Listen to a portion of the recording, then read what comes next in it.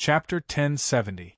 Song Qinshu suddenly thought of something and said with a strange expression, "You said that you were just fooling around with Duan Zhengchun, but Wang Yuyan is Duan Zhengchuan's daughter.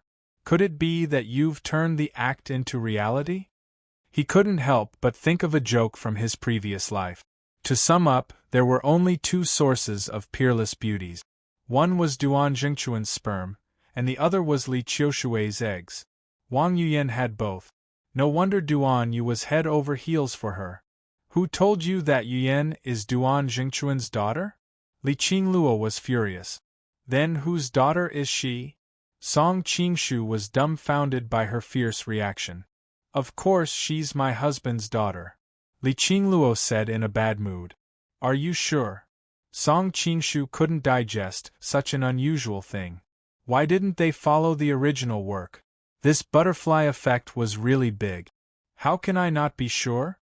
Li Qingluo frowned, clearly not understanding what he was doubting. What I mean is that sometimes pregnancy calculations aren't that accurate." Song Qinshu had always been doubtful about one thing. If a woman slept with two different men for 2 consecutive days and got pregnant, how could she be sure who the child belonged to? In all kinds of movies, women seemed to know who the father of the child was, but was it really possible in real life? After hearing Song Qinshu's doubts, Li Qingluo's face turned pale. She grabbed the pillow on the bed and threw it at his head.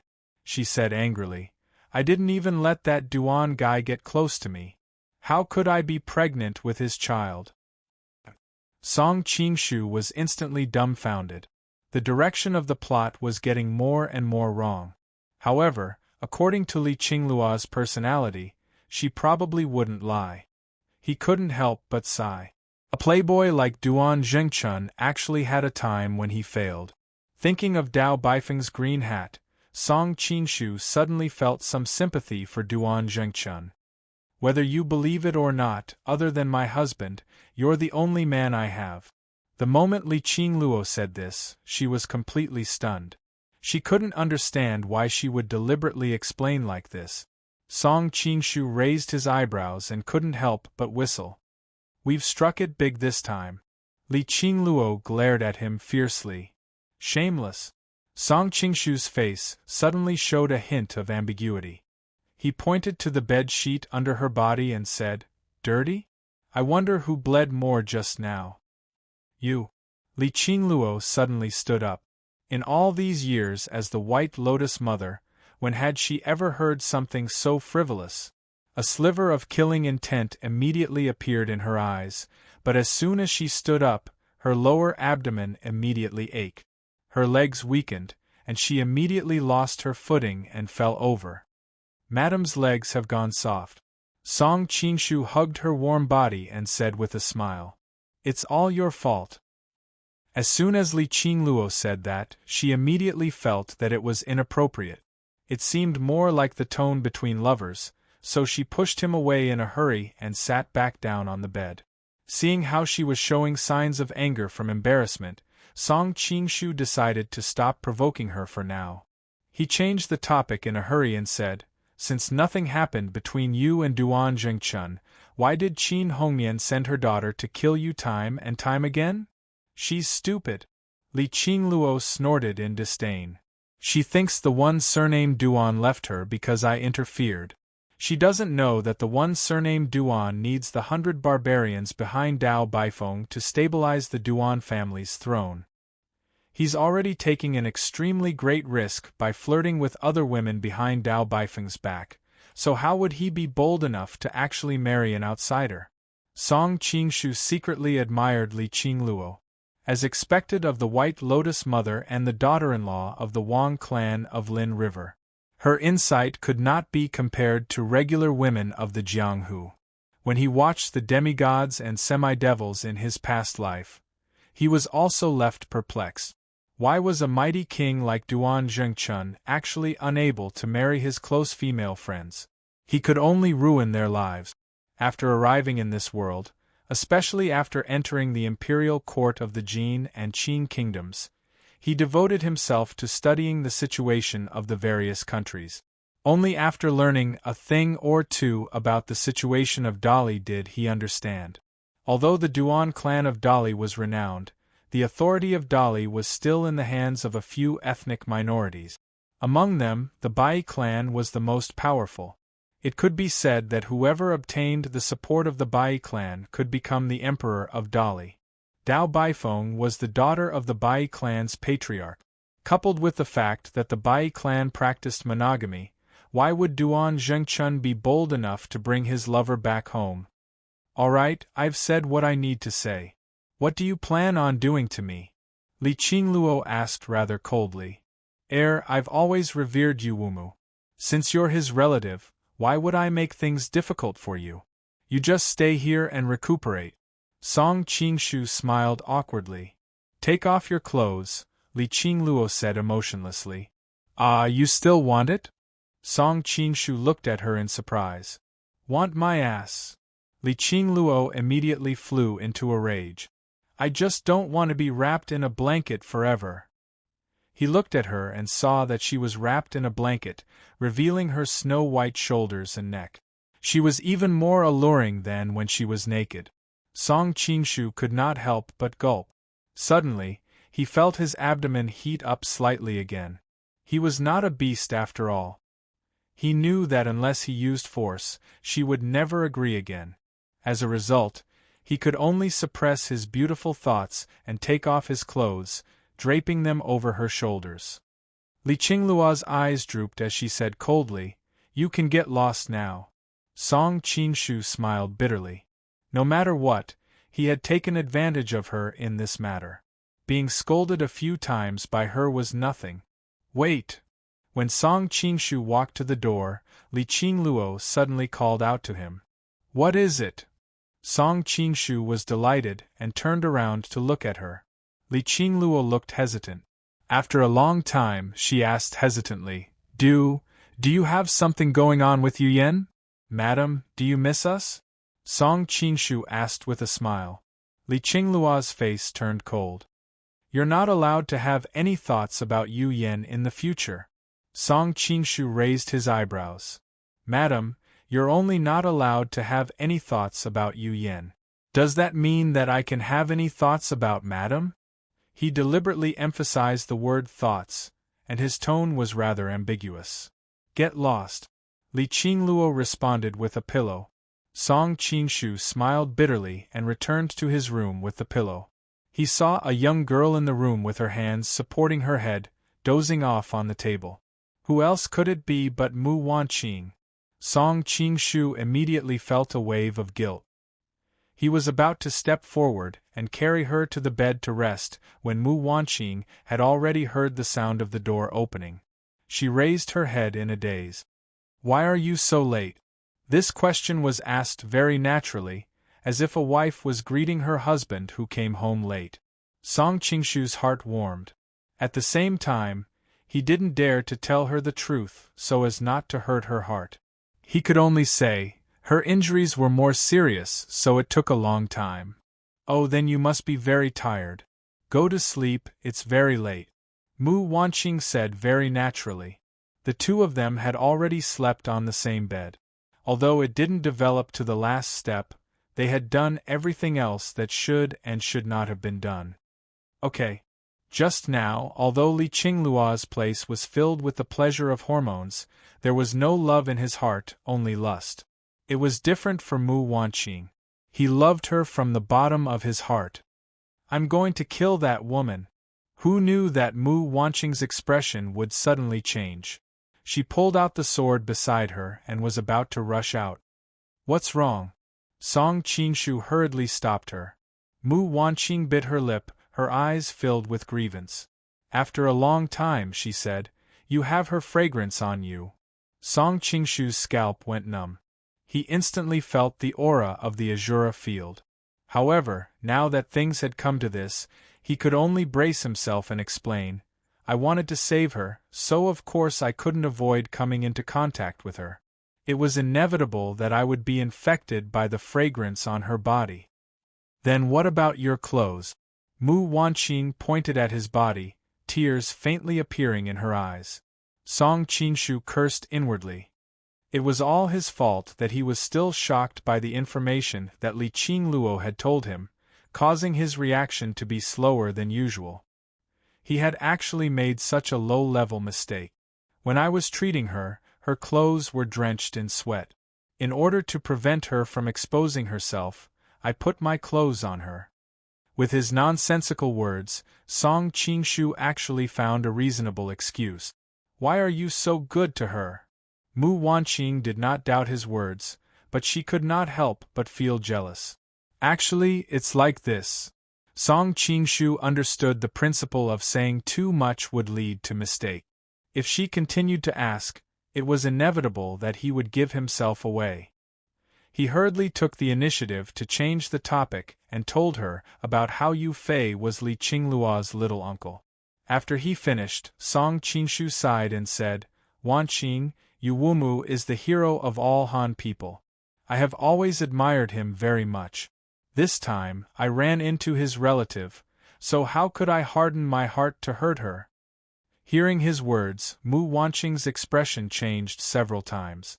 Suddenly, she sighed faintly and said, But I'm not Han. Only then did Song Qinshu realize that whether it was Mu Wanqing's biological father or adoptive father, one was from the Dali Duanshi, and the other was from the Shixia Mu clan, they were not Han people. Your mother is Han, so of course you are also half Han. Song Qinshu hurriedly comforted her. Song Qinshu, if you knew my mother's background, I'm afraid you wouldn't like me anymore. Mu Wanqing suddenly began to cry. Seeing that she was crying for no reason, Song Qinshu immediately became anxious.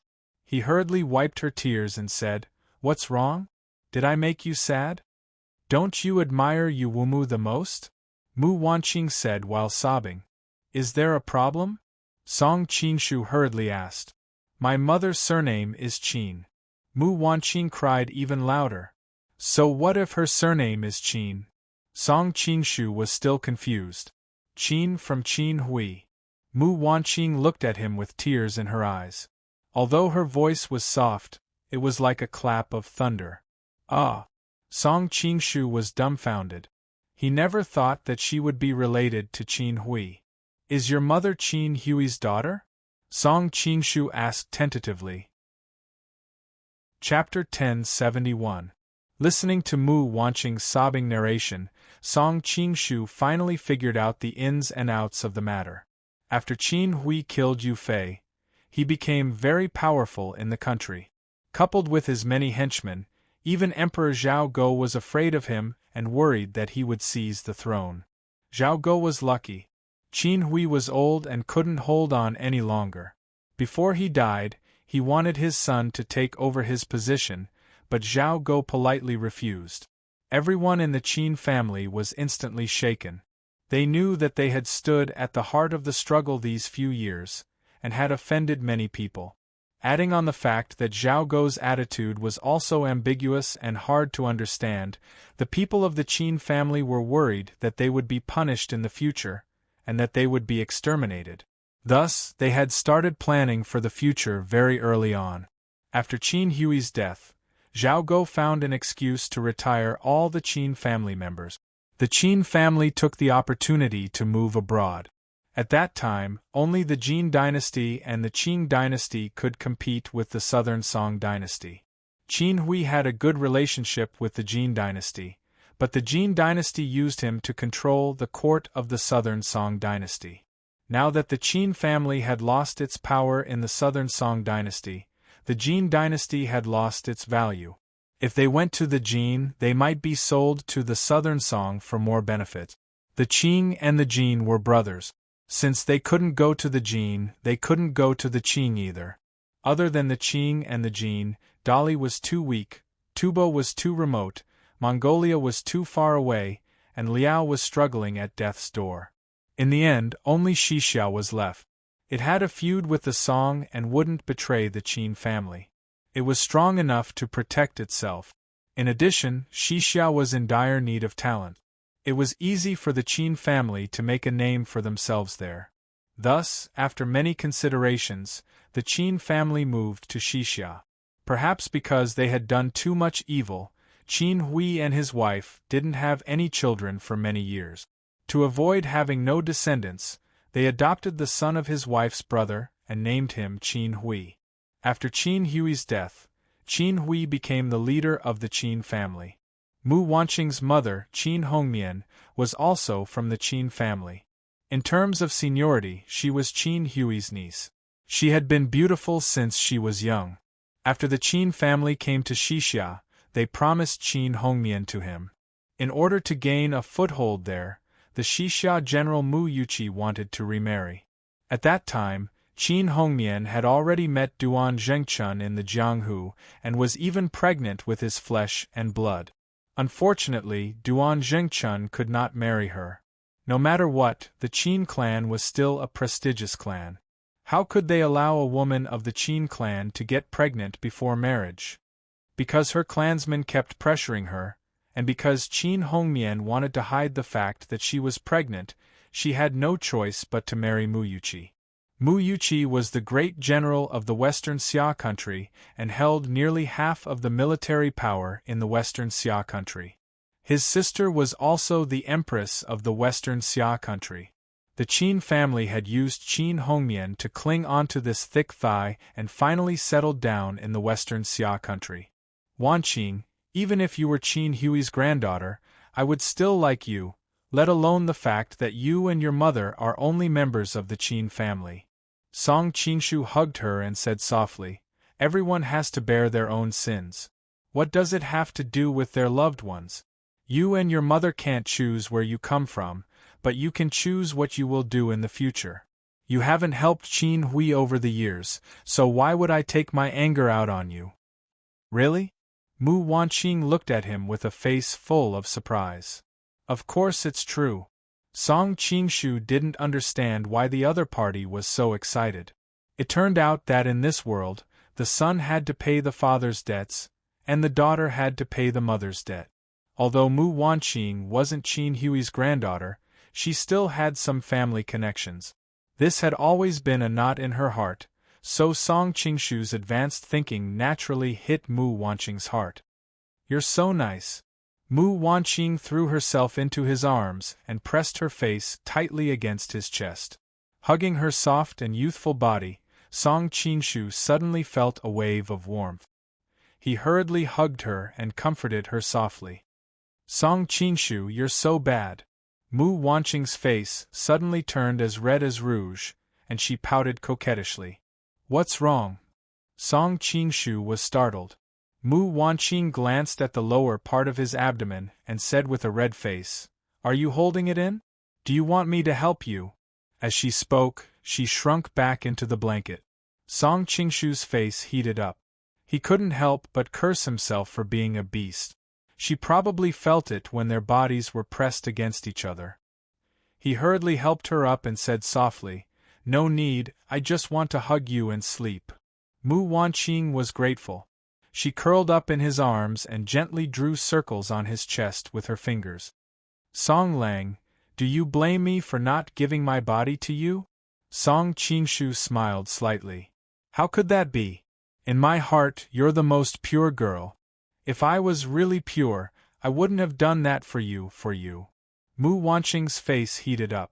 She lightly spat and sighed faintly. "Song Lang, it's not that I don't want to give it to you. It's just that my mother suffered too much because she got pregnant out of wedlock. She warned me since I was a child to learn from her mistakes and made me promise her that I would never make the same mistake again. I don't want to see her sad, so..." Song Qinshu hurriedly hugged her and comforted her.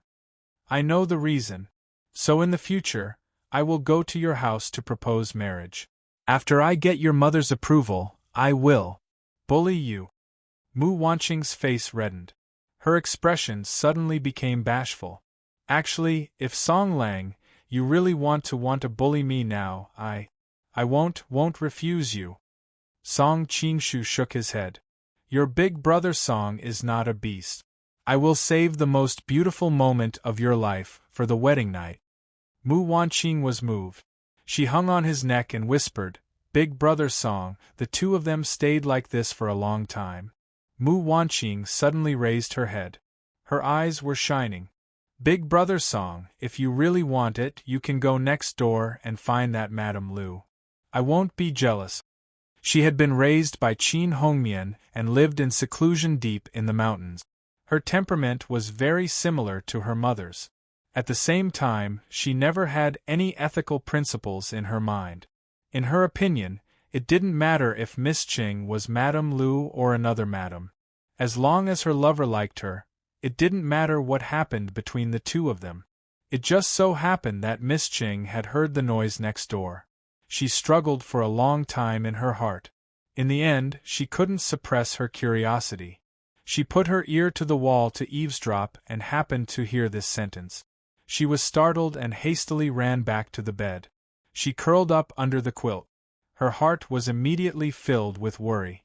Will he come over later? If he really comes, should I pretend to be asleep or fight back with all my might? Song Qinshu didn't know whether to laugh or cry at Mu Wanqing's words. He gently kissed her forehead. I won't go anywhere tonight. I just want to sleep with you in my arms. Okay, Mu Wanqing's face lit up with joy. She twisted her body and changed into a more comfortable position as she curled up in his arms. Song Qinshu smiled knowingly. He hugged her and comforted her gently. On the other hand, Miss Qing next door was filled with worry. She did not sleep the entire night. At dawn the next day, Song Qinshu woke up. The joy Diana that he cultivated mainly focused on yin and yang qi, so he didn't need to sleep as much as ordinary people. Seeing that Mu Wanqing was sleeping like a baby, Song Qinshu gently kissed her forehead and quietly walked out of the room. He ordered his subordinates to prepare breakfast for Mu Wanqing and ordered a few of her favorite snacks. Suddenly, he remembered that the White Lotus Mother was in the courtyard. After a moment of hesitation, he ordered his subordinates to prepare a new set of women's clothes. He took the clothes and made his way to her room. When he opened the door, she had already vanished without a trace. The room was empty. Song Qinshu was not surprised. He had been expecting this long ago. Suddenly, his gaze landed on a piece of paper on the table. Song Qinshu immediately smiled bitterly. I wonder if I'll release the tiger back into the mountains this time. It turned out that there were a few beautiful but fierce words written on the piece of paper. Yesterday's humiliation, I will definitely return it in the future. When he returned to the room, Mu Wanqing was already up. Just as Song Qinshu wanted to talk about love with her, there was a noise at the entrance of the courtyard. I am Mu Wanqing's uncle. Why can't I go in? Then, a hunchback rushed in. Reporting to the marshal, Several guards were sweating profusely. Just as they were about to use force to get him out, Song Qinshu waved his hand, indicating for them to leave. So it's Hero Mu. Song Qinshu cupped his hands and said, I'm not worthy of being called a hero. Mu Gaofeng laughed awkwardly. He turned to Mu Wanqing and said, Come back with me. But uncle, Mu Wanqing still wanted to say something, but Mu Gaofeng immediately interrupted her. Have you forgotten your mother's lesson? Mu Wanqing immediately fell silent. Only then did Mu Gaofeng say to Song Qinshu, Sir, although your martial arts are matchless, the daughter of my Mu family can't be bullied for no reason. If you are interested in our family's girl, you can come to Xixia and marry her. Before that, I'm sorry that I can't let her stay here with you. Song Qinshu frowned. He was about to say something, but Mu Wanqing was worried that he would vent his anger on Mu Gaofeng. She hurriedly pulled him aside and whispered, Song Qinshu, Uncle Gaofeng has been very good to me since I was a child. Don't blame him. Song Qinshu smiled. He's your uncle, so naturally, he's my uncle. Why would I blame him? Thank you, Song Qinshu. Mu Wanqing smiled sweetly, which made Song Qinshu's bones soften. But this time uncle came to me because something happened at home, so I have to go back with him. So soon? Song Qinshu frowned. I can't bear to leave you. Mu Wanqing's face turned red. She quietly glanced at Mu Gaofeng and whispered, But uncle just said that. How can I continue to stay here? Song Qingshu smiled bitterly. Although with his martial arts and power, he didn't care about Mu Gaofeng at all. But he was Mu Wanqing's elder, and he was in the right. He and Mu Wanqing didn't have any status. It was really not good for her reputation to hang around like this. After I deal with the things here, I will come to Xixia to find you as soon as possible. Song Qingshu didn't want to put Mu Wanqing in a difficult position, so he gave up the idea of forcing her to stay. And, when Mu Wanqing saw that Mu Gaofeng wasn't paying attention to them, she tiptoed and kissed Song Qingshu. Then, she ran back to Mu Gaofeng's side as if she was escaping. Looking at the backs of the two of them leaving, Song Qingshu suddenly felt lost. Chapter 1072. Perhaps it was because she came out in a hurry, but Cheng Yaojiao was hit. She immediately lost her balance and fell backward. Song Qingshu stretched out his arm and gently held her waist. His other hand supported her back and supported her in midair. Song. Prince Song? Cheng Yaojia's face turned red. When she realized their current position, she felt dizzy. I'm really sorry. My protective Zhenqi automatically counterattacked. I didn't hurt you, did I? Song Qingshu asked softly. No. Cheng Yaojia shook her head. She realized that their current position was a bit inappropriate. Half of her body was tightly pressed against his lower abdomen. She quickly struggled to get up. Can you let me get up first? Song Qingshu reached out and helped her up. Madam, why did you come out in such a hurry? Is there something wrong? Cheng Yaojia suddenly stuttered. She couldn't help but think of the conversation she had overheard last night. She had been worried for the rest of the night. Naturally, it was not convenient for her to tell him. She could only say, it's like this. Young master, didn't you go to the Clear Jade Monastery yesterday? I wanted to ask if there was any news about my husband. Young Master Lu. Song Qingshu pondered for a moment and then said, I went to see him for you yesterday. How is he now? Although Cheng Yaojia had been flirting with him recently, Lu Guanying was her husband after all. They had been together for so many years. No matter what, they had a lot of feelings for each other. Song Qingshu hesitated for a moment and then told her the truth. His condition is not very good. Lu Guanying had been tortured by the Mongolians. He had probably lost half of his life. Cheng Yaojia suddenly felt dizzy and her body involuntarily swayed. Madam, don't worry too much. The situation is not as bad as you think. Song Qingshu hurriedly supported her and took her hand to the pavilion in the middle of the garden. Let's sit there and talk about it. Cheng Yaojia's cheeks were hot and her eyes fell on the other person's hand that was holding hers. She wondered if this person was intentionally or unintentionally taking advantage of her. Could it be that he had been pretending to be a golden man for so long that he had also picked up the golden man's careless habits? But he was clearly a Han, so how could he casually hold a woman's hand? After hesitating for a long time, Miss Ching didn't say anything. She just let him lead her to the pavilion and sit down. Young Master Lu suffered much torture from the Mongolians in Clear Jade Monastery, but his life is not in danger. Foreign can be at ease. Song Qingshu roughly described Lu Guanying's situation and suddenly paused. On the other hand, I don't know if I should say it or not. What is it? Cheng Yaojia opened her big eyes and looked at him with flickering eyes. Song Qingshu hesitated for a long time, but in the end, he still took out something from his bosom and handed it to her. See for yourself, but you'd better be mentally prepared. Miss Cheng was confused as she took the handkerchief from his bosom.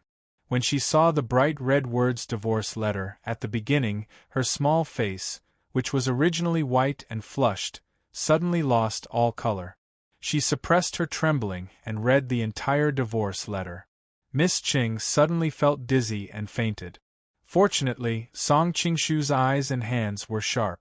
Otherwise, she would have fallen to the ground. After a long time, Cheng Yaojia slowly woke up. She had a tearful expression on her face as she muttered to herself, How could he be like this? I've been thinking of all sorts of ways to save him. How could he be like this? Seeing her dazed appearance, Song Qinshu sighed and said, There must be a misunderstanding. If I'm not wrong, he must have misunderstood our relationship. That's why he wrote this divorce letter on impulse. But there's clearly nothing between us. Miss Ching bit her lip and said, Is there really nothing between us? Song Qinshu looked at her thoughtfully. Miss Cheng's heart skipped a beat. She couldn't help but think of the scene when he was on top of her. Yes, although she kept saying that she had a clear conscience, did she really have a clear conscience? Miss Ching suddenly felt a deep sense of guilt. She immediately understood her husband's behavior. She looked at Song Qinshu gratefully and said, Thank you. If he hadn't reminded her, she probably wouldn't have realized the problem. Previously, she had misunderstood that he had bad intentions towards her. However, after interacting with him for this period of time, she realized that he was really a gentleman. Of course, he also had beastly moments, but for a man, that was quite normal. You don't need to thank me. The main thing is that I don't want to be the culprit that affects your relationship as a husband and wife. As soon as Song Qinshu said this, he somewhat despised himself. Even though he was a whore, he still wanted to maintain a chastity. Miss Ching bit her lip and suddenly knelt in front of him. Young master, I want to ask you a favor. Madam, please get up. Song Qinshu hurriedly reached out to help her up. Unexpectedly, Miss Ching twisted her body and refused his help. Tears streamed down her face as she said, If you don't agree, I will continue to kneel here and not get up. Song Qinshu had to give up. He smiled bitterly and said, Madam, what do you want? Even if you don't say it, I already know. Fine, I promise you. Madam, please get up. Young master, you agree? Miss Ching asked in surprise. Well, I can't bear to see a beauty cry.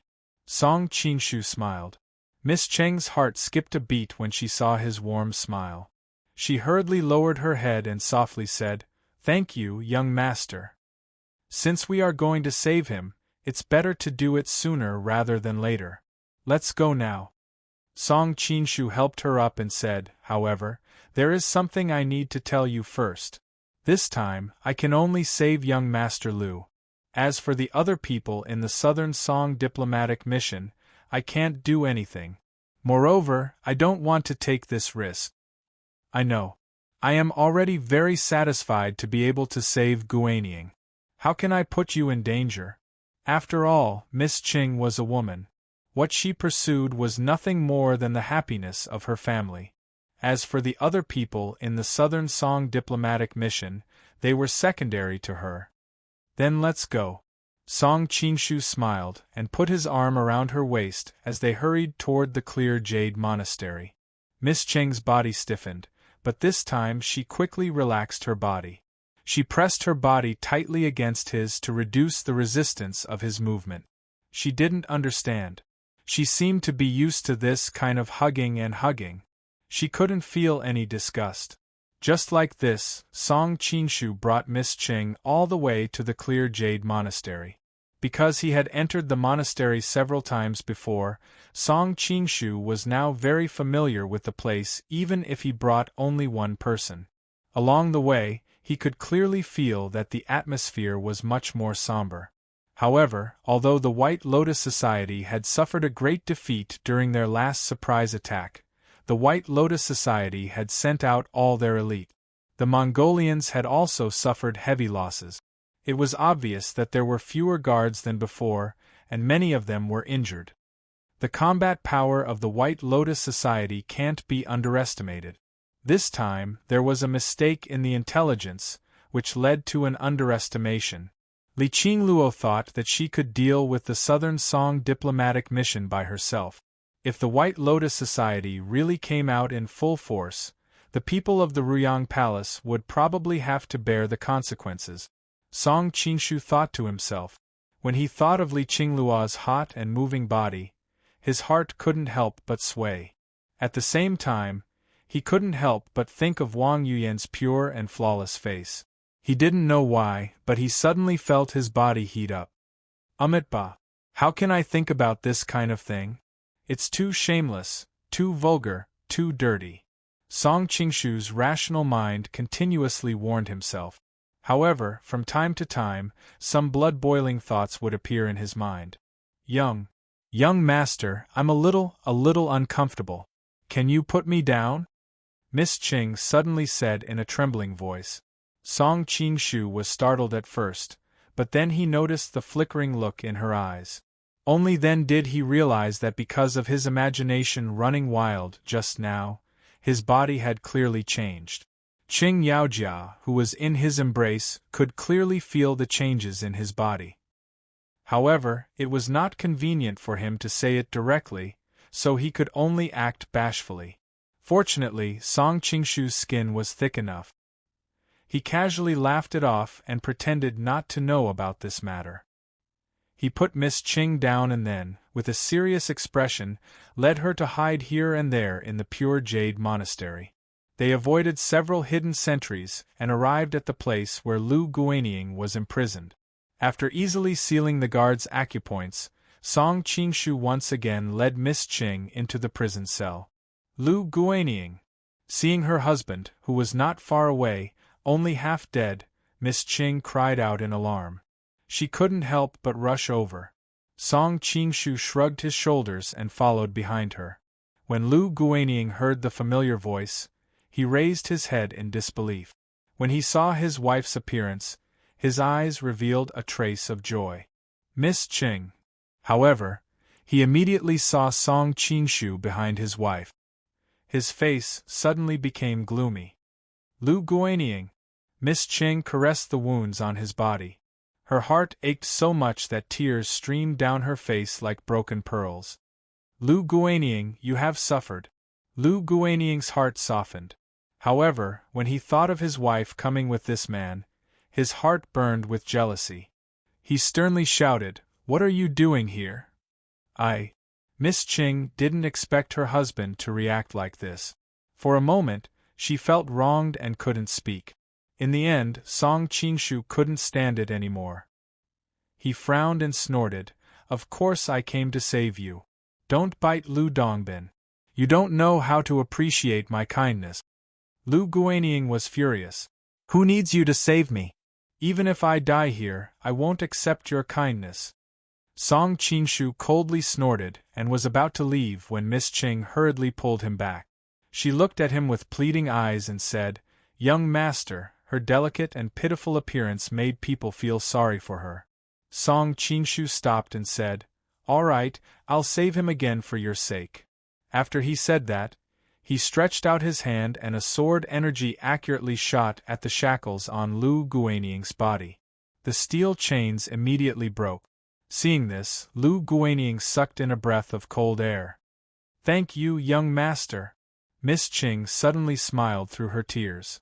She hurriedly returned to her husband's side and said, "Lu Guanying, you misunderstood young master.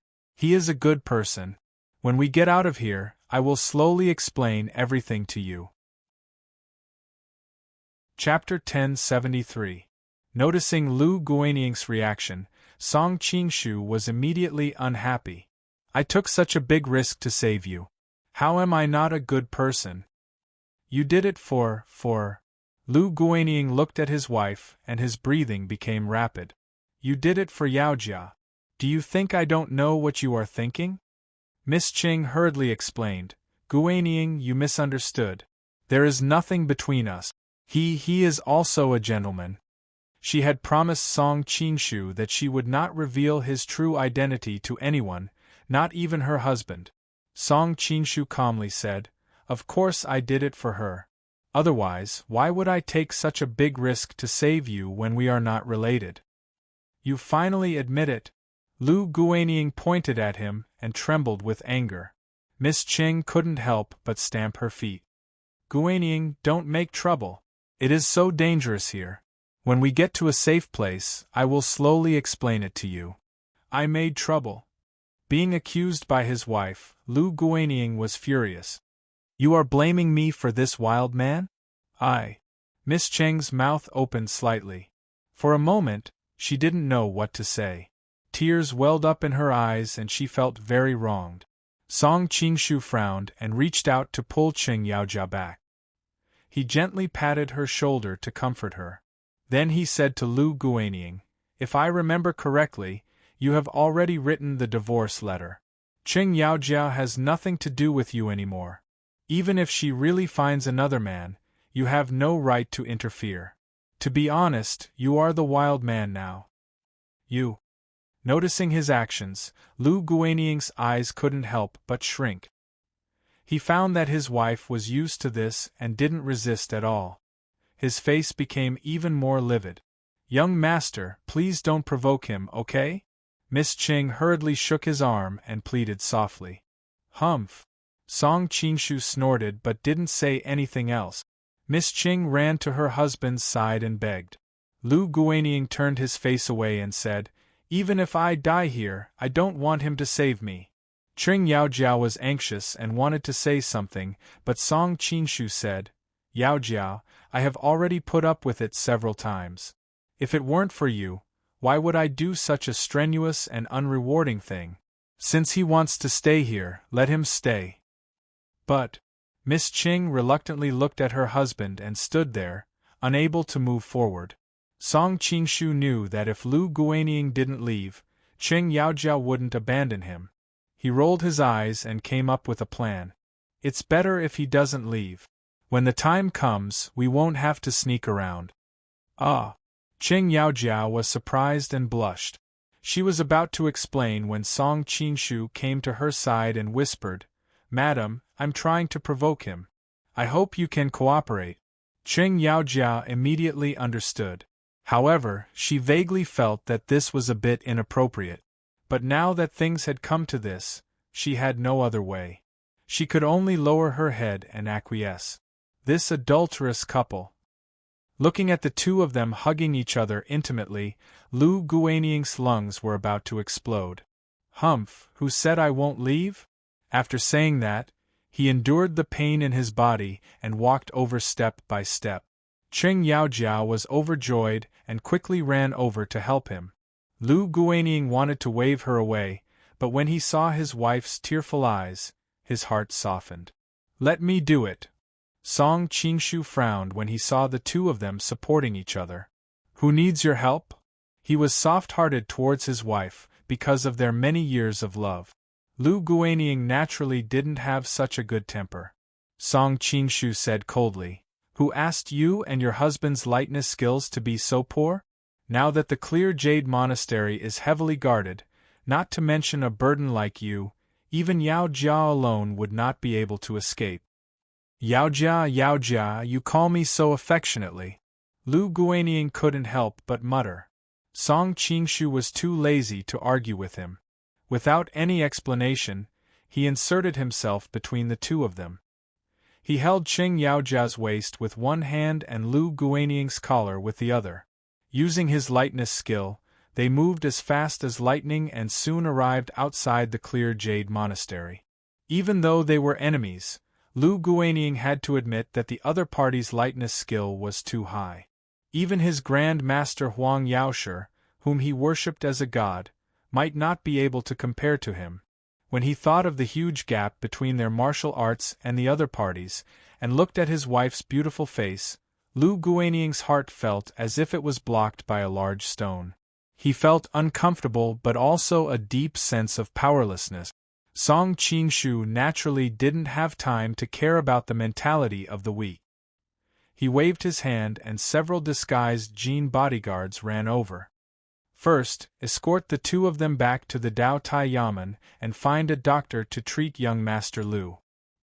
He had just seen Li Kushio's figure in the Clear Jade Monastery and knew that he couldn't delay any longer. It was time to find Li Kushio. "Who wants to go to your place?" "Yaojia, let's go by ourselves." When Lu Guanying heard this, he couldn't take it anymore. He reached out to pull his wife, but who knew that Qing Yaojia's hand would subconsciously shrink back, causing him to be stunned. At this moment, he faintly felt that he had lost his wife forever. "Your Southern Song Dynasty's diplomatic corps has been wiped out by the Mongolians." The Mongolians have many masters under their command. If you hide outside, you may be captured by the Mongolians at any time. It's fine if you're the only one who's captured since it has nothing to do with me. But if you cause Miss Yaojia to be captured, you won't be able to redeem yourself even if you die 10,000 times, Song Qingshu said coldly. You! Lu Guanying immediately glared at him. Song Qingshu said, "Come to my residence and recuperate. In the whole of Yangzhou, I'm afraid there's no place safer than my place." Lu Guanying still wanted to say something, but Miss Qing hurriedly pulled his hand and whispered, "Guanying, he has a sharp tongue but a soft heart. Don't take his words to heart. Let's go to his place to treat your injuries first. Then we'll think of a way to save Mr. Han and Uncle Lu." Lu Guanying held his breath. What his wife said was reasonable. He couldn't find a reason to refuse. He was full of depression, but he had nowhere to release it. He could only snort heavily. Seeing that her husband didn't object, Miss Qing was happy. She ran to Song Qingshu and looked at him with her watery eyes. "We're going back. Then what about you? I still have something to do here. You go back first. I'll be back in a while," Song Qingshu said with a smile. Miss Cheng's face turned red. She thought, "Why does it sound like I'm asking you when you'll be back?" After seeing the two of them off, Song Qingshu waited outside the clear jade temple. Sure enough, it didn't take long for Li Keshio to come out. Song Qingshu found a secluded place and took off Tang Quobian's mask. Then he swaggered out in front of Li Keshio's group. "How dare you? You dare to collide with the Land and Water Admiral's carriage." Li Keshio's bodyguards cursed. Song Qingshu smiled. "An old friend has come to visit. Is this how official Li treats guests?" Li Keshio heard the commotion and came out to investigate. When she saw Song Qingshu's appearance, she couldn't help but be startled. She hastily ordered her subordinates to leave. Although Song Qingshu was famous throughout the world, there was no television or internet in this world. The number of people who could recognize Song Qingshu could be counted on one hand. However, Li Keshio had received his life-saving grace in the past. Naturally, she could recognize him. "Officially, would you do me the honor of having a cup of tea with you?" Song Qingshu asked with a smile. Li Keshio couldn't help but hesitate. In the end, she nodded and said, "In this world, the number of people who can receive an invitation from Prince Song can be counted on one hand. How can I refuse?"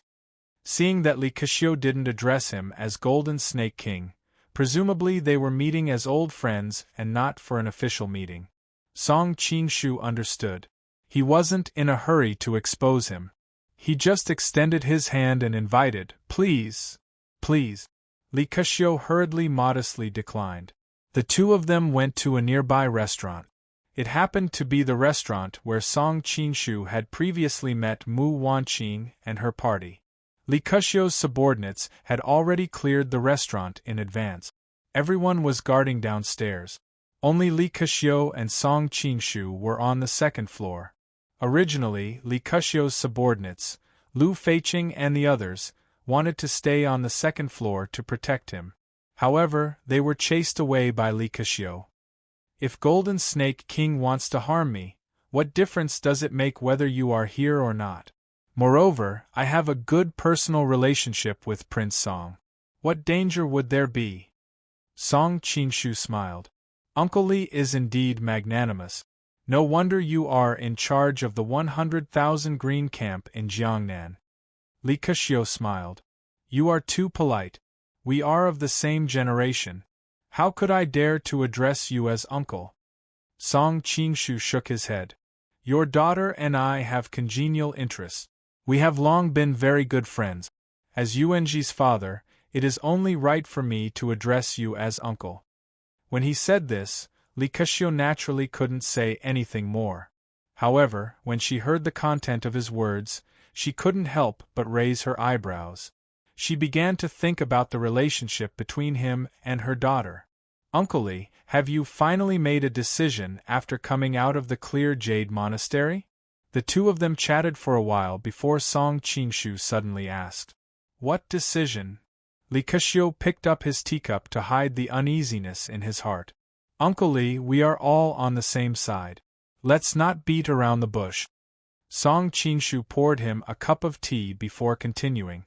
I wonder if Uncle Li will ultimately choose the Southern Song dynasty or the Mongolian dynasty? Li Keqiu's expression changed several times. In the end, he smiled bitterly. As expected, I can't hide anything from you. I am also having a headache over this matter. Song Qinshu smiled. Since Uncle Li is having a headache over this matter, how about I give you a third option? A third option? Li Keqiu was startled. However, he quickly thought of something and his expression became awkward. I know Uncle's concerns. You can make your decision after reading this. Song Qinshu took out a letter from his bosom and handed it to the other. This is?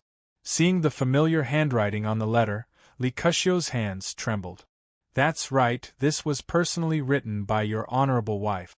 I heard that Uncle's family was detained by the Manchurian Qing, so I was somewhat afraid of taking action, so I specially rescued your honorable wife, your son, and the others from Yanjing City. Now they are being entertained in the Golden Snake Camp with good food and drinks. I dare not neglect them. Song Qinshu said slowly.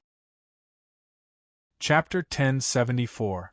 Now that Yanjing City was actually under the control of Song Qinshu, it was really not difficult to rescue Li Keqiu's family. Looking at the contents of the letter, Li Keqiu's expression changed several times. She slowly closed her eyes. After a long time she said, I am very clear about the purpose of your visit. Back then, you saved my father and my daughter's lives. This time, you have saved my family. With this friendship, we are not strangers. There are some things that I will tell you truthfully. Uncle Li, please speak. Song Qinshu knew that things were not so simple, so he did not look too surprised.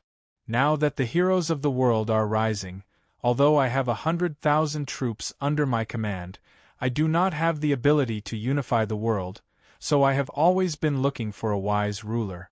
Li Keqiu paused and looked at him meaningfully. Nephew, although the Golden Snake Camp is famous throughout the world, but forgive me for speaking bluntly, I am afraid that it is impossible to conquer the Central Plains.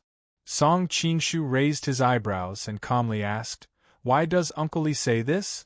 Li Keqiu sighed. These years, Huaxia has fallen, the Central Plains region has risen up with volunteer armies everywhere. I do not know how many volunteer armies have suddenly flourished, and then suddenly declined. Watching them entertain guests, watching them collapse. In the end, it is because the volunteer armies do not understand what political power is. They can be roving bandits, but they absolutely cannot conquer the world. Originally, with our friendship, it should be the best choice for me to rely on the Golden Snake Camp, but since it is not possible for the Golden Snake Camp to unify the world, then relying on the Golden Snake Camp is putting my family at great risk. Li Keqiu said, Rather than our family vanishing in the future, it is better to be a hero now. Right now, at most I will sacrifice my wife, son, and a few others. If I rely on the Golden Snake Camp and the Golden Snake Camp is destroyed in the future, it will be a disaster for our entire family. I hope nephew can understand. Song Qinshu smiled slightly. It is normal for Uncle Li to have these concerns, but the Golden Snake Camp under my leadership is different from the other roving bandit-like volunteer armies. Not only do we have the strength to defeat the powerful Qing army, we can also govern the Shandong region in good order, and the people living and working in peace and contentment. Yangzhou is not very far from Shandong. Presumably Uncle Li also knows that what I said is not false. Li Keqiu nodded slightly and said, That's right. These days, Shandong is indeed a prosperous place. Then he changed the topic and continued, But in my opinion, this is only a temporary prosperity. After the Qing imperial court has quelled the rebellion of the 3 border states, they will not be able to tolerate the existence of the Golden Snake Battalion. The Jin kingdom has always advanced and retreated with the Qing kingdom. At that time, Under the oppression of the two great military powers, how long can the Golden Snake Battalion last? This actually represented the majority of the world's views on the future of the Golden Snake Battalion. After all, the Jin Kingdom was to the west of the Golden Snake Battalion, the Qing Kingdom was to the north, and the vast sea was to the east. There was simply no room for expansion. Maintaining the current situation was already the limit. What future did they have? Qin Kingdom and Jin Kingdom? Song Qinshu smiled mysteriously and said, Uncle Li, since we are not on the same side, there are some things that I can't tell you directly. I can only say that the Qin Kingdom and the Jin Kingdom will not be a hindrance to the Golden Snake Camp. Instead, they will help the Golden Snake Camp. The fact that he had secretly controlled the Jin Kingdom and the Qin Kingdom was his biggest secret and trump card. Naturally, he would not casually tell others.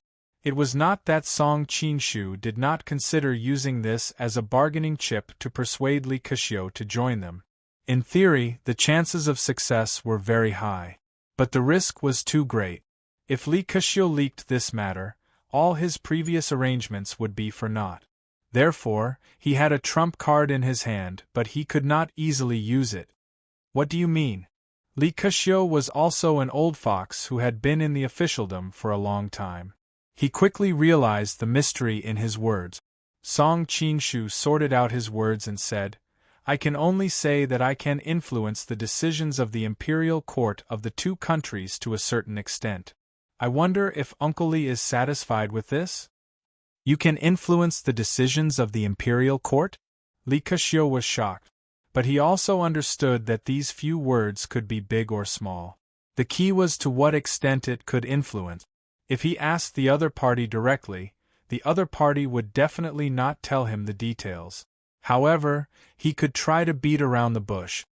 If Virtuous Nephew can make Songgodu and Tang Quobian leave Yangzhou, I can consider forming an alliance with the Golden Snake Battalion. During this period of time, Songgodu and Tang Quobian were in Yangzhou, giving him a lot of pressure. He wanted to do something, but he was unable to do it. Naturally, he was eager for these two gods of plague to leave as soon as possible. Of course, Li Keqiu was only speaking thoughtlessly.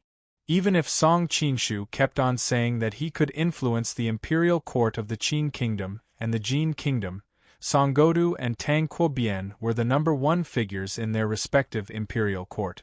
He did not think that the other party had this kind of ability to influence these two people. Li Keqiu deliberately said this because he wanted Song Qinshu to know the difficulty and back off. He did not want to be too straightforward and make everyone feel awkward. Who would have thought that Song Qinshu looked at him with a strange expression and asked, Is what Uncle Li said true? Li Keqiu was startled in his heart, but he still nodded his head and said, Of course it's true. In his heart, these two were prime ministers. How could they be so easily influenced by the Golden Snake Battalion? Then it's a deal. Song Qinshu smiled mysteriously, making Li Keqiu's heart palpitate. He always felt as if he had fallen into a pit.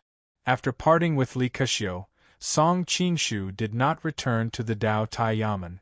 Instead, he went to a secret stronghold of the Golden Dragon Gang, and immediately wrote a secret edict for Songgodu. He carried a lot of this kind of blank secret edict stamped with the Imperial Jade seal on his person, just in case he needed it. In addition, when he was disguised as Kangxi in the Forbidden City, he had studied Kangxi's notes to perfection. Therefore, this secret edict was enough to pass off as genuine. Of course, to a certain extent, this secret edict was indeed genuine. He also wrote a secret letter to inform Dongfang Muxue in the Forbidden City, so that when Songgodu returned to the capital, both sides' statements would not be able to match and would be exposed. This secret letter was written in code, so there was no corresponding secret key. Even if it was intercepted, nothing would be revealed. Song Qinshu came from the later generations, so he had a lot of experience in this area. After sending the two secret letters to their respective channels, Song Qinshu leisurely hurried back to the Dao Tai Yamen. He did not know that in the courtyard of the Dao Tai Yamen, Lu Guanying and his wife were quarreling to the skies. "What do I have to do to make you believe me?" Looking at her angry husband, tears of grievance welled up in Miss Cheng's eyes. Lu Guanying was lying on the bed, sneering again and again, but he did not say anything. Miss Cheng felt bitter in her heart, but when she saw the wounds all over her husband's body and the thick bandages, her heart immediately softened.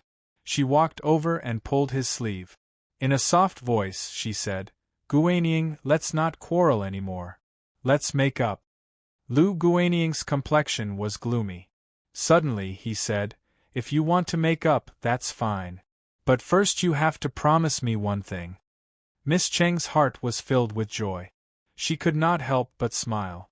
"Not to mention one thing, even if it's 10 or 100 things, as long as I can do it, I will definitely promise you." "Of course you can do it." Lu Guanying gave his wife a meaningful look. "Go and ask that person to help save Lord Han, Uncle Lu, and the others." Miss Cheng looked embarrassed. "Just saving you has already caused him to take a great risk. Moreover, I begged him bitterly before he reluctantly agreed. If I want to save Lord Han and the others, I'm afraid, begged." Lu Guanying's face twitched a few times. He sneered and said, "His martial arts are so high. Saving them is as easy as turning his hand. What risk would there be? But after all, he is an official of the Jin Kingdom. He is an enemy of our great song. How could he be willing to save Lord Han and the others?" Miss Cheng did not know why, but she subconsciously spoke up for Song Qingshu. At the same time, she did not reveal his true identity. From the standpoint of an official of the Jin Kingdom, he will indeed not save Lord Han and the others. Lu Guanying paused and suddenly stared at his wife meaningfully. "But what if he does it for you?" Miss Cheng's heart skipped a beat. She hurriedly asked, "What do you mean?" Lu Guanying lowered his eyes and said expressionlessly, "Later, go to his room. No matter what you do, you must make him agree to help." Miss Cheng's face turned pale. She subconsciously took a few steps back and looked at her husband in disbelief. "Do you know what you are talking about?" "Of course I know." Lu Guanying's expression suddenly became ferocious. "But what can I do? Our Lu family has already placed the fate of the entire family on Lord Han. If anything happens to him here, our Lu family will be completely finished. In the future, when Jia Sherdao and Shi Muyuan settle accounts, our Lu family will be doomed. The men will become slaves and the women will be sent to the musical house. The Lu family of Mountain Yin will disappear in the long river of history in humiliation. But I am your wife. How can you let me do such a thing?" Miss Cheng murmured.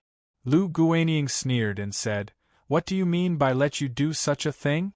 You say it as if you haven't done it before. What's the harm in doing it one more time?" This was exactly what Lu Guanying was thinking. He thought that his wife had done something wrong to him. Since he couldn't change the fact that his wife had lost her virginity, he would take advantage of the situation and use his wife to save Han Xingzhou and the others to maximize the benefit. As a man, this kind of thing was a bit f***ed up. But compared to the interests of the entire family, a wife was completely negligible. "You." Miss Cheng pointed at her husband. She was so angry that she couldn't speak. Lu Guanying knew his wife's character. He knew that she was shy and tender. If he pushed her too hard, it might backfire. So, he quickly said softly, "Miss Cheng, I was wrong before. In fact, what happened after we arrived in Yangzhou can't be blamed on you. I can only blame myself for not being able to protect you. But now that it has happened, we have to face it positively. You know that the honor of our Lu family is tied to Lord Han. If something happens to him, our whole family will suffer. At that time, as the daughter-in-law of the Lu family, you won't have a good ending. If you can save Lord Han this time, Lord Han will definitely repay our kindness, and our status in the clan will rise as well." Seeing that his wife had been silent, Lu Guanying continued, "I will remember your sacrifice this time. When we return to Jiangnan, I will treat you twice as well. At that time, we can consider what happened in Yangzhou as a dream, okay? Chapter 1075. When Song Qingshu returned to the Dao Tai Yaman's courtyard, it was already late. He specially invited Miss Qing and her husband to dinner. What surprised him was that Lu Guanying unexpectedly didn't mock or ridicule him during the meal. He just remained silent. Miss Qing also seemed to have her own thoughts. She was absent-minded the whole night. Young Master Lu, you don't have to worry. You can recuperate here during this time. There is no safer place in all of Yangzhou than here. Song Qingshu put down his wine cup and said with a smile. Lu Guanying's expression changed several times. In the end, he cupped his hands and said, "Many thanks." Song Qingshu raised his eyebrows. Lu Guanying's attitude was completely different from before. It was really a bit strange. He couldn't help but look at Miss Qing. He discovered that her face alternated between red and white. She only subconsciously moved her chopsticks. She seemed to be preoccupied. Strange. Song Qingshu frowned, but he quickly relaxed. Right now, he had too many things to consider. Naturally, he didn't have the energy to figure out the thoughts of this young couple. After the meal, Song Qingshu arranged for the couple to rest in different rooms. Then, he arranged for a group of doctors and maids to take care of Lu Guanying. Miss Cheng's face was slightly red, but she took the initiative to take care of her husband. Song Qingshu couldn't help laughing. He knew that Miss Cheng was worried that he would take advantage of this opportunity to do something to her. He thought, "Am I so scary?" Your husband is still here, however, he didn't stop her. After all, the two of them were husband and wife in name. Although there was a divorce agreement, they had been husband and wife for so many years. How could they break it just like that? After returning to his room, Song Qingshu kept thinking about the current situation in Yangzhou and the question of who Li Keqiu would belong to. Unknowingly, it was already late at night. Suddenly, his heart stirred and he raised his head to look at the door. Song. Prince Song, can I come in? Outside the door, there were a few soft knocks. Then, Miss Cheng's timid voice rang out. Please come in. Song Qingshu keenly sensed that her voice was faintly trembling. He felt it was strange. They had been together for so long. Why was she still so afraid of him? Actually, strictly speaking, Cheng Yaojia and Huang Rong were of the same generation. Fortunately, Song Qingshu was almost 30 years old, so the age gap between them was only a few years. Cheng Yaojia was a bit older, so she could be considered his older sister. However, because of her shy temperament and her delicate appearance, when the two of them were together, Song Qingshu treated her like a little sister. The door was quickly pushed open from the outside, and a dignified and gentle young woman leisurely walked in. She wore a plain long dress that made her look especially beautiful. "Madam is so beautiful now." Song Qingshu couldn't help but exclaim in admiration. At the same time, his gaze fell on her steamy hair. It was obvious that she had just taken a bath. "Wasn't I beautiful before?" Miss Qing raised her head and looked at him, her eyes sparkling. Song Qingshu was surprised by her boldness. At the same time, he noticed that she had closed the door. He couldn't help but smile and say, "Madam, you didn't seem to drink at the banquet today. How come you seem to have become bolder?" Miss Cheng's face turned red. She couldn't help but stamp her feet and say, "You're making fun of me." All right, it's my fault. I apologize to Madam here." Song Qingshu deliberately bowed, making Miss Qing giggle. "I just don't know why Madam is looking for me so late at night. Can't I look for you if I don't have anything to do?" Miss Qing bit her lips and rolled her eyes at him. "Of course you can. Whenever Madam wants to look for me, I will welcome you." As soon as Song Qingshu said this, he regretted it. This idiom was a bit ambiguous and could easily cause other people to misunderstand. However, this time he was being wronged. When he said it, he really didn't think about it in that way. Sure enough, Miss Ching subconsciously glanced in the direction of the bed. Her small face suddenly blushed. Her full chest heaved up and down a few times. She suddenly said, I want to drink with you. I don't know if Gongzi will do me the honor? Song Qingshu was slightly startled. He felt that she was a bit strange today. However, he still smiled and said, It is my honor to drink with Madam. However, I have always been a big drinker. What if I make Madam drunk? Miss Ching lowered her eyes and subconsciously bit her lips. Under the light, her lips shone with a charming luster. If I get drunk, I will get drunk. Song Qingshu was startled for a moment before he smiled. Since Foreign is in such a refined mood, this one will naturally accompany you. Finished speaking, he went to the door and called for a servant girl to bring over a pot of fine grape wine. Inside the room, Miss Ching couldn't help but blush when she heard Song Qingshu instruct the maid to bring more wine. Now that he was a distinguished guest of the yamen, the maid didn't dare to neglect him. Before long, she brought the wine. Madam, please sit. Song Qingshu considerately moved the stool out for her, and made a gesture to invite her to sit. Miss Ching had never experienced the gentlemanly demeanor of the later generations. She suddenly felt flustered and blushed as she thanked him. Song Qingshu smiled and sat across from her. He poured a cup of wine for her and said, Let me toast Madam. Who would have thought that Miss Ching would shake her head and say, Gongzi has saved our lives. I should be the one to toast you first. Song Qingshu shook the wine pot next to him and laughed. There is still a lot of wine here. Madam can slowly toast me. Miss Ching pursed her lips and looked at him with a smile that wasn't a smile. Then what is the purpose of this toast? Song Qingshu carefully looked at her. Under the candlelight, Miss Cheng's cheeks were incomparably tender and beautiful. He couldn't help but exclaim, The first toast is for Madam. You are more beautiful than a flower. Although she was depressed, Miss Ching couldn't help but smile when she heard him praise her.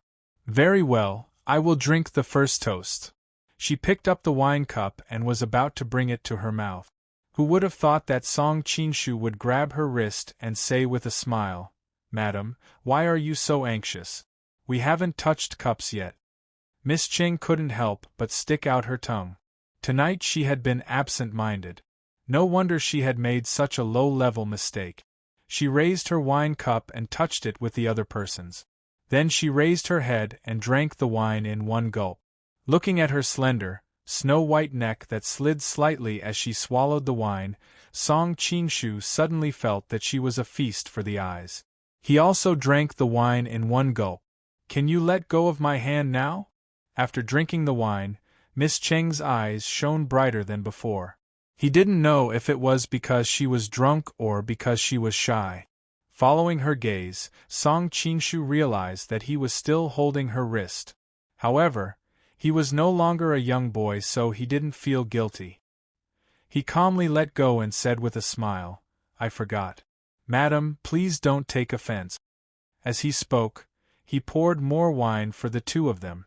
This second toast is for... Miss Ching had just picked up her cup when Song Qingshu interrupted her. Madam, I haven't finished toasting yet. I want to see what kind of title you will use this time. The corners of Miss Cheng's mouth rose slightly. She was drunk and gradually relaxed. This second toast is for Madam's smooth skin. Song Qingshu said with a smile. How can you toast like this? Miss Ching blushed and couldn't help but mutter. Besides, how do you know if my skin is good or not? Song Qingshu put his hand on her wrist and confidently said, Because I touched it. Miss Cheng's heart jumped and she couldn't help but softly scold, Scoundrel. However, her tone was coquettish and didn't contain any reproach. Seeing that Miss Ching obediently drank the wine, Song Qingshu raised his cup and said, This third toast is for Madam. Miss Ching was immediately amused. What? Are you out of words? Song Qingshu suddenly remembered her expression when she stuck out her tongue. He couldn't help but smile and said, This third toast is for Madam's cute little tongue. Miss Cheng's smile suddenly froze and she suddenly stood up. Her skin from head to toe was dyed with a layer of red. You! Although the two of them had been somewhat ambiguous these days, she was still a well-educated and well-mannered young woman. Not to mention that her husband was next door. How could she withstand this kind of naked teasing? Who knew that Song Qinshu would pull her back and say, "Didn't Madam still want to toast me? Are you going to leave like this?" Thinking of her husband's request, Miss Qing faintly sighed in her heart. She sat down and drank the red wine in her cup. Seeing that Miss Qing was about to offer him a toast, Song Qinshu put his hand over the wine cup and said, "Madam, this cup of wine is extremely precious. Before we drink it, we should first settle some trivial matters. Only then will we be able to taste the beauty of this cup of wine." What trivial matters? Miss Cheng's heart jumped and her expression was somewhat unnatural as she asked. Song Qinshu faintly smiled and said, "Young Master Lu is currently in the courtyard. Madam, instead of taking care of him, you came to my room in the middle of the night to drink wine. No matter how I think about it, it's not normal. Something must have happened." Miss Qing pursed her lips and turned her head away. "Can it be that I'm a fickle woman and wanted to seduce you in the middle of the night?" Song Qinshu shook his head and softly said, "After being together for so many days, how could I not understand Madam's temperament? Madam is such a dignified and virtuous woman who wholeheartedly thinks of her husband. If she were fickle, I'm afraid there would be no good women in the world." She didn't know why, but Song Qinshu's simple words warmed Miss Cheng's cold heart. His deep eyes made people feel an inexplicable sense of calmness. But the more it was like this, the more she couldn't help but think of how her husband treated her. Tears streamed down her cheeks. Song Qinshu stretched out his finger to wipe the tears on her cheeks and softly said, "Did young Master Lu ask you to come?" Miss Cheng looked at him in surprise. "You? How did you know?" Song Qinshu didn't directly answer her. Instead, he said to himself with a sigh, "In the eyes of men in this world, women are really just accessories." Hearing him say this, Miss Cheng's tears couldn't stop flowing down. "Come with me." Song Qinshu suddenly stood up and pulled her out. Miss Cheng couldn't help but follow behind him. She asked in a daze, "Where are we going?" Chapter 1076. Hearing Song Qinshu's answer, Cheng Yaojiao immediately shook her head and said, "No, I won't go." "Are you embarrassed?" Song Qinshu laughed. Cheng Yaojiao pursed her lips and turned her head away, not replying. Song Qinshu sighed and said, "There are many things that have to be said clearly in front of him. Do you want to be wrongly accused?" Cheng Yaojiao's expression softened, but she still hadn't made up her mind. Song Qinshu didn't say anything and pulled her to the next room. Lu Guanying was originally in the room feeling sad. Thinking about his wife running to find that man, his fists clenched and loosened. He didn't know what had happened and could only guess. However, the more he guessed, the more unbearable images appeared in his mind. When he thought of his gentle and shy wife moaning and moaning under another man, his face turned pale. Bang! The door to the room was suddenly kicked open. Lu Guanying was shocked. He looked up and saw that the bearded man that he hated bitterly walk in. "You? What are you doing here?" Lu Guanying originally thought that the other party was in a gentle place. He didn't expect that he would appear here. "Madam, come in." Song Qinshu turned his head and waved. Seeing Cheng Yaojia hesitating, he went over and pulled her in. "Yaojia?" Seeing his wife walk in with an awkward expression, Lu Guanying suddenly thought of something and his expression turned ugly. Cheng Yaojia's eyes flickered. She turned her head and didn't dare to look at her husband's eyes. Song Qinshu coughed and stepped forward, saying, "Young Master Lu, I know you don't like me. In fact, I don't like you very much either, so let's get straight to the point." "What do you want to say?" Lu Guanying snorted. There was an inexplicable hatred in his tone. Song Qinshu didn't mind. He just pulled Cheng Yaojiao in front of him and pressed her shoulder, saying, I know there is a misunderstanding between you and your wife. To be precise, you misunderstood your wife. Originally, I didn't want to get involved in your matters. However, Yao Jia is my friend and I don't want her to suffer. So this time, I came here to solemnly tell you that before today, your wife did not do anything wrong to you. She is a well-educated and reasonable woman, not as unbearable as you think. Lu Guanying snorted coldly and turned his head away. From his expression, it was obvious that he didn't believe it.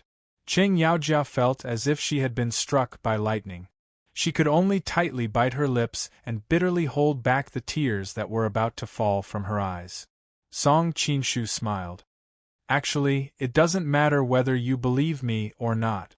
I'm just letting you know in advance. Also, from today onwards, your misunderstanding is no longer a misunderstanding. Ah! Qing Yaojia was startled and stared blankly at him.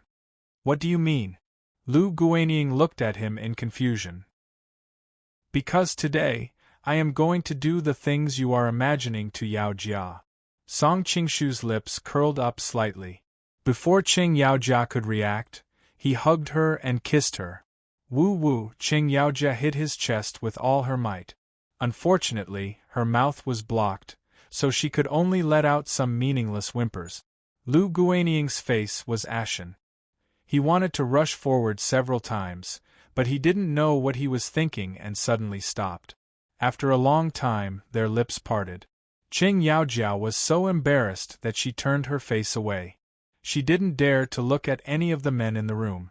Song Qinshu turned his head to Lu Guanying and said, "Young Master Lu, I naturally won't disappoint you. You can rest assured that I will help you rescue Han Xingzhou and the others." After saying that, he picked up Qing Yaojia's legs and carried her in his arms. He left, leaving behind a burst of unrestrained laughter. Lu Guanying's face turned green and white. His nails almost dug into his palms. However, when he thought of the other party's last promise, he sighed as if he had accepted his fate. Song Qinshu carried Qing Yaojia back to the room. Suddenly, he felt his chest become moist. He looked down and saw that the beautiful woman in his arms had tears streaming down her face. "Madam, do you blame me?" Song Qinshu put her on a stool and couldn't help but sigh. "Are you finally satisfied? Is this what you wanted to see?" Qing Yaojia suddenly cried. Song Qinshu shook his head and said softly, "That's not what I want to see.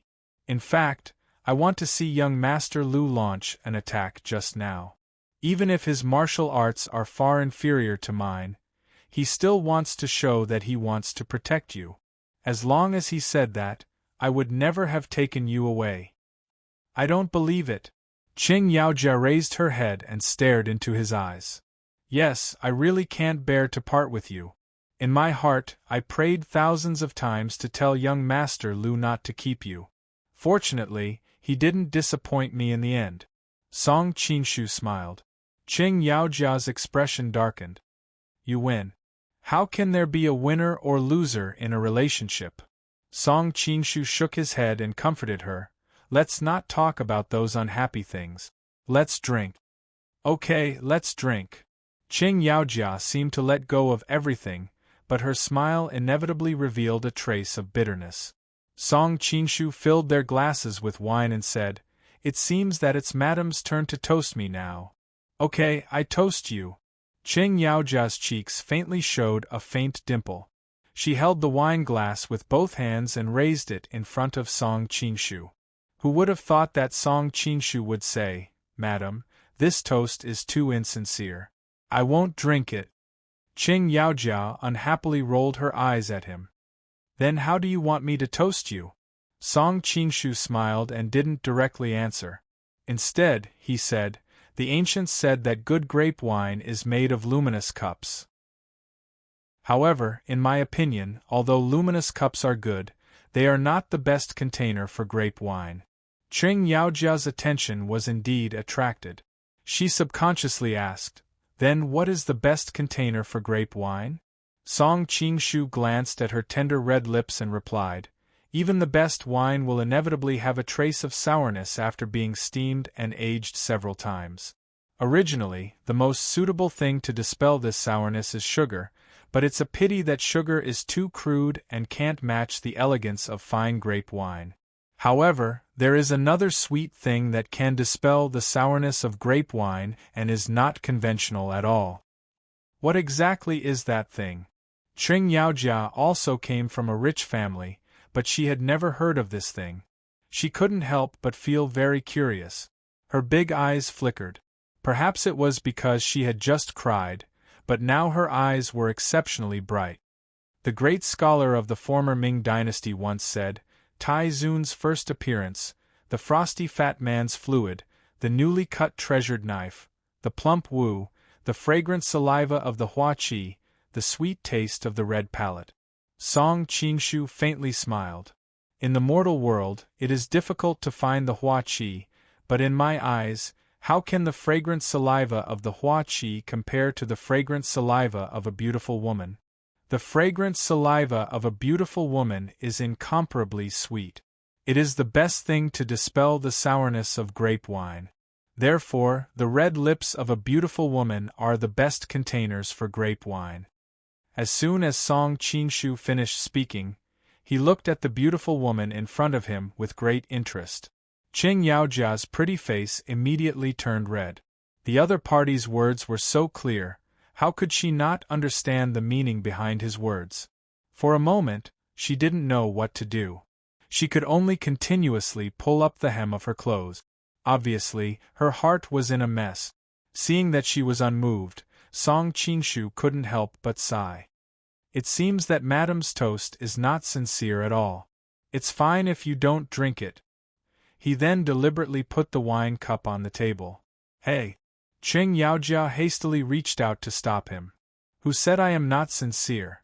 However, noticing the playful look in his eyes, she was still somewhat embarrassed. Can't you use another method? This is too embarrassing. Song Qingshu resolutely shook his head. No, I will drink the wine that Madame offered me. How can you be so overbearing? Qing Yaojia suddenly pouted coquettishly. I am overbearing like this. Song Qingshu looked at her with a burning gaze. Wherever the other party's gaze landed, Qing Yaojia even faintly felt a kind of burning sensation on her skin. Suddenly, her mind was stirred up and she unconsciously replied, Fine, I'll toast you. As soon as she finished speaking, she drained the cup of red wine in one gulp. Then she got up and walked in front of Song Qingshu. In the end, Qing Yaojia wasn't so free and easy. For a moment, she was startled and didn't know what to do. There was a faint red wine stain on the corner of her lips. Under the candlelight, it formed a sharp contrast with her snow-white skin. She looked exceptionally attractive. Song Qingshu knew that since things had come to this, he couldn't wait for her to take the initiative to offer the wine. He reached out and pulled Qing Yaojia into his arms. Song Qingshu lowered his head to look at her. Her pink face and rosy cheeks, especially the shyness between her eyebrows, made her look even more lovely. His heart was moved. He leaned over to her lips and licked the wine stain clean. Qing Yaojia's almond-shaped eyes suddenly widened. Feeling the other party's warm tongue, her whole body couldn't help but tremble. Gulp! Qing Yaojia's mind was agitated. Her snow-white neck moved up and down. The sound of her swallowing was extremely obvious in the quiet room. I swallowed it. Qing Yaojia suddenly felt extremely embarrassed. She wished that there was a hole in the ground and she could crawl into it. It doesn't matter. I'll feed you. Song Qingshu grabbed the wine pot on the table and drank a few mouthfuls. Then he directly kissed her red lips. Qing Yaojia subconsciously wanted to push him away, but she didn't know why her hand suddenly lost its strength. She just quietly held onto his clothes, letting him open her mouth and pour the sweet grape wine into her mouth. After an unknown amount of time, the wine had already been drunk. Song Qingshu wantonly tasted her sweet and soft lip. For a moment, he was reluctant to part. Smelling the elegant fragrance coming from her body, Song Qingshu's breathing also became heavy, and a pair of large hands unconsciously reached into her clothes. No, Qing Yaojia hurriedly pressed his hands down. She noticed his startled expression and suddenly lowered her head shyly. I still want to drink a little more wine. You want to use wine to boost your courage? Song Qingshu didn't say this out loud. Instead, he said, "Okay." So he picked up the wine cup and drank a few mouthfuls. Then he leaned over and kissed her soft lip. Previously, in the latest issue of Nutrition Express, a few Korean fitness beauties wanted to investigate how many minutes these veterans thought they could last. In the end, 70% of the people who chose the answer were, "If the four of you come at me together, I won't be afraid." The monk was speechless. Chapter 1077. Qing Yaojia suddenly felt extremely embarrassed. She didn't want to drink because of this. She was afraid that he would misunderstand that she was inviting him to kiss her. Her heart immediately began to beat faster. However, when his lips touched hers, Qing Yaojia subconsciously loosened her teeth, allowing his tongue to roughly enter her mouth. Just like this, the two of them unknowingly drank more than half a pot of grape wine. Her entire body suddenly became a bit dizzy. Her cheeks became red and her eyes became misty and alluring. "Madam, is it okay now?" At this moment, Song Qingshu's eyes were incomparably clear as he looked at her. You only know how to tease me. I am already in such a state, yet you still dare to ask me?" Qing Yaojia grumbled coquettishly. Her tone was 30% drunk, 30% shy and 30% bold. Song Qingshu smiled maliciously and said, "If Madam doesn't personally say it, how would I know whether or not I misunderstood?" "You didn't misunderstand." Qing Yaojia bit her lips and said word by word. "What do you mean by didn't misunderstand?" The playful expression on Song Qingshu's face became even stronger. Qing Yaojia felt her teeth itch. She wished she could get up and ruthlessly bite him. "It means that no matter what you want to do, I will not refuse. If I want to touch some places that I shouldn't touch, is that also okay?" Song Qingshu's smile became even more strange. As soon as he spoke, his big hands stopped near her clothes. "Up to you." Qing Yaojia turned her head away. He couldn't see the expression on her face, but it could be seen that her ears were completely red. Song Qingshu felt that she was becoming more and more bashful. He couldn't help but lift her chin and kiss her heavily. Qing Yaojia felt that it was difficult to breathe, but she was reluctant to push him away. Although she was no longer a young girl, she had never experienced such a gentle kiss. At first, she was a bit stiff, but she quickly closed her eyes, leaving only her long eyelashes trembling. "This person is really a scoundrel. Just now he deliberately asked me, but now his hand has already reached." Qing Yaojia's pretty face turned red, but she was too lazy to care about him. She could only let him do whatever he wanted. Song Qingshu was very experienced. It didn't take long for Miss Qing to realize that she couldn't hold on any longer. A thought suddenly flashed through her mind. I wonder how many women this man has touched to have such an ability to torture people. Song Qingshu was about to reach out and take off the mask on his face. Qing Yaojia felt his movement and hurriedly stopped him. "No. Song Qingshu looked at her in surprise. Why would she still refuse at this time? "No, don't take it off." Qing Yaojia's voice trembled. "Why?" Song Qingshu was confused. Because. Qing Yaojia blushed and suddenly whispered, I like your current appearance better." Song Qingshu suddenly had a strange look on his face. He didn't know whether to laugh or cry. He boasted that he was handsome, but in the end, he couldn't compare to the bearded Tang Quobian. Speaking of Tang Quobian, although his appearance was a bit rough, he seemed to be very popular with women. The #1 beauty of the Jin Kingdom fell in love with him, and the #1 beauty's younger sister also liked him.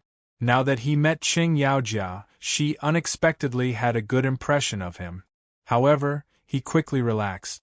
After all, these days he had spent most of his time with her as Tang Bien. It was normal for her to have a good impression of him.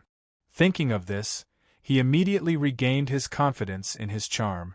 Even if he didn't use his handsome face, he was still very charming. Since Madame likes this face, then use this face. Song Qingshu's words made Qing Yaojia so embarrassed that she directly buried herself in his arms. She didn't dare to look at him again. Unknowingly, Qing Yaojia's clothes were half undone. Song Qingshu stretched out his hand and a faint smile appeared on his face. He moved closer to her ear and gently said, "Madam, seems to be ready to welcome me." Qing Yaojia couldn't wait to bite him. She thought that this person was really hateful. He always teased her like this. However, at this time, her mood was completely aroused. She suddenly looked back at him boldly and gently bit her lip. "Yes, do you want to come?" Song Qingshu felt a flame explode in his body. He directly got up and put her on the table next to him. On the table? Qing Yaojia suddenly felt a little guilty. After all, she had always followed the rules. Even after getting married, she and her husband were intimate. How could she do it in this kind of absurd place? What, Madam doesn't like it? Song Qingshu pressed his hand on the table and looked at her from a close distance. Qing Yaojia subconsciously wanted to say that she didn't like it. However, when she thought about how her husband had chosen to let his wife seduce another man for the sake of the family's interests, a feeling of revenge suddenly rose in her heart. She raised her snow-white and round chin and said, "I like it." Song Qingshu leaned over and whispered in her ear, "In fact, even if Madam doesn't like it, I will still want you here." "I'm going to die," Qing Yaojia sighed in her heart. She felt that she was completely controlled by him. This man's casual words, even his breath, could make her endlessly aroused. "Tonight, you can do whatever you want." Qing Yaojia could clearly feel that her voice was a bit different. It was a bit more flirtatious than usual. Song Qingshu's breathing suddenly became heavy. He was like a hungry wolf pouncing on a lamb waiting to be slaughtered in front of him. Not long after, the wine jug and wine glasses that had been swept to the edge of the table fell to the ground due to the continuous shaking of the table. Early the next morning, when Song Qingshu held Qing Yaojia's hand and went out, Lu Guanying was already waiting outside with dark circles under his eyes. When she saw her husband, Qing Yaojia's body trembled, and she subconsciously stopped walking. Song Qingshu held her hand and softly comforted her. "He has already written the divorce papers. You are no longer husband and wife. Furthermore, he made you do that kind of thing yesterday. You don't have to blame yourself." Song Qingshu's voice seemed to have a strange magical power. Qing Yaojia's agitated mood slowly calmed down. When Lu Guanying saw them come out, he hurriedly rushed over. He wanted to question Song Qingshu, but he was suddenly stunned by his wife's beauty. Although Qing Yaojia was beautiful, because of her temperament, she always looked shy and timid. After coming to Yangzhou, all kinds of things happened frequently. There was always a faint trace of worry between her eyebrows. But now, the woman in front of him was glowing like a delicate and beautiful rose. Lu Guanying's heart suddenly felt a sharp pain. He finally believed that his wife had not lied to him before. She had not done anything to disgrace the family. This was because this kind of beauty would only appear after being nourished by the rain and dew. His wife had not shown this kind of special beauty before. When he thought of how he had personally pushed his wife into someone else's embrace, Lu Guanying's face turned green and white. However, it was too late to regret now. He could only hope that this sacrifice could be exchanged for the family's future. "When are we going to save Sir Han?" Lu Guanying felt a bit guilty and didn't dare to look at his wife's eyes. He was filled with anger towards Song Qingshu. Song Qingshu lightly replied, "I promised to help you save Han Zhozhou and the others, but I didn't say immediately." Lu Guanying was shocked and angry. He pointed at him and shouted, "Do you want to renege on your promise?" Song Qingshu's expression turned cold. First, whether or not to save them is up to me. You'd better be polite to me. Second, the reason why I agreed to save Han Zhozhou and the others was only because of Qing Yaojia's face. Even if I want to renege on my promise, I will renege on her. I don't owe you anything.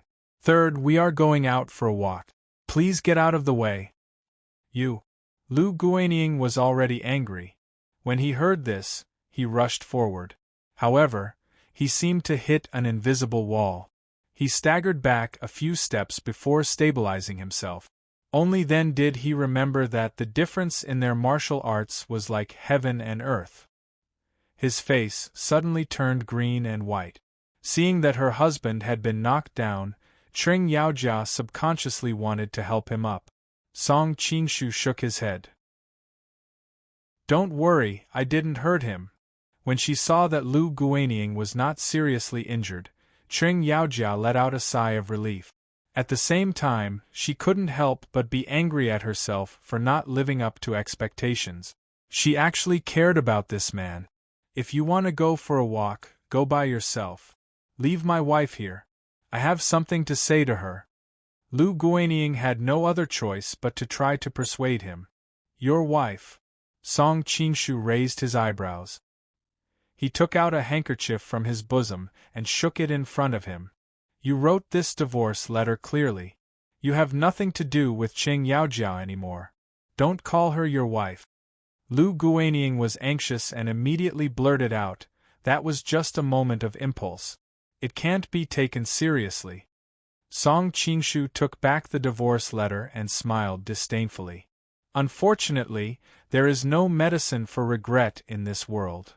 Seeing that Song Qinshu couldn't do it, Lu Guanying had to summon up his courage and look at his wife.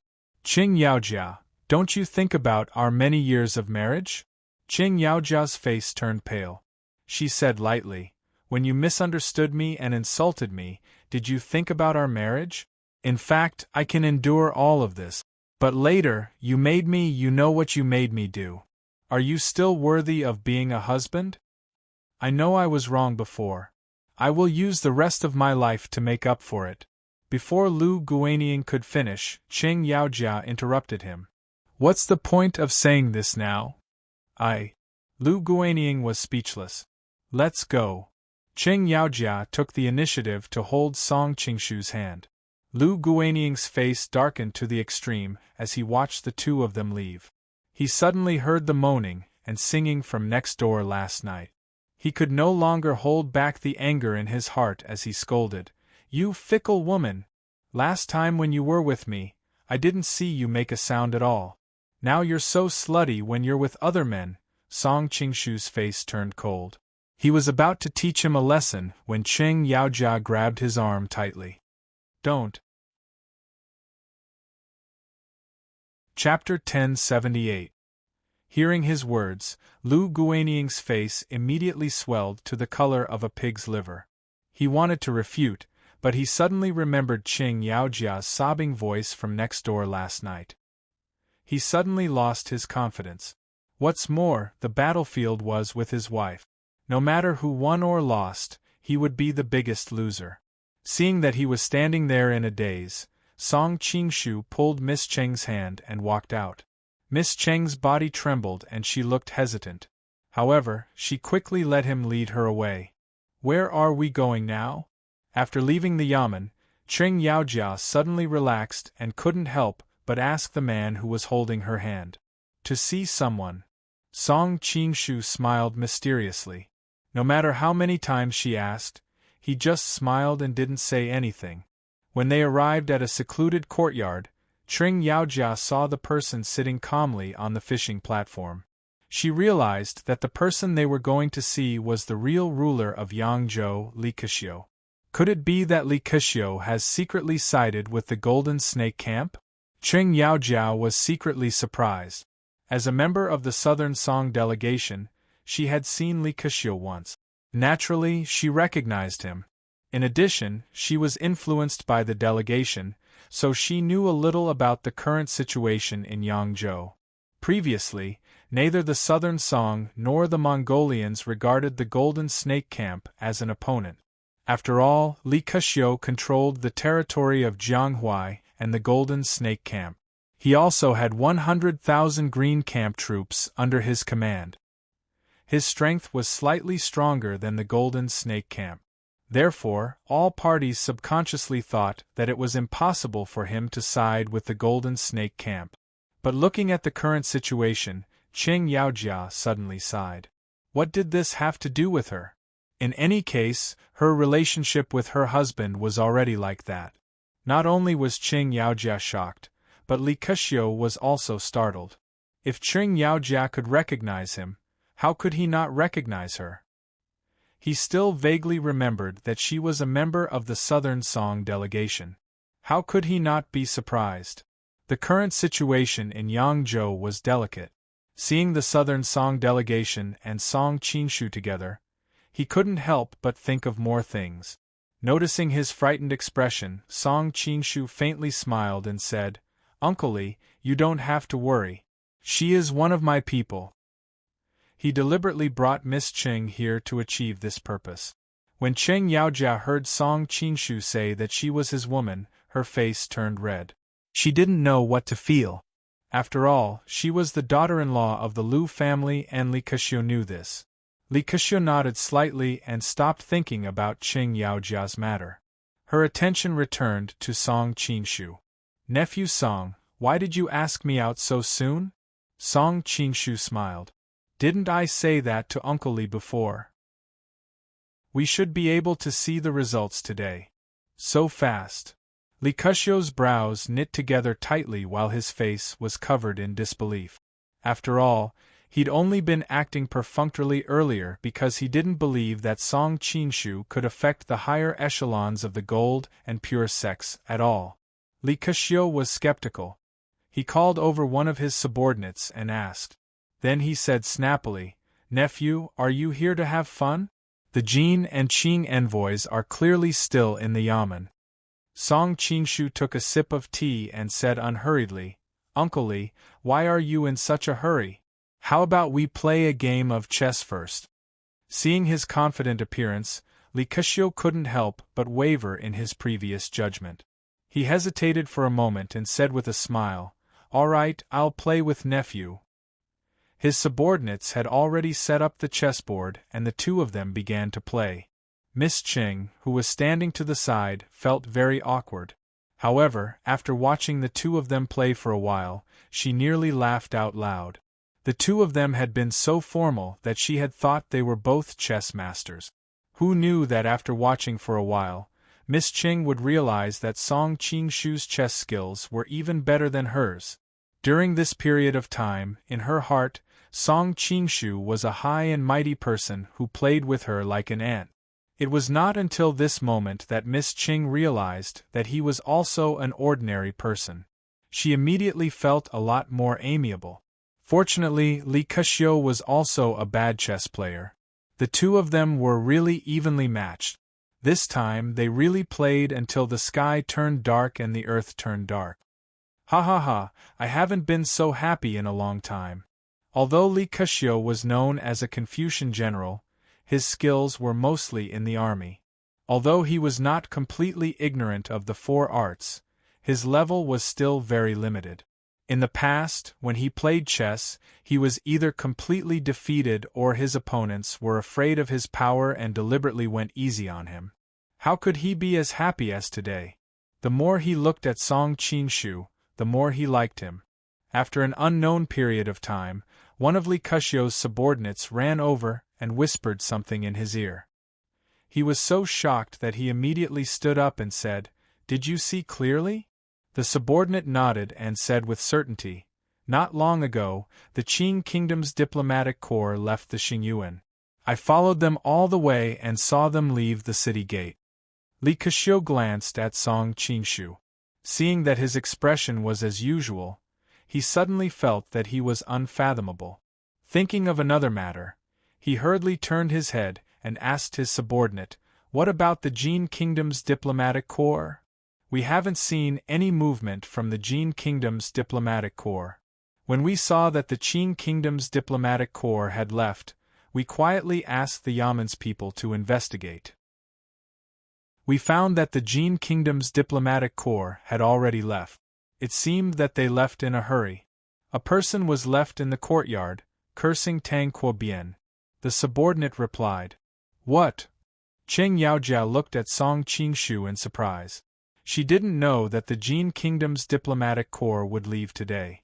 From what Song Qingshu said, the person who cursed Tang Quobian must be her husband, Lu Guanying. Song Qingshu quietly patted Miss Cheng's hand and used the secret voice sending technique to say, I'll explain it to you later. This was indeed his arrangement. Before this, he had secretly moved Zhang Hongfan away. He was waiting for his father to pay the huge ransom. In addition, his subordinates had also been quietly informed. After he left with Miss Cheng, everyone quietly left. By the time Lu Guanying reacted, everyone had already left. Miss Cheng's character was originally soft. Hearing him say this, she had no choice but to suppress her doubts and silently stand to the side. Nephew, you have made me have a whole new level of respect for you today. Li Keqiu looked at him with a complicated expression. Song Qingshu smiled and said, You flatter me. It's fine as long as Uncle Li remembers his previous promise. Hearing him mention this matter, Li Keqiu's expression changed, but she quickly recovered. She laughed and said, Of course. Then he paused and gave Cheng Yaojia a meaningful look. Then he said to Song Qingshu, however, I have a matter that I would like to trouble you with. Speaking to this point, he closed his mouth. Song Qingshu knew what he meant. Perhaps he was still worried about Miss Cheng's identity as a member of the Southern Song dynasty's diplomatic corps.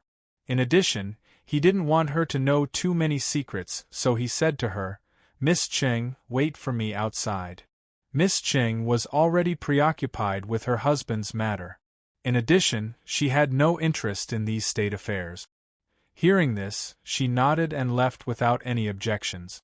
Watching her figure disappear at the door, Li Keqiu looked at him playfully and said, Nephew is really resourceful. Not only can you influence the court situation of the Jin and Qin kingdoms, but now you even have people in the Southern Song dynasty's diplomatic corps. Song Qingshu was happy that he misunderstood and didn't explain. He just smiled and said, I don't know what Uncle Li is worried about. It's like this. Li Keqiu paused as if thinking about how to phrase it. I can bring the Jianghuai region to join the Golden Snake Battalion. But what will I get? The hereditary Iron Hat King. Song Qingshu's answer was also very simple. If the world is unified in the future, your Li family will enjoy the glory of the empire for generations. Li Keqiu suddenly sucked in a breath of cold air. This promise was really big. Due to historical reasons, the Han Empire rarely conferred the title of king. The Southern Song dynasty was slightly better in this regard. However, the title of king was only an honor and didn't have any real power. In contrast, the Manchurian Qing was much more generous in this regard. All kinds of king titles were given to the surrendered warlords as if they were free. This stimulated the group of warlords to work for them with red eyes. This was how they were able to sweep the rivers and mountains of the Ming dynasty in a short period of time with tens of thousands of bannermen.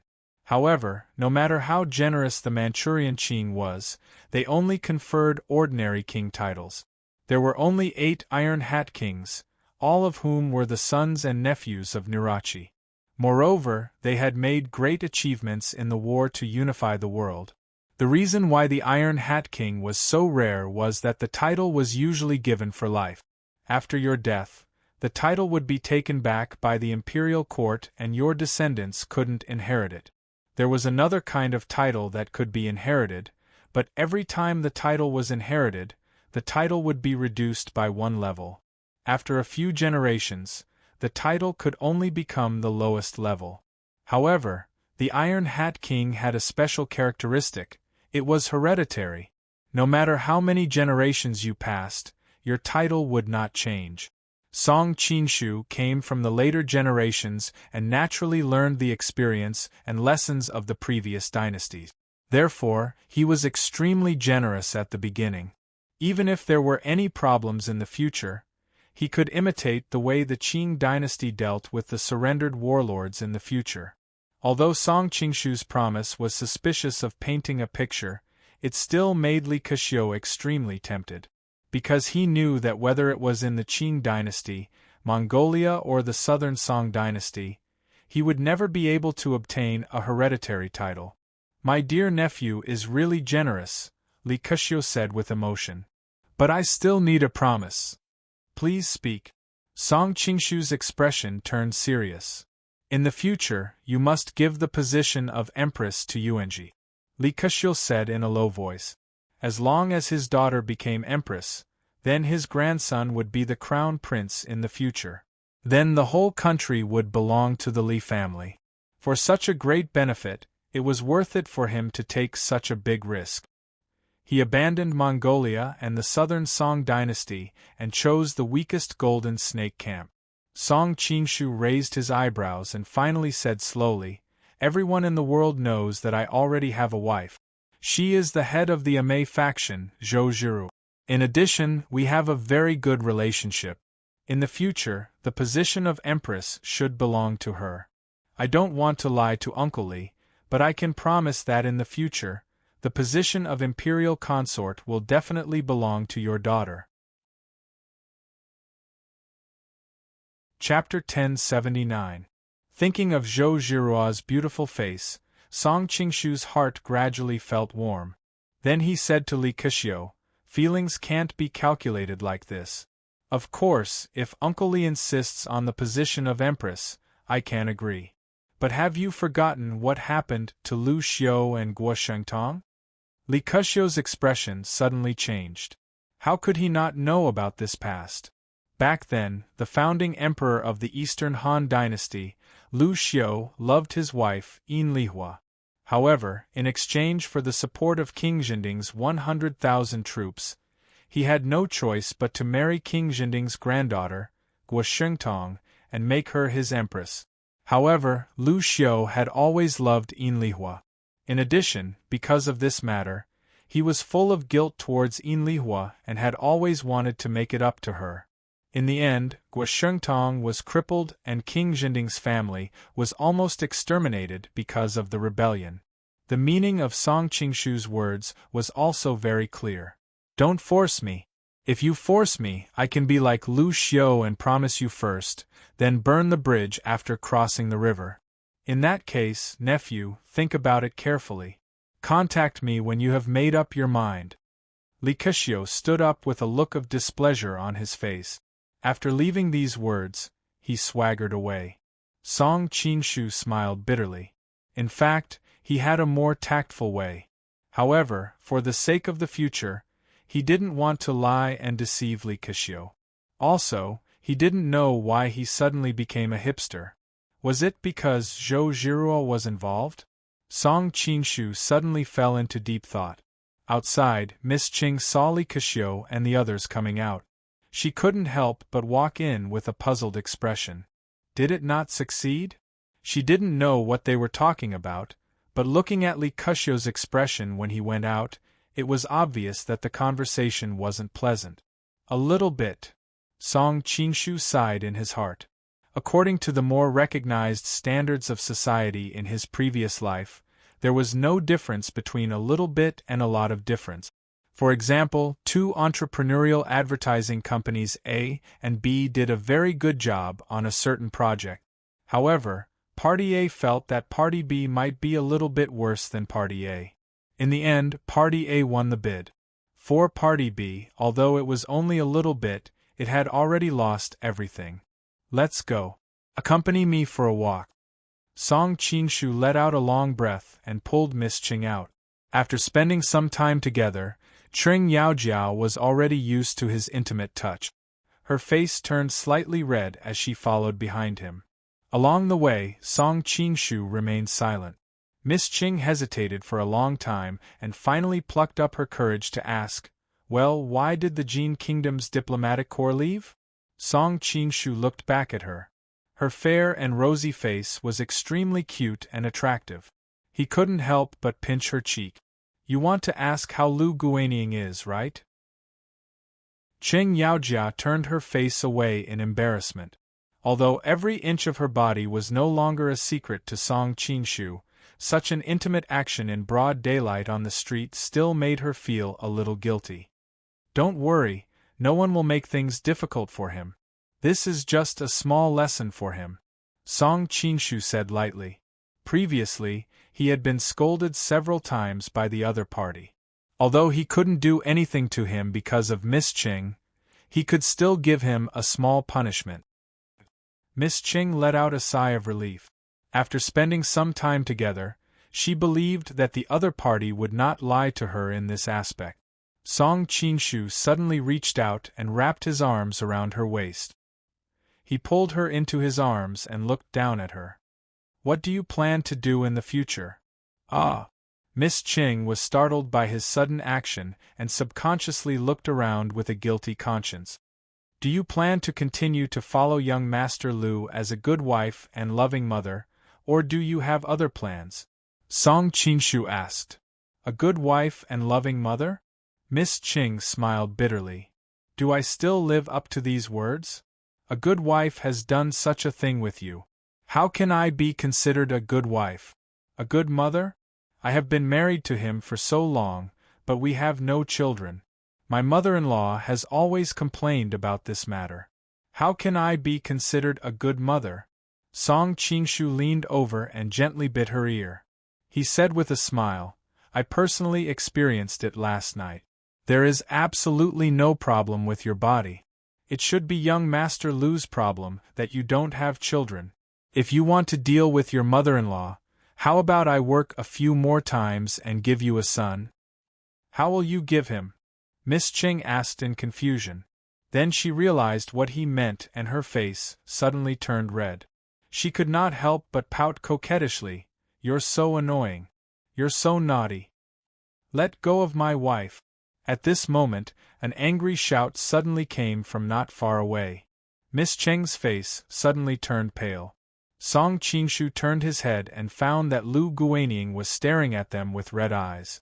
Lu Guanying was suffering alone in his room because of what happened last night.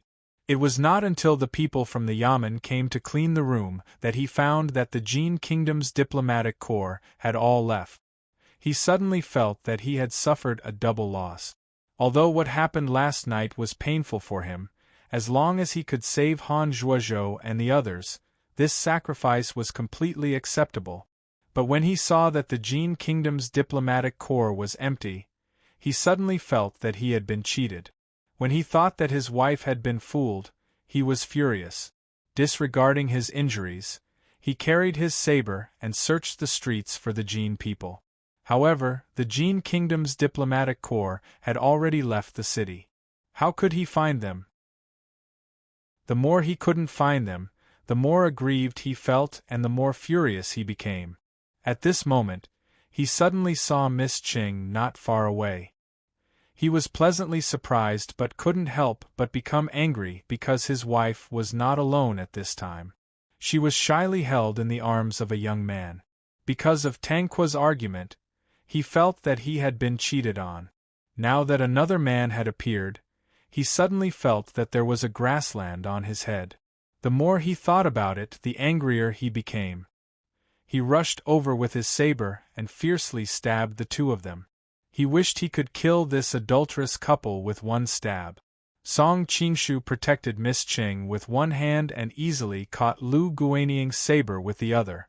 He coldly said, "Young Master Lu, is this how you treat the benefactor who saved your wife?" Not only was Lu Guanying confused, but Miss Qing was also dumbfounded. She looked at the man beside her in a daze, not knowing what he was up to. "What do you mean?" Lu Guanying used all his strength to pull the saber back. He found that it wouldn't budge, so he could only stare at him and ask, "Today, I saw your wife being escorted by several Jin people, so I saved her. I heard from her that you were also imprisoned by the Jin people, so I came to rescue you. Who would have thought that you would attack me with a saber?" Song Qinshu spoke neither too fast nor too slow. Miss Qing admired him for being able to come up with such a seamless lie in such a short time. "Is that true?" Lu Guanying looked at his wife skeptically. Miss Qing blushed slightly. She didn't know why, but she subconsciously followed Song Qingshu's words and said, "Yes, it was this young master who saved me." She felt slightly guilty in her heart. After all, it wasn't good for her husband to be deceived by an outsider. However, when she thought about how her husband had forced her to do such a thing, it wasn't something a husband should do.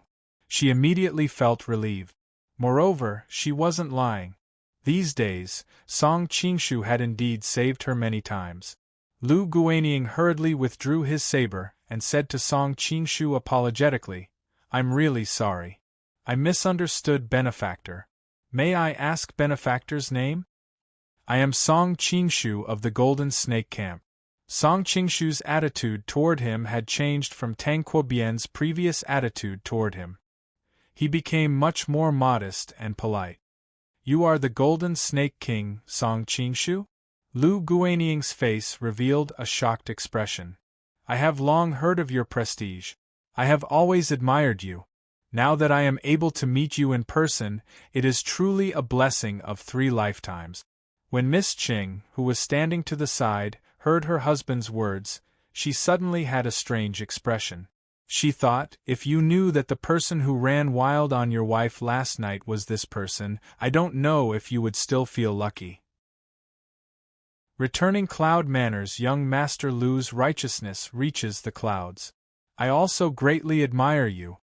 Song Qingshu faintly smiled. Lu Guanying's face heated up. He thought that his reputation was nothing compared to Song Qingshu's.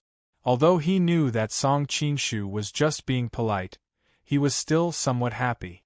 How does Prince Song know me? Lu Guanying suddenly realized something. His expression couldn't help but change as he stared at Song Qingshu. Miss Cheng's body trembled when she heard this. Her heart was in her throat. She looked at the man beside her with a worried expression.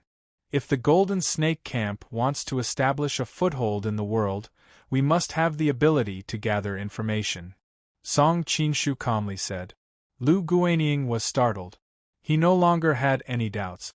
Nowadays, all the heroes of the world were rising. Each power was vigorously cultivating intelligence agencies.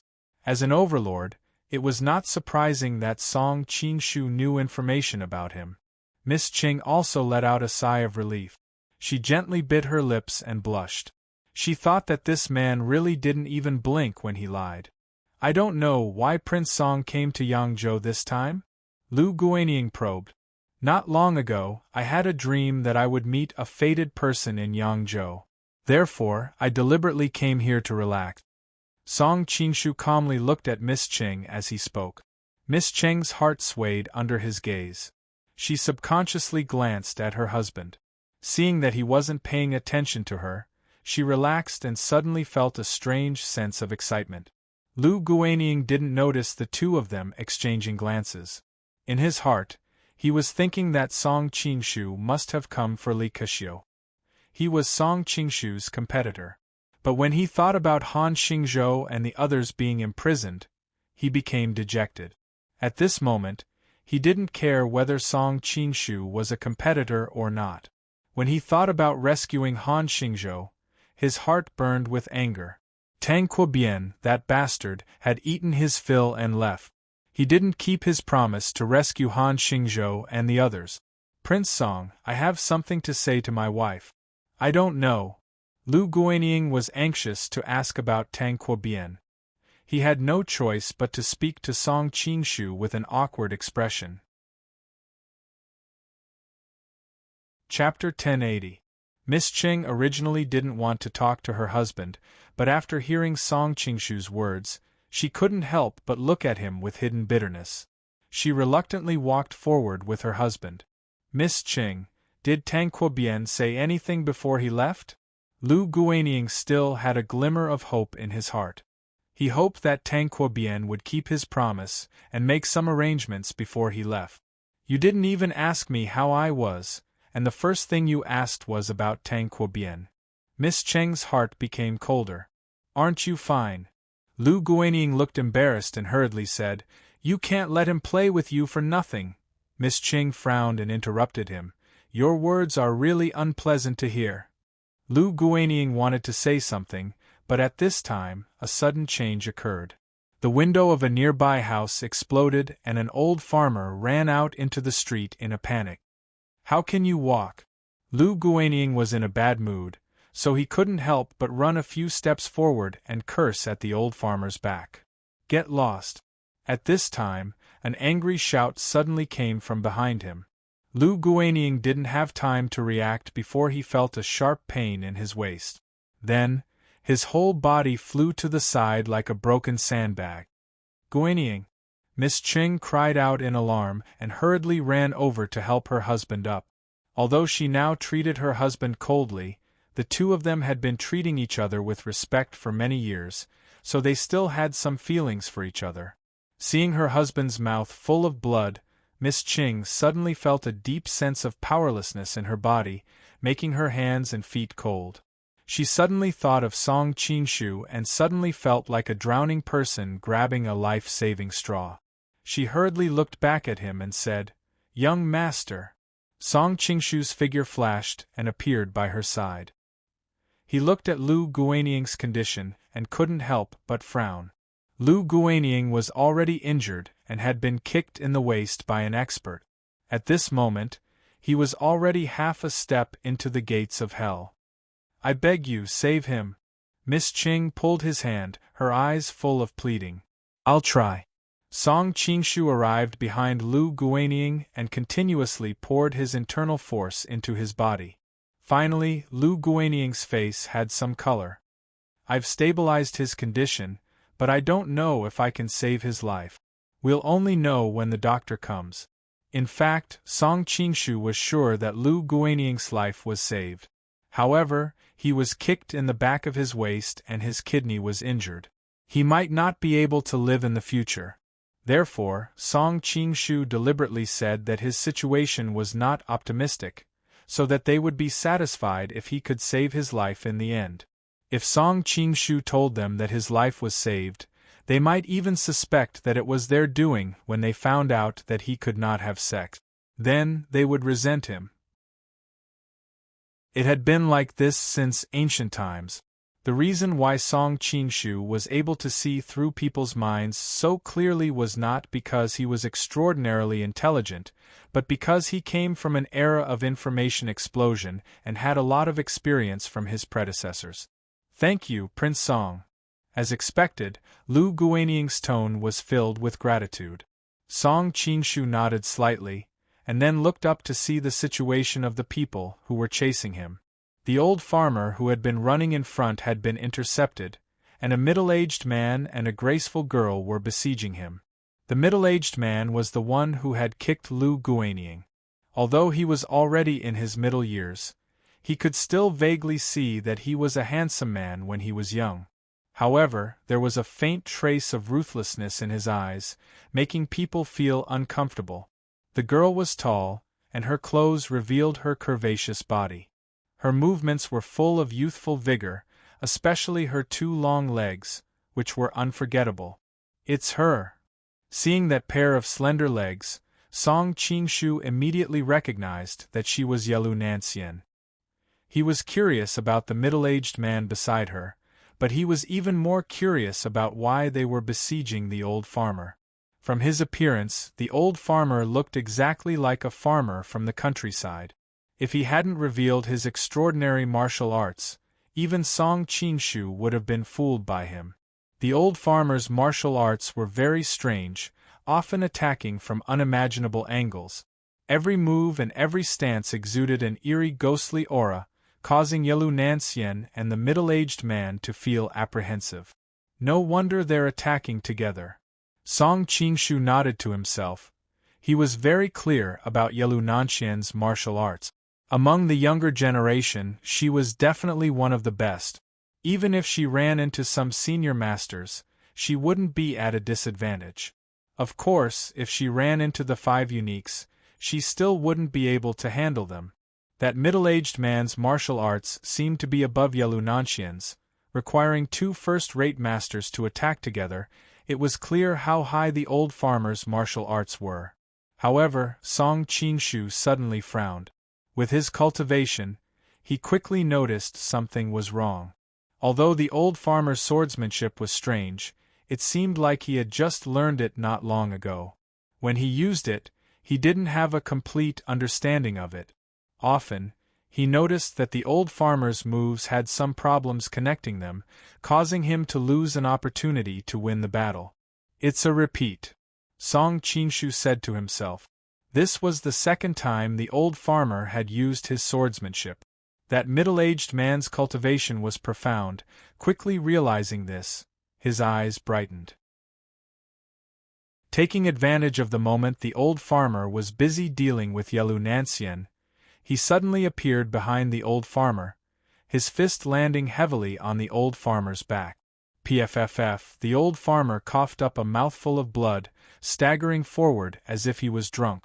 At the same time, he swung his sword to protect his body, using a killing move that would take him down with his opponent.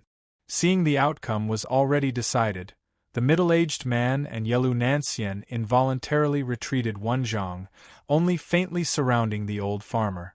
There was no need to fight him to the death at this time. Song Qinshu shook his head and said to Qing Yaojia, "Let's go, we'll take young Master Lu to find a doctor." He wasn't a saint, this kind of Jianghu feud happened every day. Moreover, he didn't know the grudge between the two sides, so how could he intervene? Of course, if the old farmer was a young and beautiful woman, maybe Song Qinshu would change his mind. As for the middle-aged man injuring Lu Guanying, that was a grudge between the two of them. Him saving him was already giving face to Qing Yaojia. How could he help him get revenge? Just now, Yelu Nansien and the others were busy running away and didn't notice what was happening. Now that they saw Song Qinshu, the three of them had different expressions. Yelu Nanxian's eyes were filled with surprise and joy, the middle-aged man's eyes were filled with fear and malice, and the most puzzled one was the old farmer. His eyes were filled with ecstasy, and he suddenly rushed towards Song Qinshu. The middle-aged man's expression changed, and he quickly chased after him. Yelu Nansien hesitated for a moment, then cooperated with him to stop him. Seeing that there was no hope of escaping, the old farmer suddenly shouted to Song Qinshu, "Save me." Song Qinshu's expression immediately changed, because he recognized this voice. This person was Nanlan's husband, Tian Guanong, who had been rescued from Xingjing. Previously, he had heard from Nanlan that Tian Guanong had suddenly disappeared, so he had run here. Song Qinshu immediately realized what sword technique Tian Guanong had just used. The Lin family's Bixia swordsmanship. No wonder his martial arts had advanced by leaps and bounds in such a short period of time. It was because he had practiced the Bixia swordsmanship manual. In addition, his experience in Xingjing had turned him into a eunuch, so the Bixia swordsmanship manual's greatest difficulty. To practice this sword technique, one must castrate oneself, was not a problem for him at all. Thus, this sinister sword technique seemed to be tailor-made for Tian Guanong.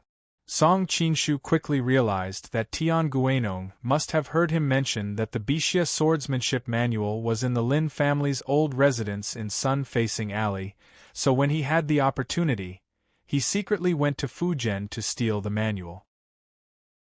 Unfortunately, he had only practiced for a short period of time and his tracks were exposed. In the end, he was seriously injured by the middle-aged man. In the blink of an eye, Song Qinshu had analyzed the ins and outs of the entire matter. His figure flashed, and he appeared beside Tian Guanong. Then, he waved his hand and pushed Yelu Nansien, who was closest to him, back. Facing the middle-aged man, he wasn't so polite. Previously, the way he injured Lu Guanying was clearly sinister. Originally, this matter had nothing to do with Song Qinshu, but since he wanted to stand up for his subordinate, he might as well do Miss Qing and Lu Guanying a favor. Thus, he didn't show any mercy and decided to make the middle-aged man stay.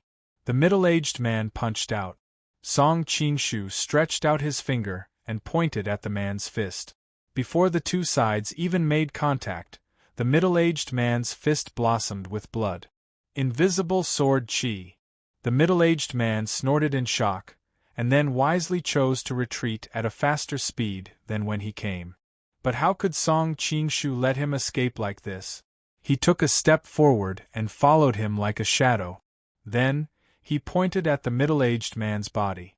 If he was hit by this move, even if he didn't die, he would be seriously injured. "Don't hurt my father." At this time, Yelu Nansien cried out, rushing out from the side with her sword in hand.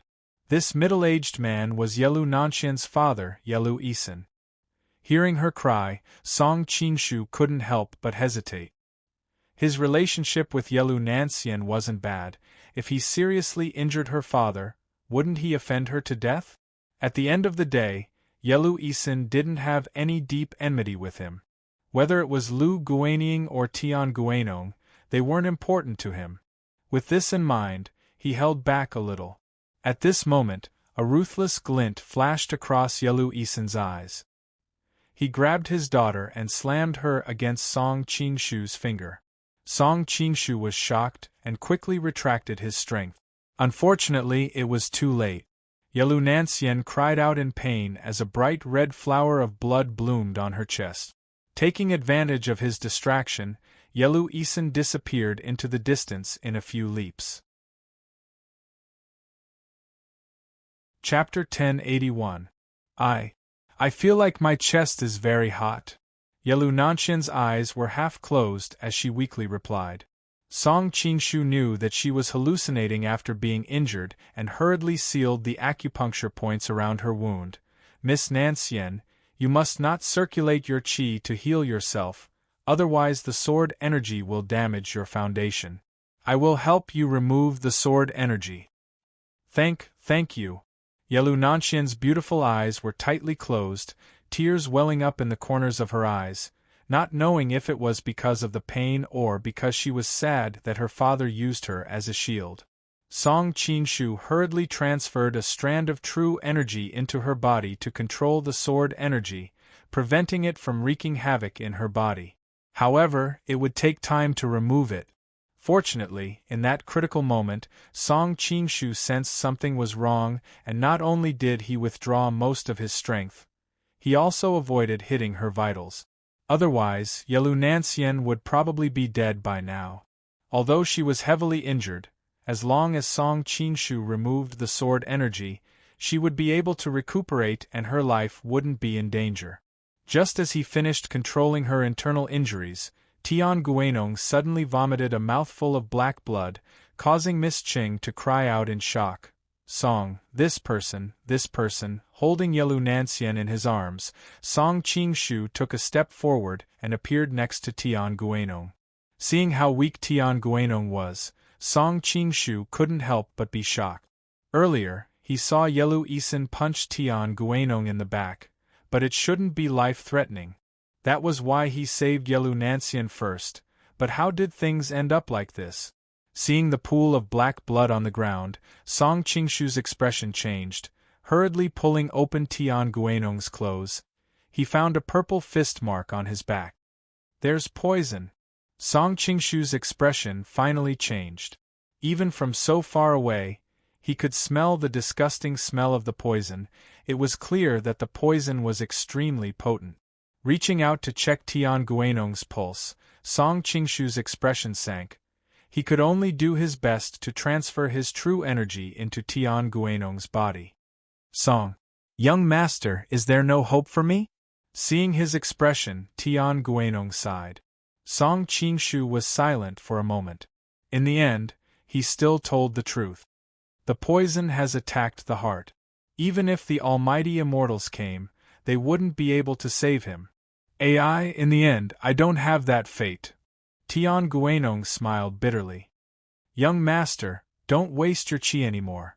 I have something to tell you."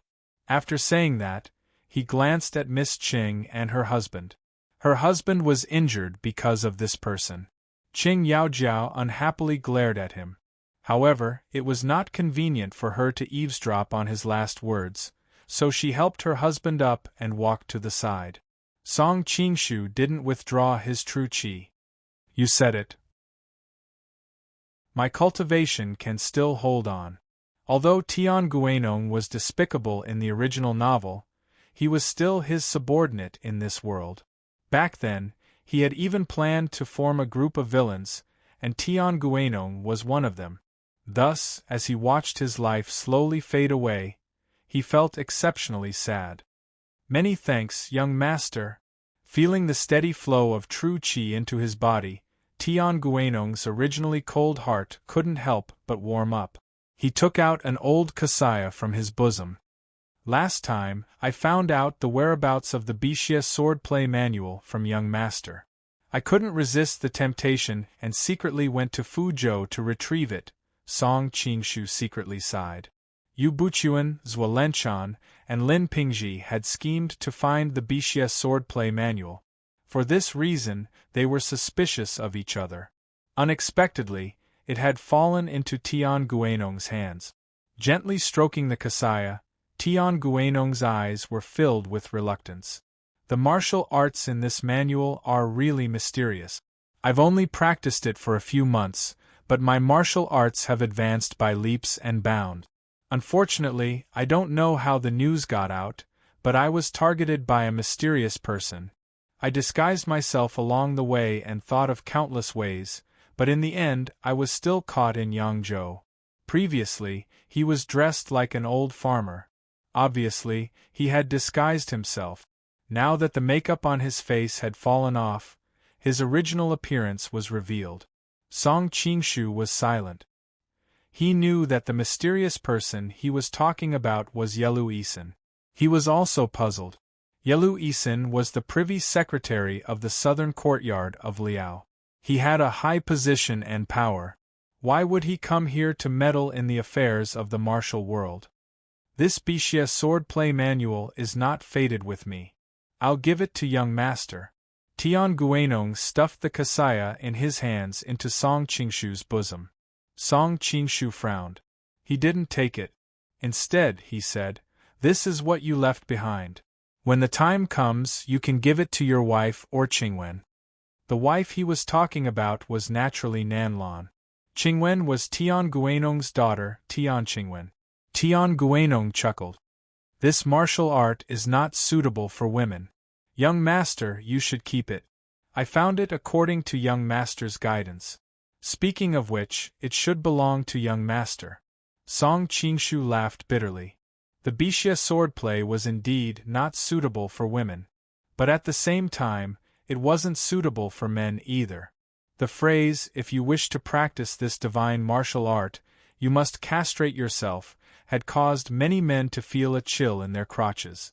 Tian Guanong obviously wasn't in the mood to explain this to Song Qingshu. He stuffed the kasaya into Song Qingshu's bosom. Then, he looked at the northern sky. His eyes gradually became lax. "Young master, I will have to trouble you to take care of Nanlan and Qingwen in the future." Song Qingshu's heart stirred.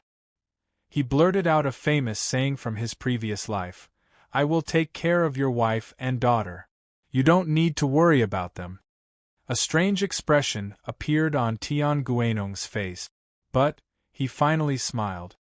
That's good, Song Qingshu couldn't help but sigh when he saw Tian Guanong's eyes slowly close. He had been constantly transferring his real qi to Tian Guanong. How could he not know that Tian Guanong's life had been extinguished? Great master, at this time, the Golden Dragon Gang's men who had been lying in ambush nearby ran out. "Great master, let's go quickly. The Qing Empire has received news that a group of soldiers are rushing over here."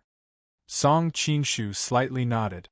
With his current status, it was indeed inconvenient for him to meet the Qing Empire's army. He immediately ordered the Golden Dragon Gang's men to take Tian Guanong's body away. Then, he helped Cheng Yaojia support Lu Guanying. He carried the unconscious Yelu Nancian and returned to the Golden Dragon Gang's secret stronghold with them. "Where is your gang leader?"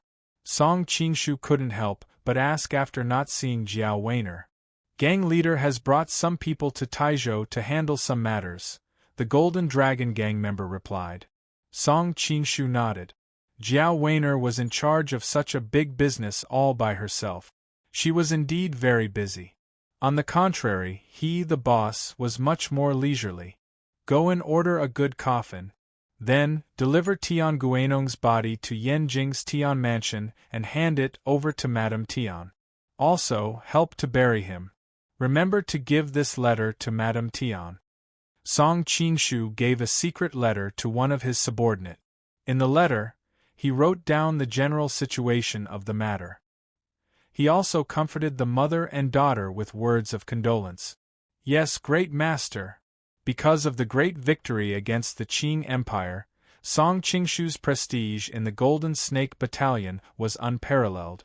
So, this subordinate was very excited to be able to do something for him. In addition, go to the city and find a highly skilled doctor to treat young Master Lu's injury. Don't worry about the cost. If it is useful, use any expensive medicinal herbs. Song Qingshu ordered. All right, the subordinate felt strange. Why did the great master value Lu Guanying so much? Just as he was about to leave, he suddenly thought of something.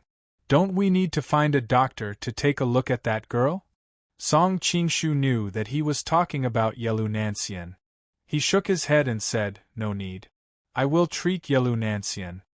Yelu Nanxian was injured by his sword qi. If he didn't dissolve the sword qi in her body, no matter how skilled the doctor was, even if he could save her life, he wouldn't be able to save her. It should be known that revered Ming was a 1,000-years-old monster.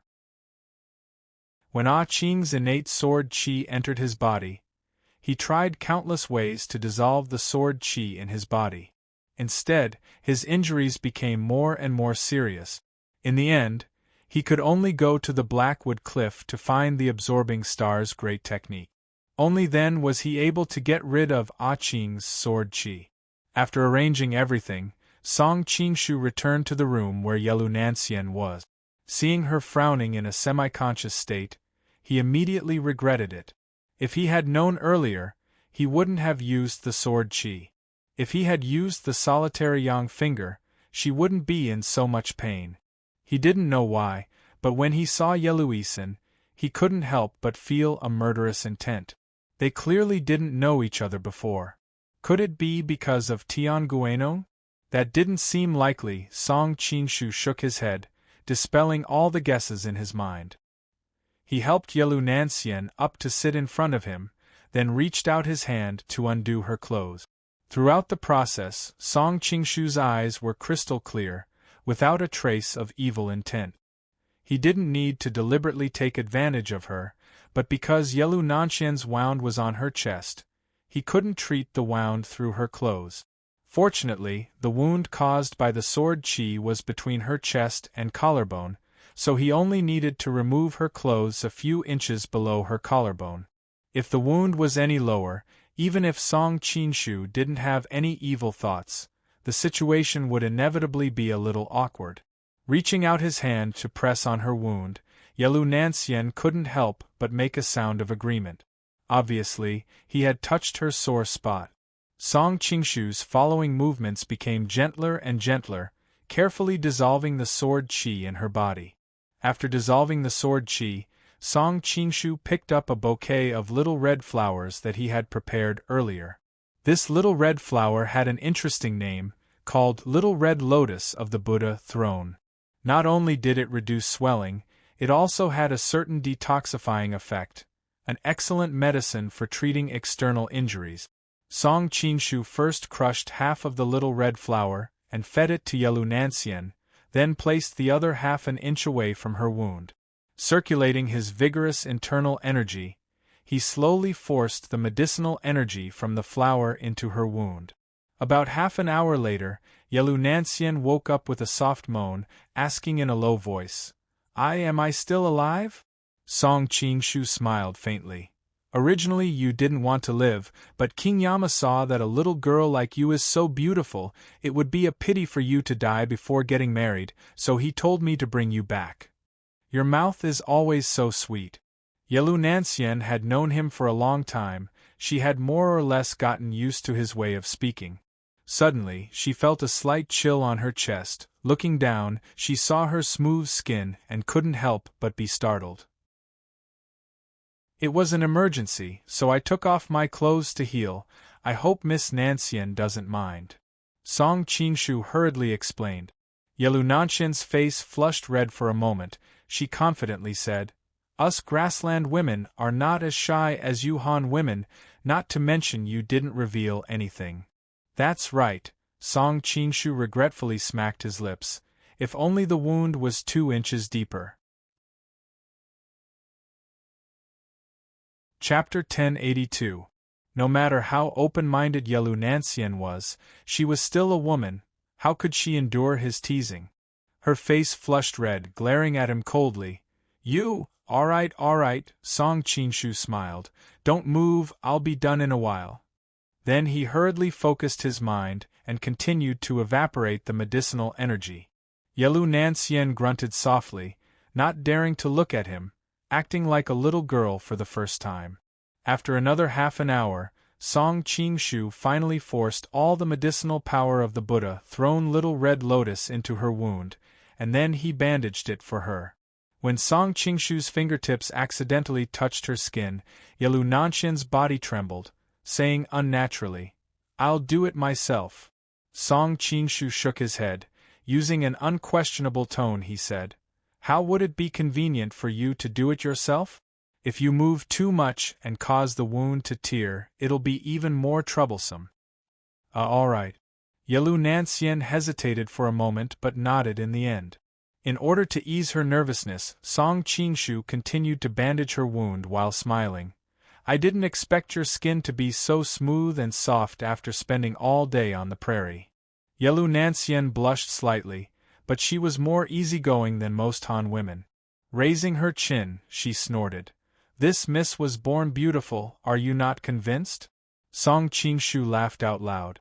As he tidied up her clothes, he said, "I wonder which man will be lucky enough to be your son-in-law in the future.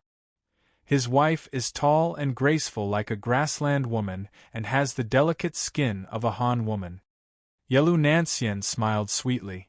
"No matter who that man is, you have no chance, right?" Song Qinshu raised an eyebrow. "Oh, why is that?" Yelu Nansien snorted. "My Yelu Nanshian's husband, of course he has to treat me wholeheartedly.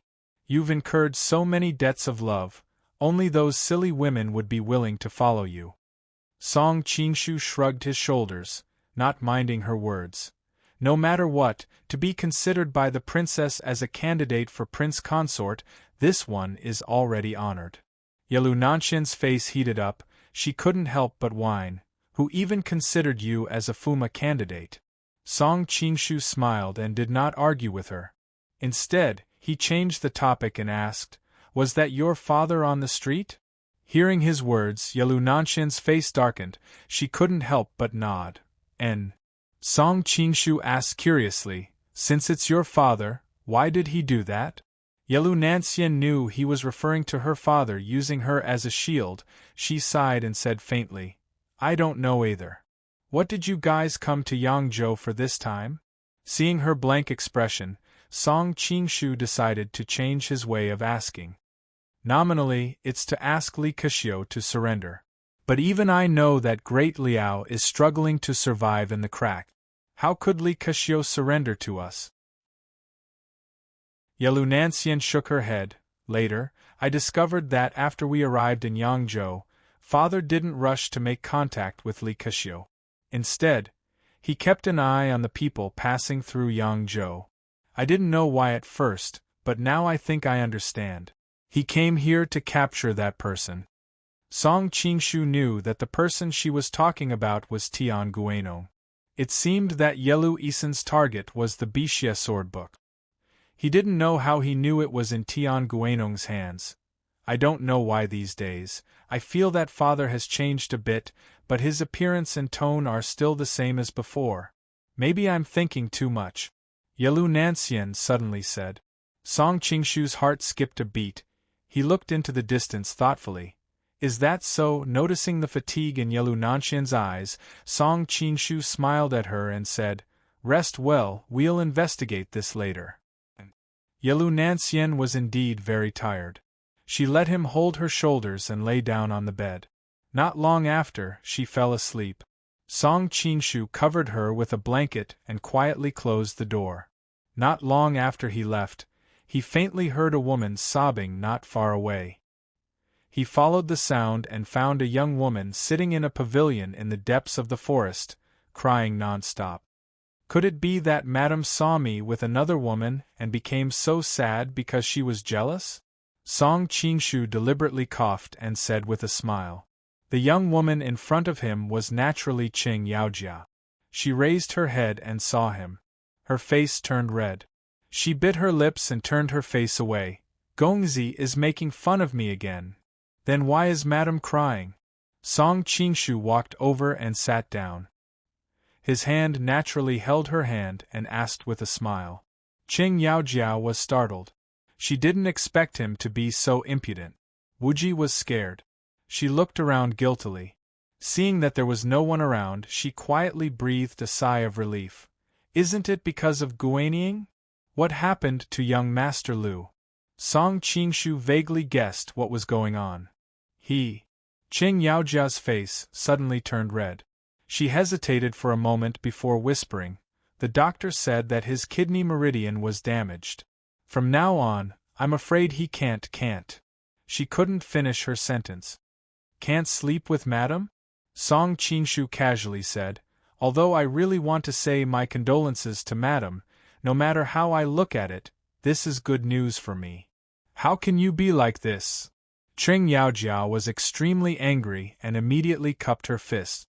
I'm just saying something from the bottom of my heart.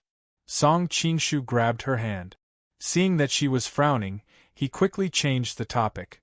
Young Master Lu has suffered a great disaster. He must be in need of comfort. Why did Madame come alone and cry alone? Qing Yaojia wanted to say something but stopped. After a long time, she said, when Guanying found out about the result, his entire face immediately turned ashen. He didn't want the doctor to treat him and didn't listen to anyone's consolation. I was also driven out by him. I was worried that he would take things too hard. I was afraid that he. As she spoke, she began to cry again. Madame is his wife. At this moment, he certainly can't face you. Song Qinshu pondered for a moment. How about this? I'll go and persuade young Master Lu. You'll go? Qing Yaojia wiped the tears on her face. Her expression immediately revealed a strange expression. She thought that if he went, wouldn't it be adding oil to the fire? Looking at her expression, Song Qinshu knew that she had misunderstood. He couldn't help but smile and say, Don't worry, I won't deliberately provoke young Master Lu. Unless Madame secretly tells him my identity, I have absolute confidence that I can make him pull himself together. I absolutely didn't speak nonsense. Qing Yaojia hurriedly waved her hand. She didn't know why she didn't want her husband to know the true identity of Tang Quobian. Now that Tang Quobian had left, let that matter go with the wind. That's good.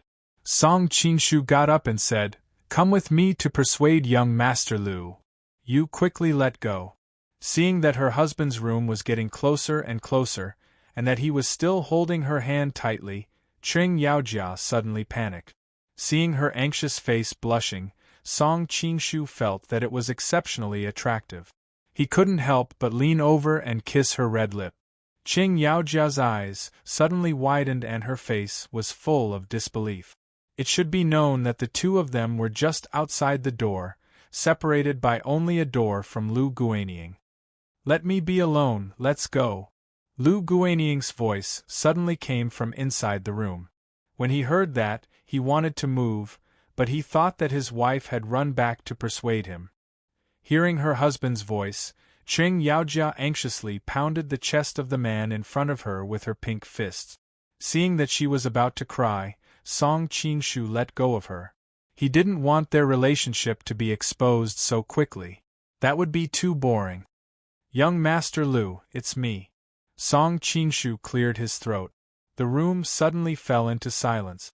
After a long time, Lu Guanying's dry voice came, Prince Song, please come in. He could ignore his wife, but Song Qingshu had saved his life and was also the world-famous Golden Snake King. No matter what, he couldn't afford to offend him. Song Qingshu smiled at Qing Yaojia. He pulled her hand and pushed the door open. Qing Yaojia was so scared that she hastily pulled back her sleeves.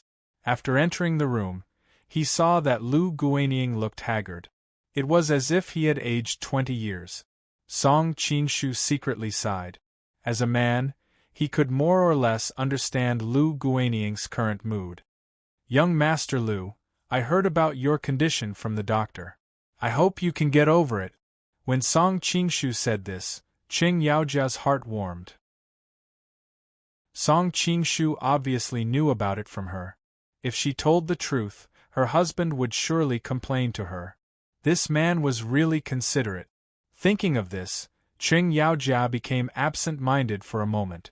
How can I get over this kind of thing? In any case, I am already a cripple. Young master, you don't need to waste your breath to comfort me. Lu Guanying said with a bitter smile. Song Qingshu cursed in his heart. I am not related to you, so I don't want to pay attention to you. The reason why he spent so much effort on Lu Guanying and his wife was not because of Qing Yaojia. Although Qing Yaojia was lovely and moving, Song Qingshu had always been surrounded by stunning beauties. How could he be so infatuated with a woman? Song Qingshu patiently conquered Qing Yaojia and got close to Lu Guanying mainly because of the name of the Shanin Lu family.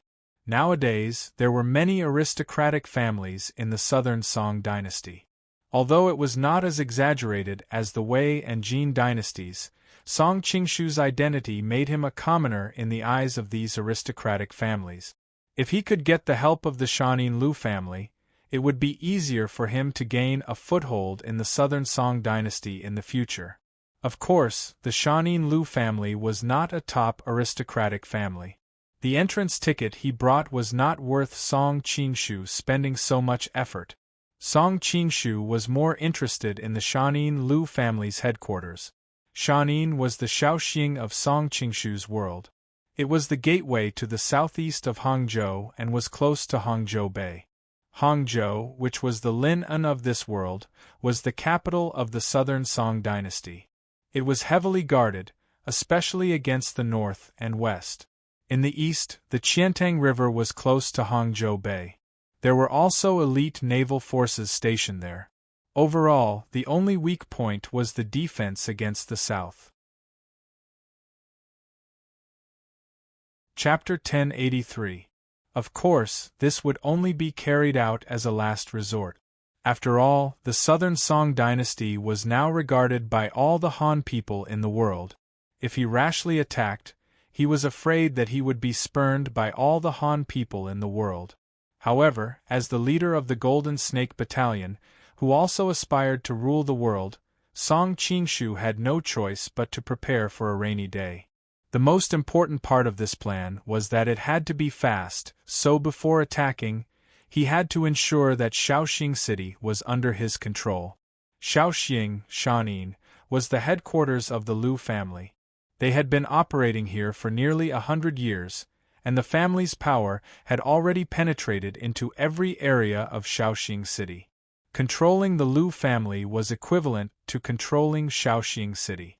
This was the main reason why Song Qingshu had spent so much time and energy on the Lu Guanying couple. Song Qingshu gathered his thoughts, looked at Lu Guanying, and comforted him. Young master, there is no need to belittle yourself and become a cripple. In the past, Sima Qian encountered a great disaster, but in the end, he completed the separation of the Shi family. Kai Luan was in the palace, but he invented the paper-making technique, which will be remembered by all ages. Zheng He went to the Western Seas 7 times, raising the prestige of the Chinese nation. Each of their experiences were worse than young masters, but they could also achieve immortality. Why is young master disheartened by a little setback? Lu Guanying sighed. I understand this reasoning, but as a man, this kind of thing, how can I accept it? Seeing that his eyes were still lifeless, Song Qingshu knew that his consolation did not have any effect. Qing Yaojiao, who was beside him, also looked at him worriedly. The eagerness in her eyes showed how high her hopes were for him. After pondering for a moment, Song Qingshu suddenly said, "As a man, love is only a small path. If you can do something earth-shattering and bring honor to your ancestors, then that is the right path. Why doesn't young master put your energy into your career?" Career? Lu Guanying smiled bitterly. "I know myself. In terms of talent, I am only a mediocre person. In terms of martial arts, I am even less than average in Jianghu. What kind of career can I achieve?" "You can't say it like that." Song Qingshu smiled. "I don't know if young master has heard of the Bixia swordplay manual?" "Evil warding sword manual?" Lu Guanying was shocked and his eyes finally lit up. Legend has it that Lin Yuantu of Fu Wei Escort Agency used a set of 72 moves Bixia swordplay manual to become invincible. In recent years, various sects in the pugilistic world have been fighting for this set of swordplay manuals. How would I not know? However, this swordplay is only a legend. A few years ago, when the Fu Wei Escort Agency was exterminated, no one from the Lin family was seen using it. Therefore, many people doubt whether this sword play manual really exists. Of course this sword art exists. Song Qingshu smiled mysteriously. Why is young master so sure? Lu Guanying's heart skipped a beat as he looked up at him. Could it be, yes, the Bixia swordplay is in my hands. Song Qingshu took out the kasaya from his robe and handed him the first page. Looking at the strange words, Bixia swordplay manual, on the kasaya, Lu Guanying's jaw dropped. It really is the Bixia swordplay manual. The kasaya looked like it had decades of history and could not be faked in such a short period of time. That's right. I can impart the Bixia sword manual to you. I hope that you will be able to pull yourself together and achieve great things in the future. Song Qingshu smiled. He had already glanced at the Bixia sword manual before. Back then, Hong Qigong, Ouyang Feng and the other four masters practiced the Nine manual for decades and often had new insight. However, Wang Chongyang had only looked at it for about 10 days and had mastered the Nine manual. Song Qingshu's current cultivation was not lower than Wang Chongyang's. In addition, with his special talent, he had already understood the Bixia swordplay manual in a short period of time. Moreover, because the Bixia swordplay manual was recorded by Lin Yuantu through his memories, it was more or less incomplete. There were many flaws in the Bixia swordplay manual. These flaws disappeared in a flash. Even Ling Huchong, who had mastered martial arts in the original work, could not see them. However, Song Qingshu had the advantage of reading the Bixia swordplay manual. In addition, his cultivation was higher.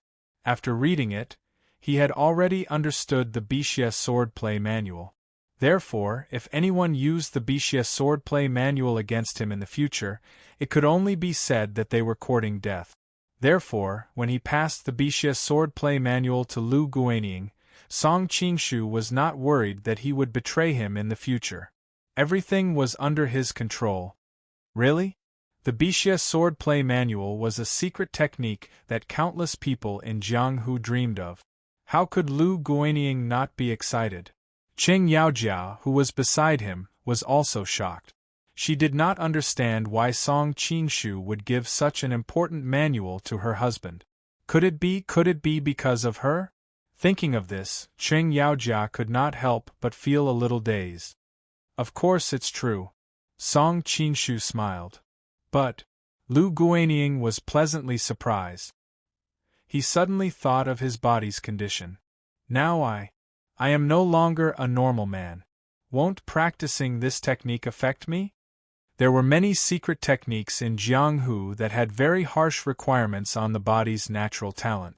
Not to mention secret techniques, even if a eunuch practiced ordinary martial arts, it would be very difficult because of his body's defects.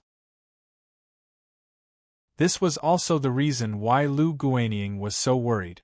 Song Qinshu had a strange expression on his face. He unfolded the kasaya a little more and said, I'm not sure about other martial arts, but this martial art can be said to be tailor-made for young master. Lu Guanying and Qing Yaojiao were curious. They leaned over to take a look and saw that the first sentence was, if you want to practice this technique, you must castrate yourself. They both cried out in surprise. Qing Yaojiao was embarrassed, but Lu Guanying was pleasantly surprised.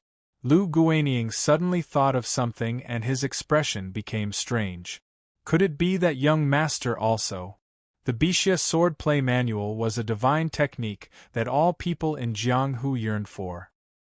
He did not believe that Song Qinshu could resist the temptation. Moreover, if Song Qinshu had not practiced it successfully, how could he be willing to pass it on to him? Cough, cough. Song Qinshu knew that he had misunderstood. He had no choice but to explain, I have another technique, so I have never practiced this technique. As he said this, he subconsciously looked at Qing Yaojia. Qing Yaojia's heart skipped a beat when she saw his expression. She could not help but think of the other party's bravery when he galloped on top of her that night. Her body softened a little. She silently added in her heart, he has never practiced this technique, I can testify. At this moment, Lu Guanying was extremely excited. However, he was not an idiot. He knew that there was no free lunch in this world. He could not help but hesitate. Young master and I just met, why did you give me such a big gift? Song Qinshu was originally admiring Qing Yaojia's bashful demeanor. Hearing this, he withdrew his gaze and said with a smile, these years young master Lu has been busy fighting against the Mongols and the Jin. He has not even taken care of his beautiful wife at home. Until now, he has not had any children.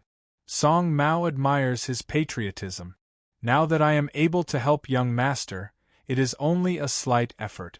Young master need not worry. Chapter 1084. Lu Guanying was moved. He hurriedly got up and bowed. Then Guanying will thank Prince Song in advance. Young master, you don't have to be so polite. Rest and recuperate. Once your injuries are healed, I will teach you the Bixia swordplay. Song Qinshu quickly reached out to support him. Lu Guanying nodded heavily, tears welling up in his eyes. His heart was filled with gratitude towards Song Qinshu. He secretly compared himself to Tang Quobian and realized that the difference was like heaven and earth. I will go out first. Young master, rest well. Song Qinshu saw that it was about time and got up. I will go see him off. Qing Yaojia also stood up. She didn't know why, but now that she was in the same room with her husband, she felt particularly depressed. Instead, she preferred to stay with Song Qinshu. See the young master off. Lu Guanying didn't think too much about it. Instead, he eagerly asked his wife to see him off. When they reached the courtyard, Song Qinshu suddenly stopped. He turned his head and looked at Qing Yaojia with a faint smile. Why are you looking at me like that? Qing Yaojia blushed slightly and turned her head away. I want to know what madam is thinking. Song Qinshu walked to her side and chuckled. After what happened last time, madam and young master Lu's relationship is only in name. In addition to young master Lu's divorce letter, madam is now a free person. Why do you still want to stay by his side? I don't know. Qing Yaojia looked at him blankly. Her lips moved slightly. We are husband and wife. Now that he has encountered such a situation, he needs help. How can I leave him at this time? Song Qinshu nodded. Madam is really kind-hearted. This is also good. Take care of him for a while. Once he gets used to it, you can make other plans. Qing Yaojia nodded. However, a trace of sadness flashed in the depths of her eyes. The other party didn't take the initiative to promise her anything, so she naturally didn't say anything. When she thought of the fact that she had been married before and that such an experience meant that the two of them were destined to have no future, she couldn't help but feel a little sorry for herself. Song Qingshu was keenly aware of the change in her mood. He thought for a while and roughly guessed what she was thinking. He stepped forward and held her in his arms. If Foreign is willing, I will marry you in a sedan chair. Miss Cheng's heart warmed, but she angrily said, You already have a wife at home. Even if you want to take a concubine, how can you use 8 sedan bearers? Hearing this, Song Qingshu's heart was moved. Cheng Yaojiao obviously didn't mind being a concubine. Foreign, you can rest assured. Whether it is a wife or a concubine, my Song family uses a large sedan chair. Moreover, the wives and concubines are treated equally, there is no distinction between them. Hearing his heartbeat, Cheng Yaojia could not stop her tears from flowing down. She did not know if she was moved or gratified. She wiped the tears on her face and pushed him away. Although her tears were flowing, there was a faint smile on her face. You can fool a little girl with such words. How can a wife and concubine not have a big or small difference? Humph, I am not stupid. Why would I give up my position as the young madam of the Lu family and run over to be your concubine? Song Qingshu let out a deep sigh. It seems that I was overthinking things. Seeing the loneliness on his face, he turned around and was about to leave.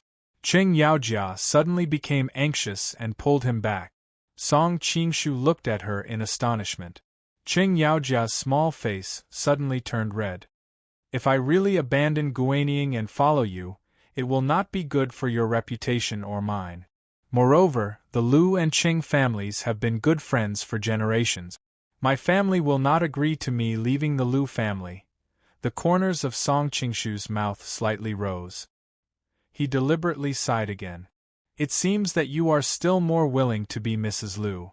Cheng Yaojia anxiously stamped her small feet and her breathing became rapid. Her plump chest trembled a few times as she said, do you really want me to say it so clearly? With Guanying's current situation, he and I are only husband and wife in name. We are not husband and wife in reality. If you think about it in the future, I can quietly follow you. Song Qingshu saw that her earlobes were completely red. He knew that she was extremely shy. However, he liked her shyness. He could not help but deliberately moved closer to her ear and teased her. I wonder what Madam wants to do with me? Hateful. Cheng Yaojia could not hold on any longer. She pouted coquettishly and turned around to run away. Song Qingshu laughed loudly behind her. Song Qingshu returned to his room. A subordinate of the Golden Dragon gang sent him a message. Li Keqiu wanted to see him. Strange, why does he want to see me so soon? Song Qingshu was lost in thought. He could not help but be curious. After all, they had parted on bad terms not long ago. There was no reason for the other party to come to see him so soon. Could it be that he was willing to give in and no longer care about his daughter's position as empress? With this kind of curiosity, Song Qingshu once again saw Li Keqiu. The place where the two sides met this time was on a gaily painted boat on the river. Song Qingshu was skilled and bold, so he was not afraid of any ambush from the other side.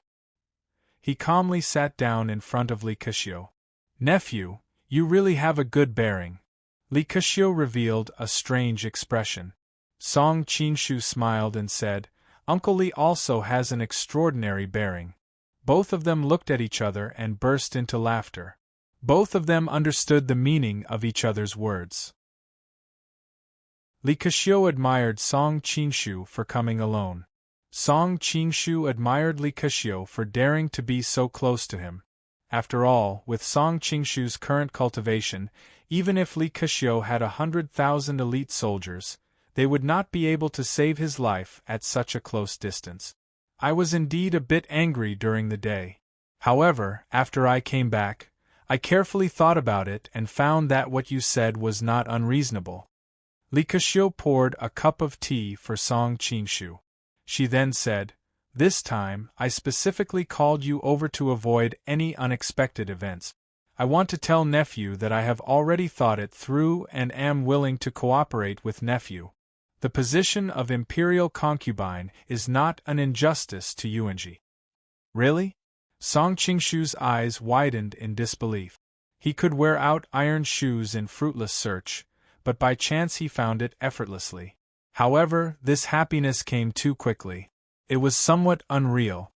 Of course it is true. Li Keqiu then changed the topic.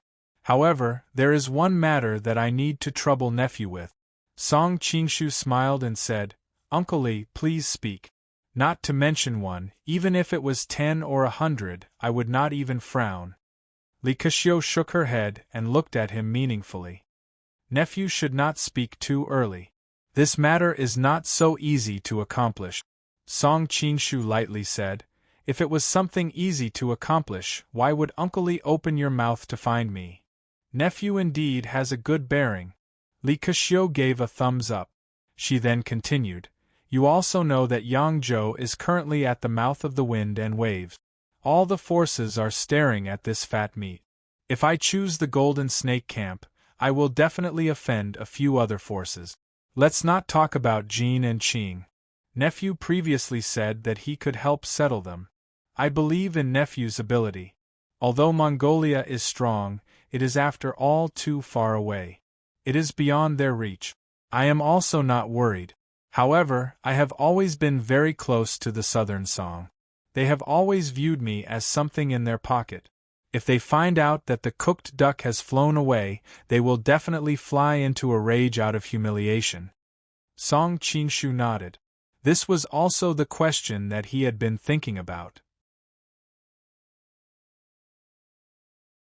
Chapter 1085. Song Qingshu looked at her playfully and said, Uncle Li, you must have come up with a plan.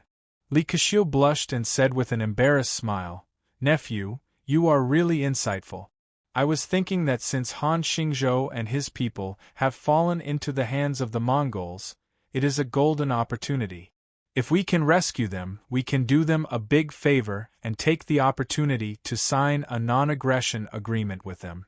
In the future, when they return to the Southern Song, they will naturally be too embarrassed to attack us. Really?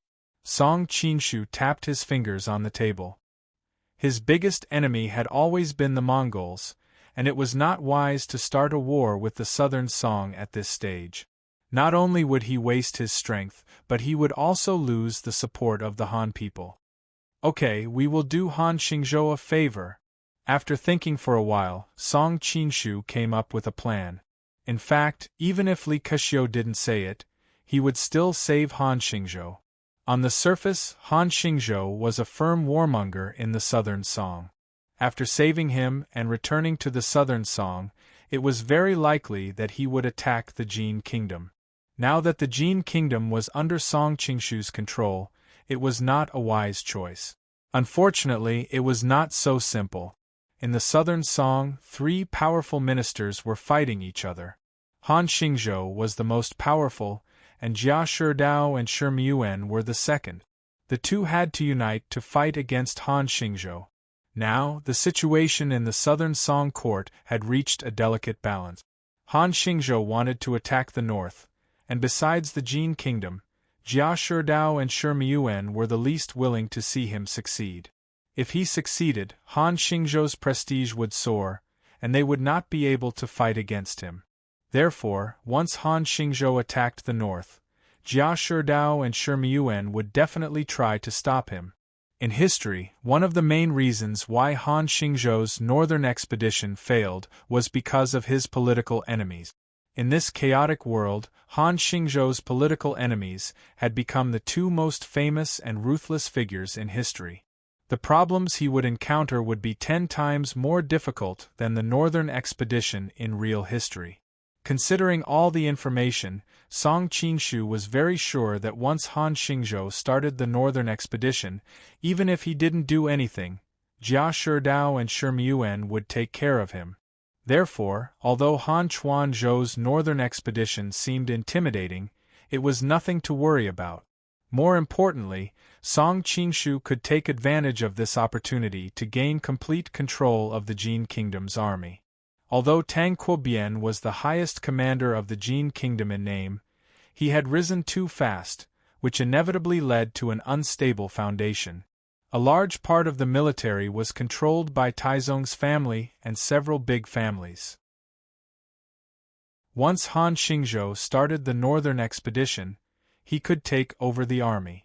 During the war, it would be much easier for him to promote his trusted subordinates and eliminate his political enemies. Of course, Song Qinshu had another consideration. The southern Song dynasty was the most advantageous situation for him. If Han Xingzhou died in Yangzhou, it would be easy for Jia Sherdao to dominate. In history, Jia Sherdao had controlled the military and financial power of the southern Song dynasty. If there was a chance in this world, Jia Sherdao would still control all the power. It was not good for Song Qinshu that the southern Song dynasty was the most powerful. So, after thinking about it, he finally found that saving Han Xingzhou was the most advantageous thing for him. This was why he had agreed to help Qing Yaojia and Lu Guinying save Han Xingzhou. It was not because he was blinded by lust, but because he had secretly decided to save Han Xingzhou. Qing Yaojia had come to ask him for help, so why not? Seeing that Song Qinshu had agreed to save Han Xingzhou, Li Keqiu was overjoyed. The two of them spent the rest of the time discussing how to save Han Xingzhou. When he returned to the stronghold of the Golden Dragon Gang, he found Lu Guinying pacing back and forth in front of his room. He could not help but laugh. Perhaps he was afraid that he would not give him the Bixia swordplay when he returned. "Young Master Lu, why did you come to me so late at night?" Song Qinshu looked around. He was surprised that Qing Yaojia was not there. "I have something to ask of you, young master." Lu Guinying hesitated. "Come in and talk." Song Qinshu opened the door, but he did not care. Lu Guinying had come to him for nothing more than the Bixia swordplay or to help save Han Xingzhou. After entering the room, Lu Guinying was obviously nervous. He opened his mouth several times, but he did not say a word. Song Qinshu smiled and said, "Young Master Lu, you do not need to stand on ceremony. If you have any difficulties, just say it. As long as Song Mao can do it, I will do it without hesitation. Young Master can definitely do it, but I am afraid that you are not willing." Lu Guinying's eyes flickered. It was obvious that he was very hesitant. "Oh, tell me about it." Song Qinshu was also curious. Lu Guinying took a deep breath, as if he had made a great decision. He asked, "What does young master think of Qing Yaojia?" Song Qinshu frowned. He did not understand why Lu Guinying would suddenly mention his wife. He could only nod and say, "Madame Lu is as beautiful as a flower and as gentle as the moon. She is a rare good wife. Young Master Lu is very lucky." "Yes." Lu Guinying smiled bitterly. "It is a pity that something like this has happened to me. I am afraid that I will be a burden to her for the rest of her life." Song Qinshu's face darkened. He thought that he was about to become a street office auntie. Why did he have to comfort this couple all day long? However, the Lu family will be of great use in the future. He could only be patient and said, "Young master, why do you say such things? Even after such a thing has happened, Madame Lu has not abandoned you. She is clearly not the kind of person who is afraid that you will be a burden to her. She is indeed very good." Lu Guinying sighed. "That is why I feel even more sorry for her. As her husband, I will not be able to support her for the rest of her life. That is why I want to give her a son so that she will have something to look forward to in the future." "What is so difficult about that? You can." Song Qinshu's eyes suddenly widened. He finally reacted. What did Lu Guinying mean? He was clearly unable to have sex with her. How could he give Qing Yaojia a son? Lu Guinying saw his expression and knew what he was thinking. He could not help but smile bitterly. "Young master, you do not know. Actually, even if this had not happened, I may not have been able to give her a son." Song Qinshu frowned and asked, "Why is that?" I have been married to Qing Yaojia for many years. These years, her stomach has not moved. That is why the people in the clan often point fingers at her behind her back. However, I have privately found a doctor to diagnose her. The problem is most likely with me. Originally, Lu Guanying would definitely not speak of such a shameful matter to outsiders. However, now that an even more serious matter had occurred, this matter was no longer important. Song Qingshu immediately felt relieved. This was no wonder. In the original work, Lu Guanying was a good young man. After interacting with him for this period of time, he had become somewhat despicable and wretched. So it was because of this matter. After all, for a man, not being able to have children was truly a great nightmare. Under this kind of pressure year after year, even a bright personality would inevitably become somewhat distorted. It is useless for young Manor Master Lu to tell me this. I am not a doctor and cannot help you. Song Qingshu had a faint guess in his heart. However, he immediately threw this thought to the back of his mind. After all, it was too absurd. How could it be possible? Of course young master can help me. Lu Guanying immediately became excited. Song Qingshu was dumbfounded. How could he help with this kind of matter? Chapter 1086. If there was a mirror, Song Qingshu knew that his current expression would be one of stupefaction. He really hadn't expected this. I know that this request is very difficult for young master, but I have no other choice. Tears glistened in Lu Guanying's eyes. When I was healthy, I couldn't get her pregnant. Now it's even more impossible. Song Qingshu was silent as he listened to him continue. We're not young anymore. A few years ago we could still find some random excuse to get by. But now, if we don't have any children, we'll be criticized by the people in our families. Also, for a family like ours, not having a child is a very terrible thing. At that time, no matter if it is resources or help, we will not be provided to the bloodline that is destined to be extinct. We may not be able to establish ourselves in the family. Can't you just find someone to adopt a son? Song Qingshu frowned. But that child has nothing to do with us. If young master is willing, at least it will be Yao Jia's child. Seeing Song Qingshu frown, Lu Guanying quickly said, to be honest, if it weren't for this, I wouldn't be so magnanimous to let my wife. Yao Jia has already sacrificed enough for me. I cannot be so selfish. After thinking about it, the only way I can repay her kindness is to make her pregnant with my own flesh and blood. Lu Guanying spoke with an expression of deep emotion. His body seemed to emit a holy light. However, there were still some things that he did not say. The reason why he made such a decision was firstly to cover up the fact that his body had such a defect. For a man, it was too embarrassing.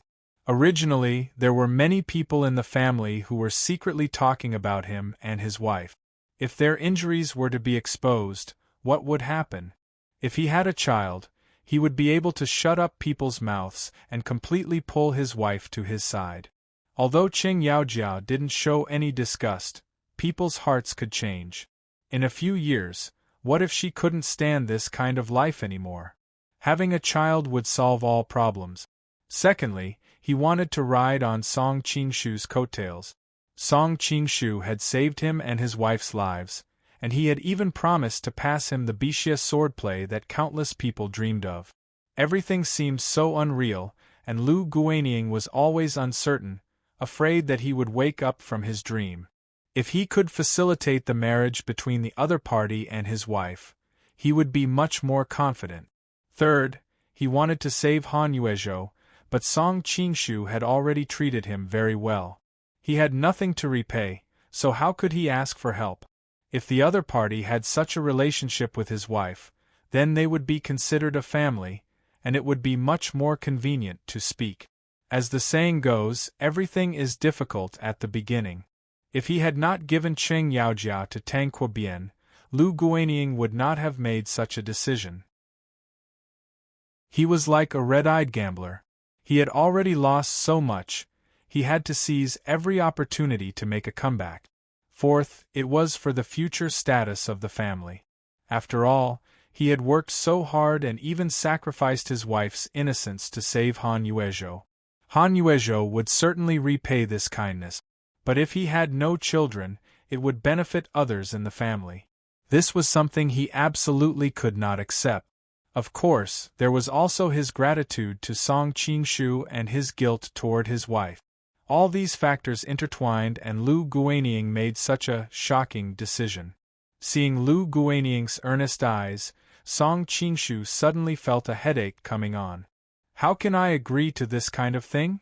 Although he had already stolen Qing Yaojia's body and mind, Lu Guanying's request felt strange. Lu Guanying smiled bitterly and said, I know this kind of thing is very difficult for you, but I hope you can understand our current difficulties. We really have no other choice but to come up with this plan. We? Song Qingshu had a strange expression on his face. Did your wife agree? Lu Guanying suddenly stammered. At first she didn't agree, but after I analyzed the pros and cons with her, she agreed. She agreed? Song Qingshu did not have too many doubts.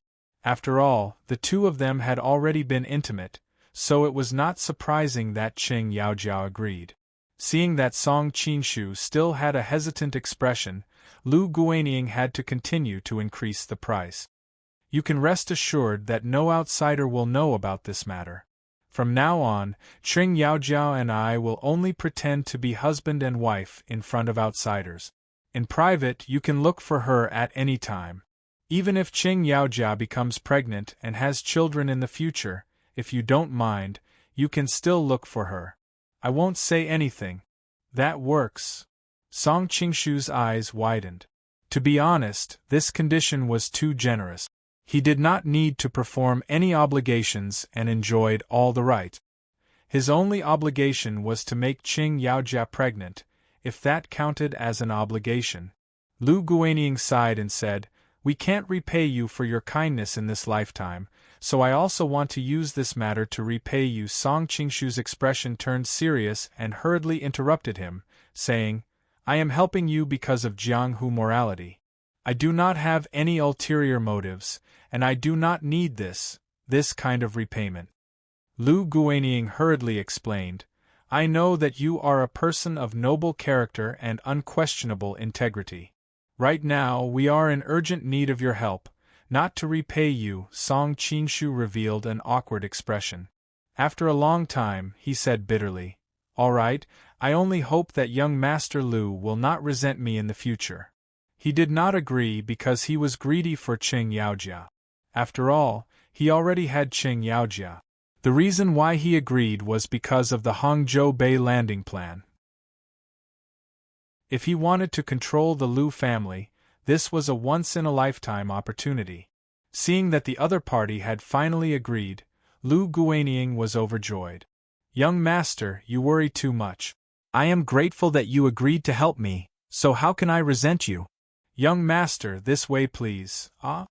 Song Qingshu was startled. Please what? Lu Guanying's expression was also a bit awkward. My wife is waiting for you in the room. Starting tonight?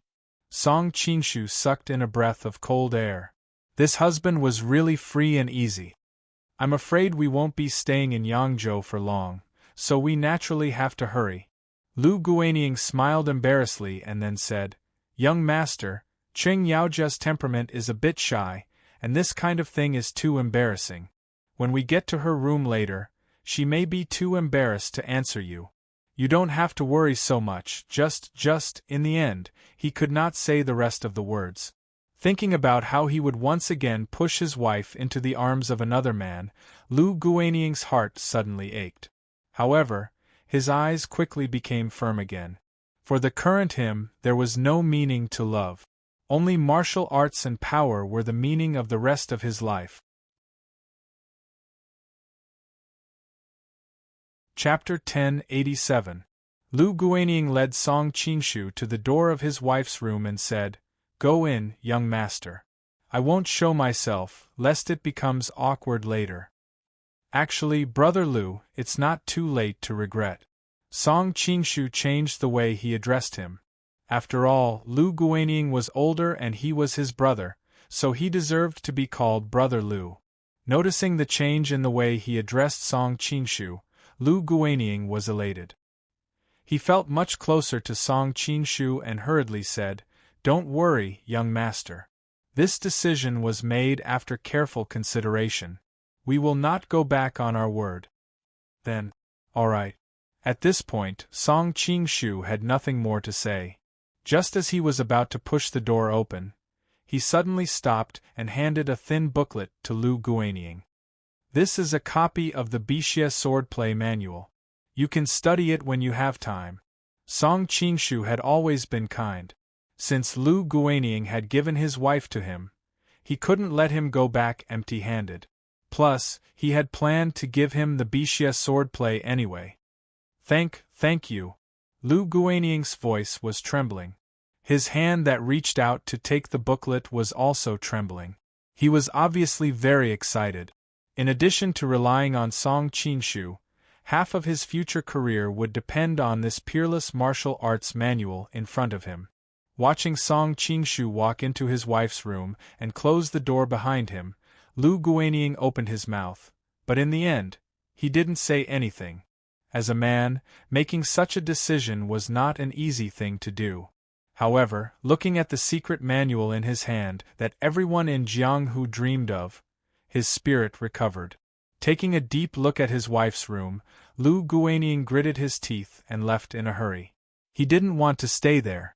If he heard the sound coming from inside, he wouldn't be able to bear that kind of torment.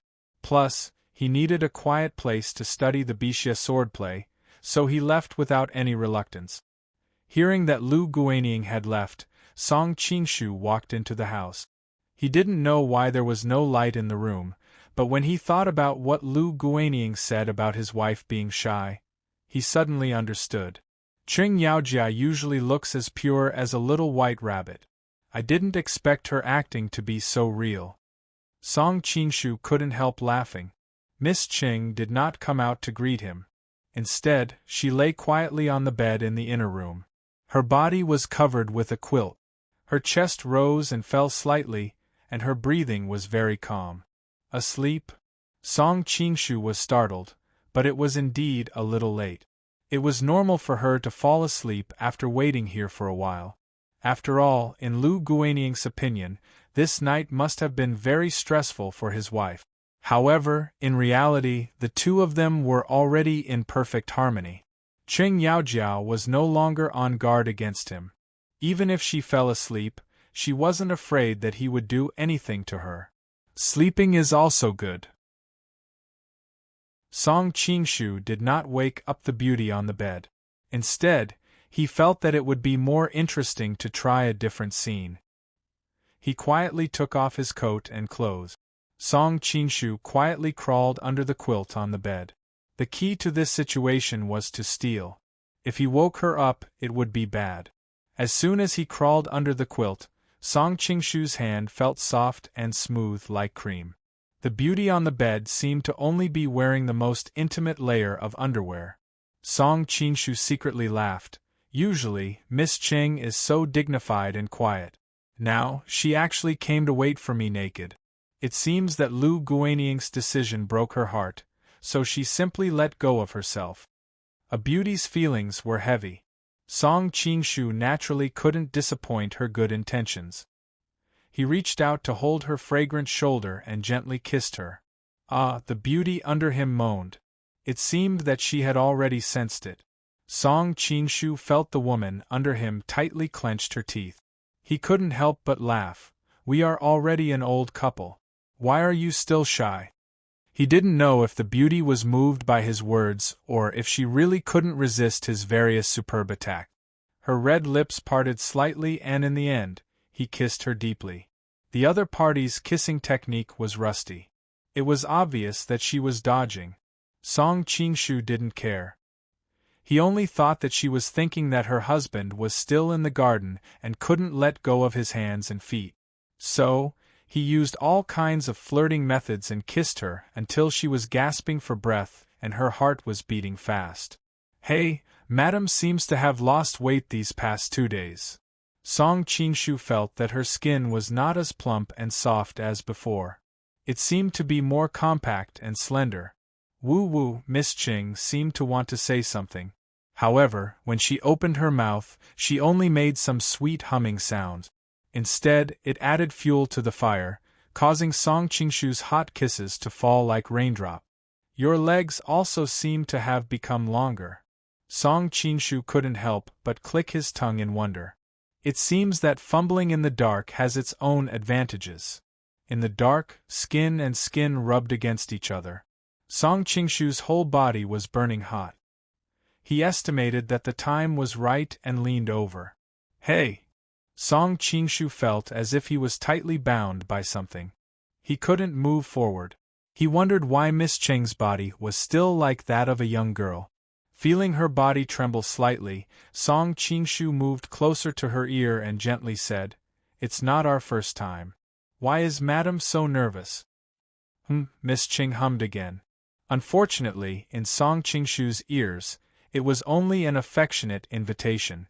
Song Qingshu straightened his waist and his whole body sank down. His whole body suddenly froze because he keenly felt that he seemed to have broken through a thin layer. As a veteran in the field of love, how could he not know what was going on? Miss Qing had been someone's wife for many years, and they had skin contact before. How could she still be a virgin? Song Qingshu's face was ashen. He lifted the curtains and shot his solitary yang finger force at the oil lamp on the table. The solitary yang finger force was extremely firm and yang. When it rubbed against the wick of the oil lamp, sparks immediately appeared and the room gradually lit up. Lowering his head to look, Song Qingshu was stunned. Yelu Nanxian was lying under him, her face streaked with tears, looking at him pitifully. "Ah, why is it you?" Song Qingshu was dumbfounded. His first thought was that Lu Guanying had set up a trap and was planning to assassinate him. He hurriedly looked around, but he couldn't find anything unusual within a radius of several dozen feet. Woo, Yelu Nanxian let out that kind of whimpering sound again. Song Qingshu finally understood that her mute acupoint had been sealed. No wonder she had been whimpering several times before. He thought she was too embarrassed to speak and deliberately pretended to be half asleep. As soon as Yelu Nanxian's acupoint was unsealed, she said in a sobbing voice, "Quickly, go away." Only then did Song Qingshu realize that he was still in her body. He couldn't help but smile awkwardly. Looking at the young girl's tear-stained face, even if he had a heart of stone, he would still be able to soften it. "Okay, I'll come out immediately." Song Qingshu was a bit flustered. Objectively speaking, he had already been through thousands of flowers and not a single leaf had touched his body. Normally, he was always calm and collected, and it was very rare for him to lose his composure like this. However, the current situation was too unimaginable. In addition, he had taken advantage of her, so he couldn't help but feel a bit guilty. Chapter 1088. Song Qingshu had a strange expression on his face.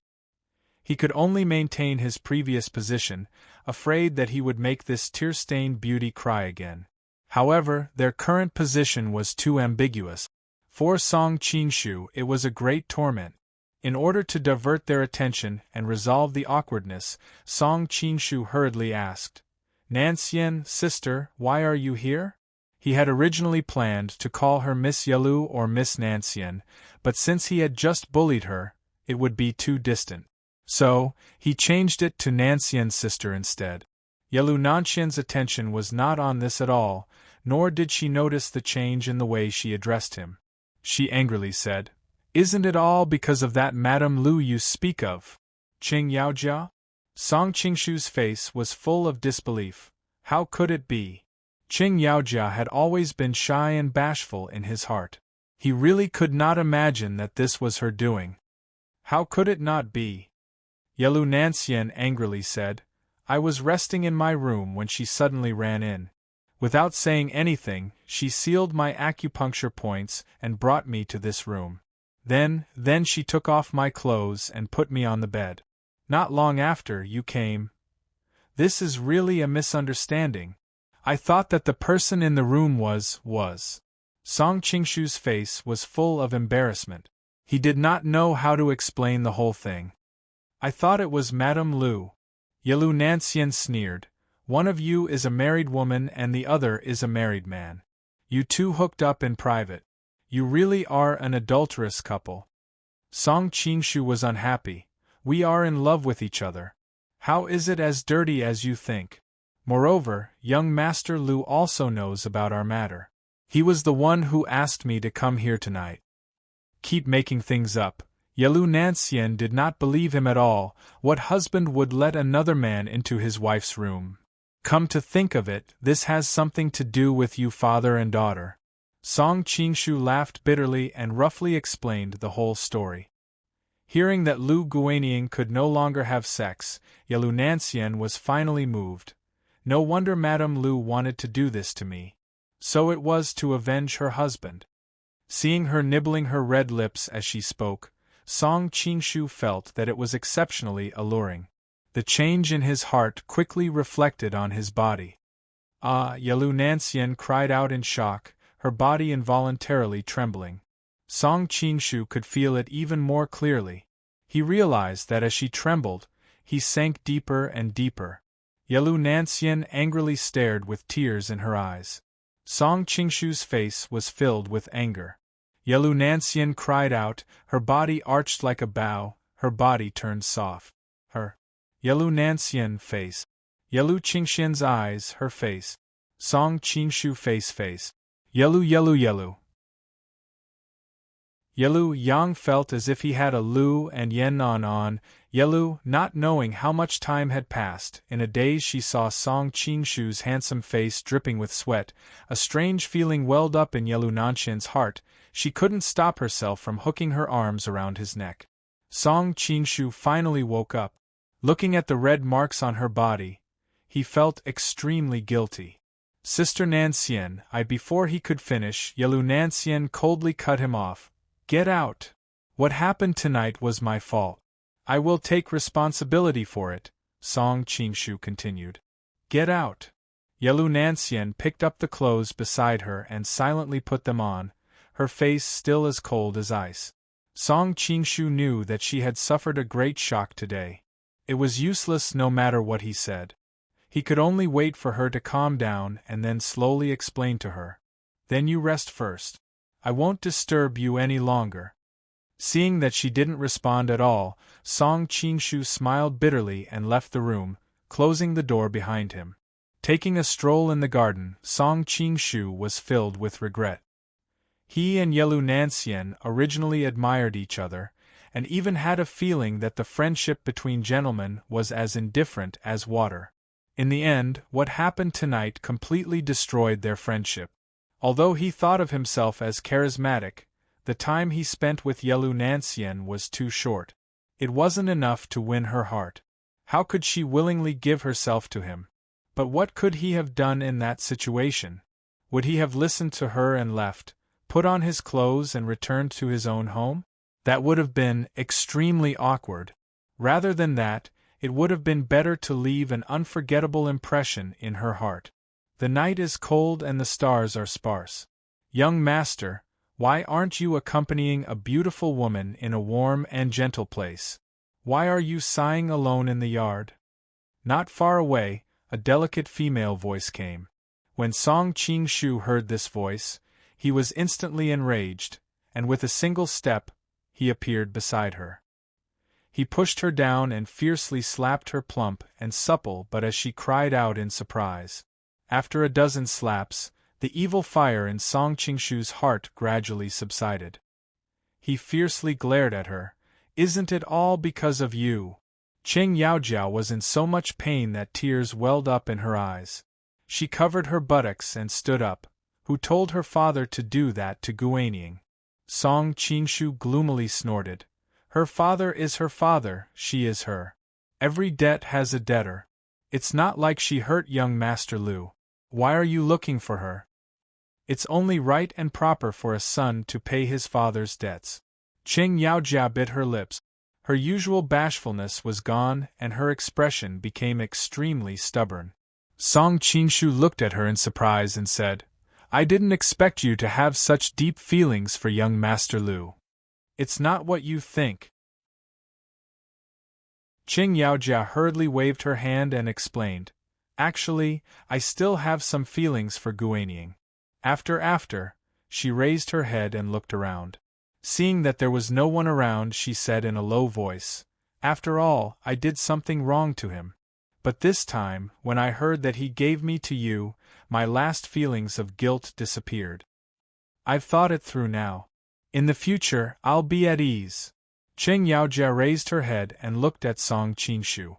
She immediately lowered her head and a trace of shyness appeared on her cheeks. In order to be at ease as your lover in the future, I'll do one last thing for Guanying.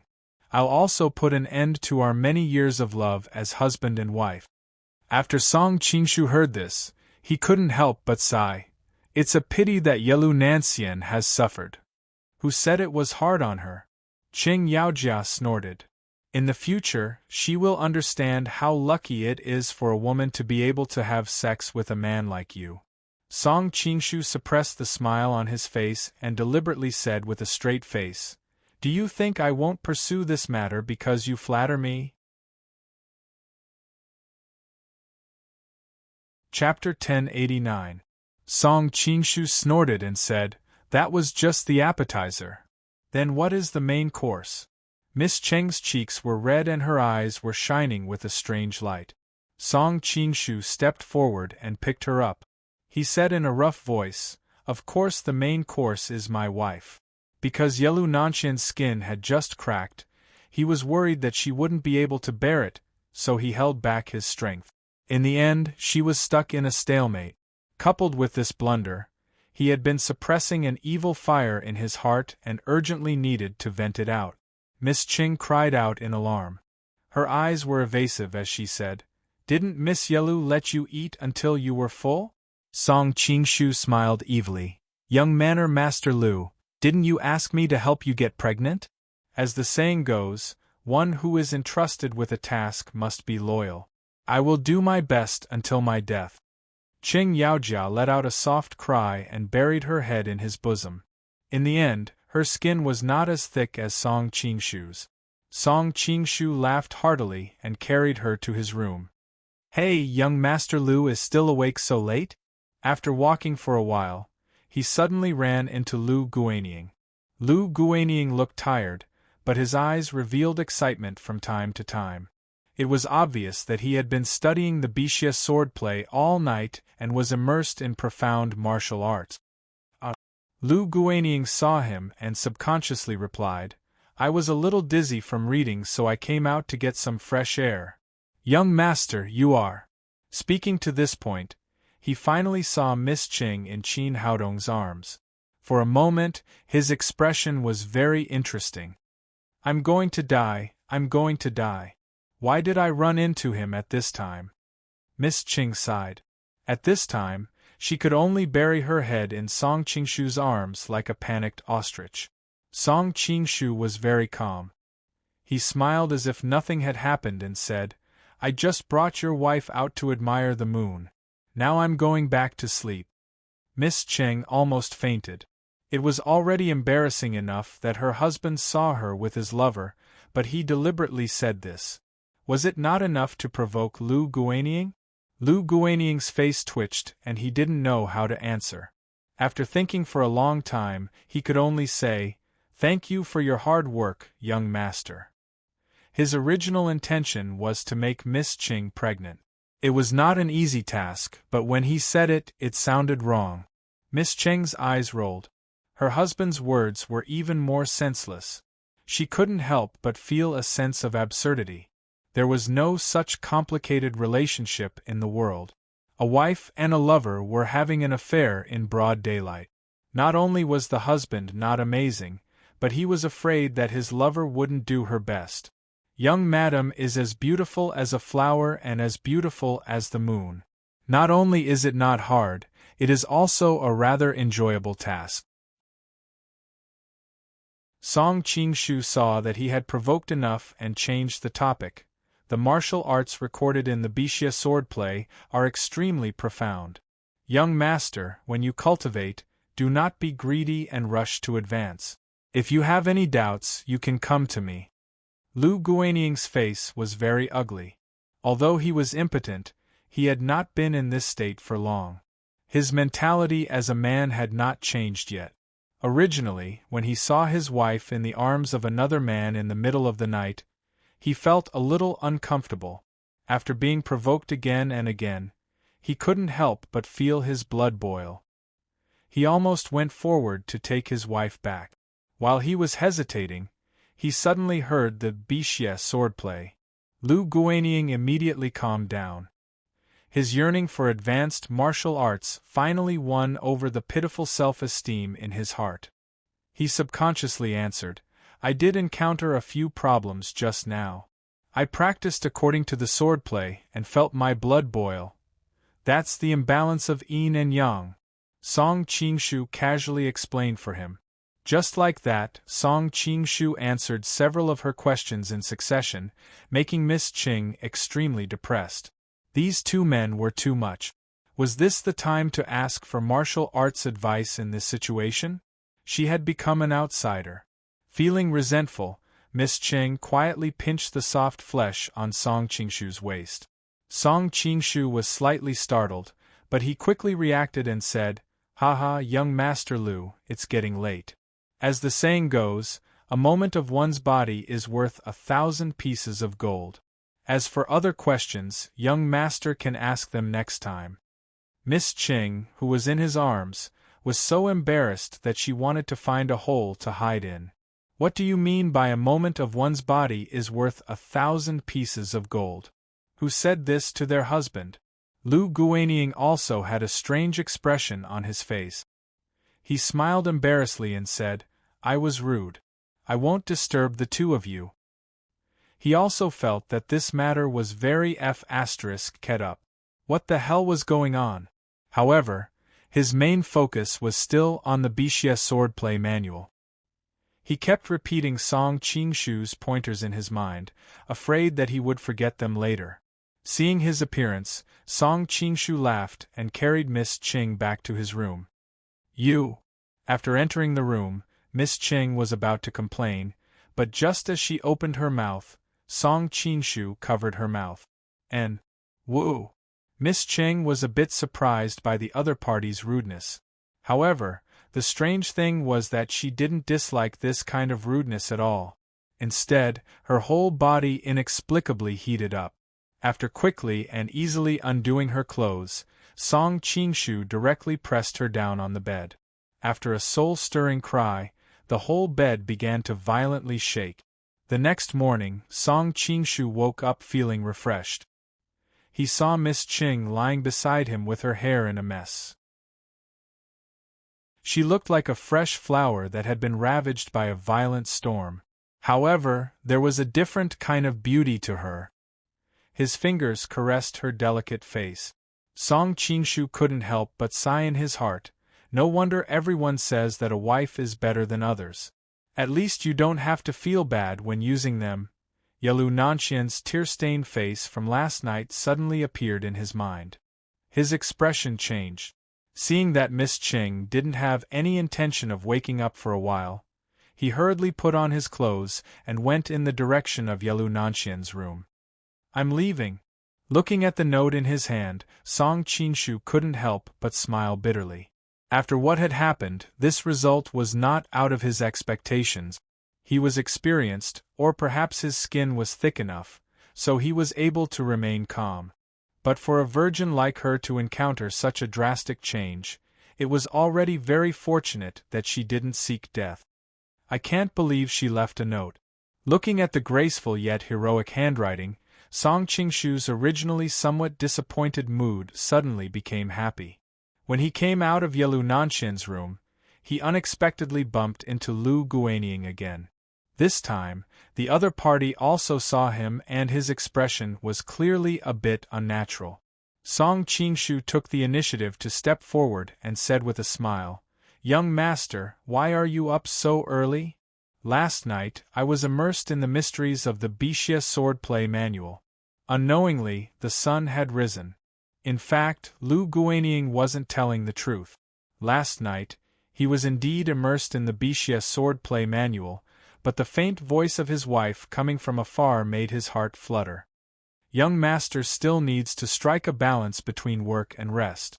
If you immerse yourself like this, you'll be at a disadvantage and could easily go berserk," Song Qingshu said seriously. Lu Guaniying's expression turned serious. "Many thanks for young master's advice." "It's not advice, we're family now, there's no need for young master to be so polite." Song Qingshu put his arm around Lu Guaniying's shoulder and said warmly. "Family," Lu Guanying muttered to himself, his heart filled with bitterness. "If young master has any difficulties in the future, please don't hesitate to ask. As long as it's within Song Mao's ability, I won't even frown," Song Qingshu said as he patted Lu Guanying's shoulder to show their closeness. Lu Guanying's heart warmed. Even though he felt a little uncomfortable imagining his wife under Song Mao's body, Song Mao's enthusiasm made him feel much better. At least, it was 1,000 times better than that damned Tang Quobian. That person would leave after he was done, and Song Qingshu would at least fulfill his obligations. "I do have a problem here," Lu Guanying stuttered. He was also hesitating whether to wait for a few days to make it seem less like a business deal, or to strike now while the iron was hot. Song Qingshu smiled and said, "There's no need to differentiate between you and me. Young master, just tell me, there's not much I can't do in this world." Infected by his enthusiasm, Lu Guanying blurted out impulsively, "Actually, I want to save Han Kuzhou, Master Han." He briefly explained the situation, then stared nervously at Song Mao's reaction, afraid that he would refuse. "This," Song Qingshu immediately frowned. "Is it very difficult?" Lu Guanying asked anxiously. "It is indeed a little difficult." Song Qingshu's words made Lu Guanying's heart sink, but what he said next made him wild with joy. "If it was anyone else who asked me for help, I would definitely refuse without thinking, but with Brother Lu's current relationship, since Brother Lu has asked, I will do it no matter how difficult it is." "Young master agreed?" Lu Guanying said in surprise. Song Qingshu nodded. "Brother Lu, there's no need to be so distant in the future. You can just call me Qingshu or Brother Song." Brother Song. Lu Guanying knew his place and did not dare to call him by name. Brother Song was enough to make him excited for half a day. After all, the difference in their martial arts and status in the martial world was not small. Lu Guanying suddenly thought of something and said hurriedly, "Right, the imperial court seems to have sent people over to help. I will think of a way to contact them first. When the time comes, we will have a higher chance of success if we work together." The imperial court? Song Qingshu quickly realized that the imperial court that Lu Guanying was referring to was the southern Song dynasty. Thinking about it, it made sense. Han Zhangqiu's power was overwhelming. With such a big thing happening here, it was impossible for the southern Song dynasty to ignore it. "Good. Brother Lu, thank you for your hard work."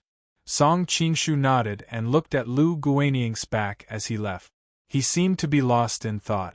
It was better to have people from the southern Song dynasty. He would not have to be the vanguard. Moreover, he could take advantage of this opportunity to get in touch with the people from the southern Song dynasty. Reporting to the Great Master, "We have found traces of the Song Mountain sect in the vicinity of the Pure Jade Monastery." A subordinate of the Golden Dragon gang ran over and reported while Song Qingshu was lost in thought. The Song Mountain sect? Song Qingshu raised his eyebrows. His expression became thoughtful. Why would the Song Mountain sect come here? Chapter 1090. Being hugged by Song Qingshu from behind and smelling his manly scent, Cheng Yaojia's cheeks could not help but blush. Thinking about this man's dissolute methods, her whole body went limp. Seeing him dote on her so much, Cheng Yaojia was happy from the bottom of her heart. But in the end, she didn't lose her reason. Thinking of her identity, she couldn't help but worriedly say, "If you show your face with me, will it affect your reputation?" In the past, Song Qinshu had the appearance of Tang Quobian. At that time, she was not afraid of wandering the streets with him. In any case, he was a Jin man and did not have much of a reputation. But Song Qinshu was different. In recent years, he had been in the limelight in Jianghu. In addition, he had assassinated Kangxi and defeated the Qing army. Countless Han people praised him. If it was said that he was with a married woman at this time, it would indeed damage his reputation. Thinking of this, Cheng Yaojia could not help but feel sorry for herself. She wondered why she did not meet him earlier. If she had met him in Ox Village instead of Guanying at this time, the two of them could be together openly, of course. Cheng Yaojia quickly put aside this unrealistic fantasy. Even if time went back, with Song Qinshu's martial arts and status, she would not be able to become his wife. Becoming his lover now was actually very good. Seeing her suddenly disappointed expression, Song Qinshu could not help but laugh. "Madam is worrying too much. In Jianghu, I am famous for being a lascivious person. Even if someone sees me with Madam, nothing will happen. On the contrary, it is very likely that it will affect Madam's reputation." Cheng Yaojia smiled lightly. "In any case, Guanying has agreed to our relationship. What am I afraid of?" "That's good." Looking at the young woman in the mirror, Song Qinshu's heart was moved. He could not help but start kissing her neck and cheek. As he kissed her, he asked softly, "Madam, how long do you want to dress up?" "Almost done." Cheng Yaojia's breathing became erratic. She suddenly bit her lip and said in a trembling voice, If you take your hand out of my clothes, I should be able to do it faster." Song Qinshu laughed. "Whenever Madam is ready, I will take it out." After about the time it takes for half an incense stick to burn, Cheng Yaojia finally finished dressing up. She tidied up her wrinkled clothes and could not help but grumble coquettishly, "It's so wrinkled. How am I supposed to face people when I go out?" Song Qinshu savored the lingering softness on his fingertips. With a gentle voice he said, "Madam, you don't need to worry. Yangzhou City is full of silk and satins. Later I will buy 10 pieces of silk and satin to compensate you, okay?" Only then did Cheng Yaojia's anger turn into joy. Remember what you said. She enjoyed this man's gentleness.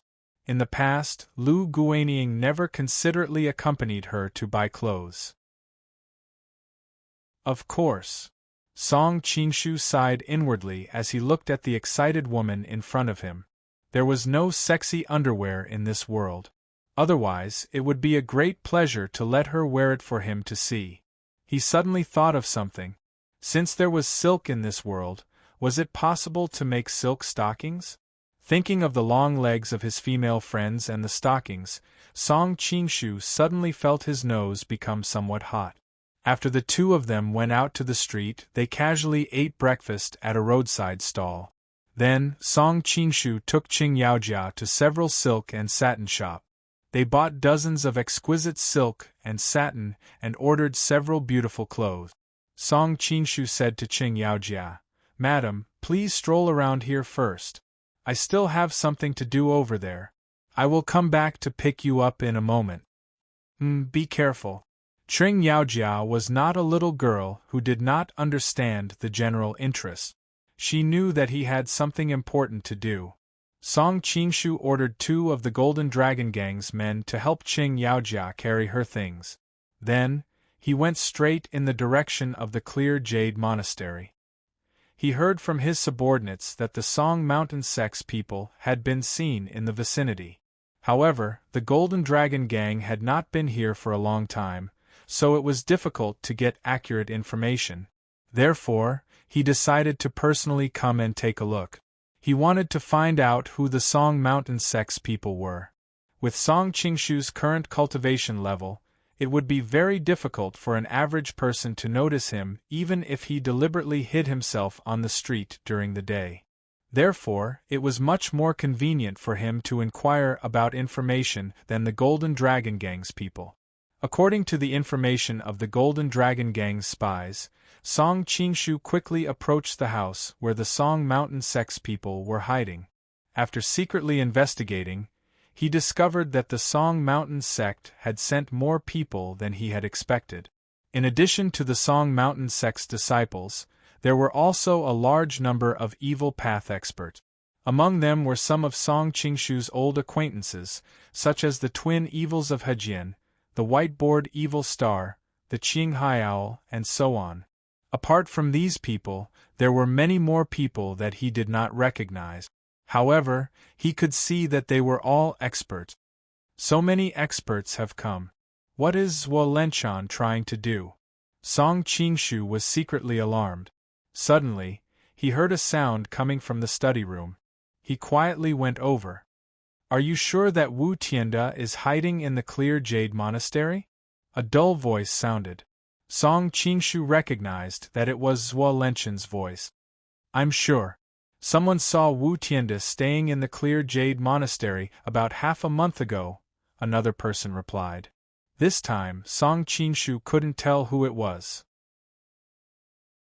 However, he could roughly guess that it was the 13 tycoons of Song Mountain and Zhuo Lenchan's fellow disciples. But, the strange thing is that we haven't seen Wu Tianda in this period of time, another person said. Song Qingshu felt strange. Why were they looking for Wu Tianda? Could it be that they knew that Wu Tianda was Ling Huchong in disguise? But, wouldn't it be too strange for them to muster such a large force just for Ling Huchong? Perhaps he is hiding in the monastery, studying the Bixia swordplay day and night. How could he have the time to show himself? Zhuo Lenchan coldly snorted. Bixia swordplay? Song Qingshu was secretly startled. So, they had come for the Bixia swordplay. But, why were they looking for Ling Huchong? Zhao Sihai, are you sure that Wu Tianda is using the Bixia swordplay? Zhuo Lenchan suddenly spoke again. In the Battle of Longquan, Heng Mountain Sect's old nun Ding Xian was about to be killed by junior brother Zhang and junior brother Sima, but suddenly Wu Tianda appeared. His swordsmanship was like a ghost. We are all experienced and knowledgeable, and we can more or less recognize a few of the swordsmanship in the world. But we have never seen his swordsmanship. Presumably, only the legendary Bixia swordplay could have such power, Zhao Sihai answered. That's right. That swordsmanship was too strange. We were hit before we could even see the sword moves clearly. When we thought about it later, we felt that we were the ones who foolishly took the initiative to hit his sword. That swordsmanship was really strange. Zhang Jingqiao and Sima De chimed in from the side. From the situation you described, that Wu Tianda's swordsmanship is indeed somewhat similar to the legendary Bixia swordplay. Zhuo Lenchan said in a low voice, coupled with the information I received from the Zhangla sect, the Bixia swordplay is indeed in Wu Tianda's hands. Then what are we waiting for? Let's just rush in and find him, someone else spoke up. I have been feeling a little uneasy lately. It's better to be careful, Zhuo Lenchan replied.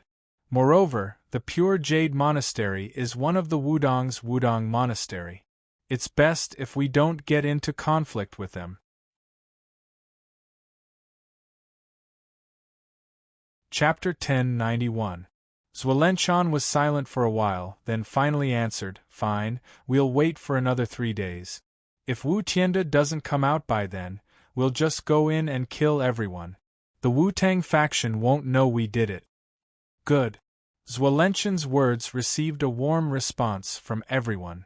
But before that, we have to make sure Wu Tianda is inside.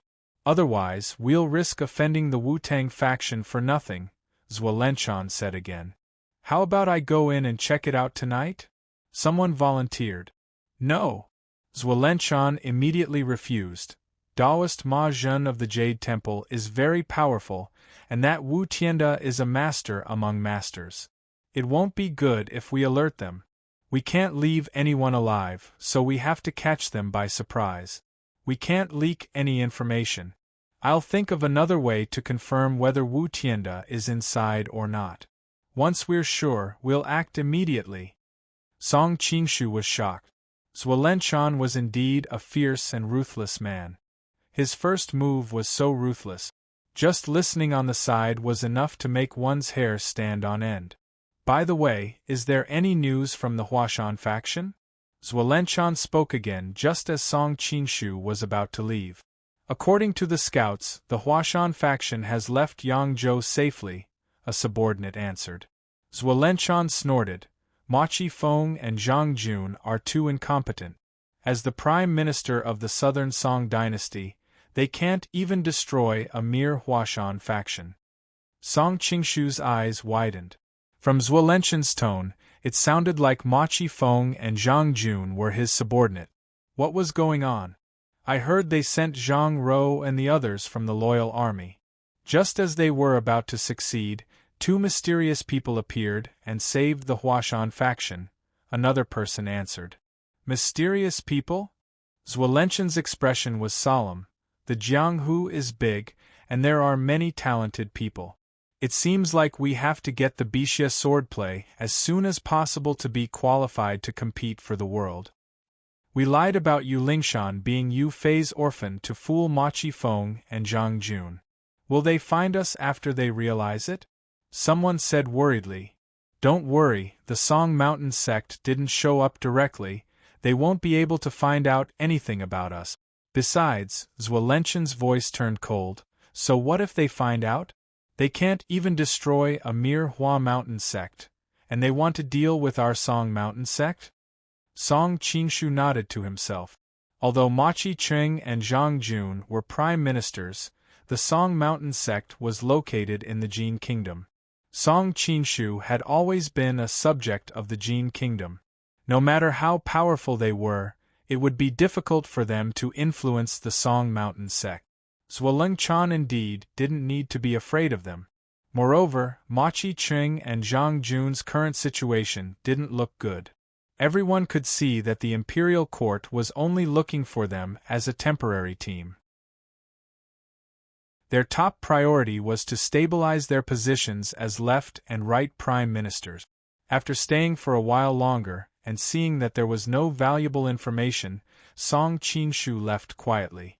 As he digested the information he had just obtained, he walked toward the street where Miss Qing was. Suddenly, he heard a cry of alarm. It seemed to be Miss Qing's voice. Song Qingshu's expression couldn't help but change. He moved his feet and crossed a distance of several dozen feet, just in time to see Miss Qing fall to the ground. A 17 or 18-year-old girl was holding a dagger and slashing it toward her cheek. The girl was wearing a light green robe and had an oval face. She was beautiful and alluring, but unfortunately, her eyes were ruthless and had an unapproachable temperament. Miss Qing cried out in alarm. Seeing that the dagger was getting closer and closer to her, she was in despair. Suddenly, Song Qingshu appeared in front of her. He stretched out his finger and flicked the dagger. The girl felt a huge force and the dagger flew out of her hand. It fell to the ground, buzzing and trembling. The sore and numb feeling in her hand made the girl realize that she was no match for him. Without hesitation, she turned around to escape. Unfortunately, as soon as she moved, Song Qingshu's solitary yang finger sealed her acupoint. She couldn't move at all. After restraining the girl, Song Qingshu went over to help Miss Qing up and asked, "Madam, what happened?" Miss Qing was still panic-stricken. Only when Song Qingshu patted her hand did she manage to calm down. She then began to narrate what had happened. It turned out that after separating from Song Qingshu, Miss Qing had strolled around. She had bought a lot of clothes. As for jewelry, she didn't lack it since she was the young madam of the Liu family. Finally, she mainly visited some rouge and powder shop. As the saying goes, a woman will make up for her lover. After being together with Song Qingshu, she seemed to have returned to the age of a young girl yearning for love. She always wanted to show him her most beautiful side. The Golden Dragon Gang's stronghold didn't have any rouge and powder. Therefore, this time, she planned to prepare some. Everything else was fine and was quickly prepared. The only thing she couldn't find was the rouge that suited her. It turned out that she was used to using rouge from Jiangnan's Colon store at home. That kind of rouge was the best match for her skin color. It brought out the best in each other. Who would have thought that after asking several shops, the Colon store was out of stock? With great difficulty, she finally found a shop that had the last box left. Just as she was about to pay the bill, the rouge on the table was taken by another girl. Miss Ching thought that the other girl had accidentally taken the wrong box. She hastily explained that she had already bought the rouge. Who would have thought that the girl would directly reply, "You said that this rouge is yours. Why don't you call it and see if it responds?" Miss Ching was almost angered to death. Normally, with Miss Ching's shy temperament, she would have given in when encountering this kind of situation. However, this time, she wanted to dress up in front of Song Qingshu. After looking for so many shops, there was only one box left. Naturally, she wasn't willing to give in. In order to fight over this box of rouge, the two women quickly quarreled. After all, the girl was in the wrong. Finally, she flew into a rage out of humiliation and directly hit her. She shouted that she would scratch Miss Cheng's face, so that she wouldn't need to wear rouge. The two Golden Dragon Gang subordinates that Song Qingshu had left behind saw that the situation was not right. They hastily rushed forward to help. Who would have thought that although the girl was young, her martial arts were quite brilliant. With just a few punches and kicks, the two men were lying on the ground, losing the strength to fight again. Miss Ching had no choice but to help. As the disciple of the Chuanjin sect's seventh disciple, she could be considered to have a famous master. Unfortunately, she was shy. Before she could use her martial arts, she had already lost 30% of her martial arts. Moreover, after getting married, her martial arts had more or less been abandoned. Fortunately, her internal energy had made some progress. Otherwise, her current martial arts might not be as good as when she was a girl. However, this girl's martial arts had obviously been taught by a famous master. In addition, her attacks were much more ruthless. Miss Ching quickly fell into a passive position. When Song Qingshu arrived, it was just when she was about to be knocked down. "You are so young, yet you are so ruthless. Today, I will properly discipline you on behalf of your elders." After listening to the whole story, Song Qingshu suddenly looked at the girl with an unkind expression. "Stinking brat, you have such a big tone. It is not up to outsiders to discipline my granddaughter." At this moment, a cold snort came from not far away. Hearing that person's voice, the girl suddenly revealed a look of ecstasy. "Grandpa, Grandpa, come quickly. Someone is bullying me."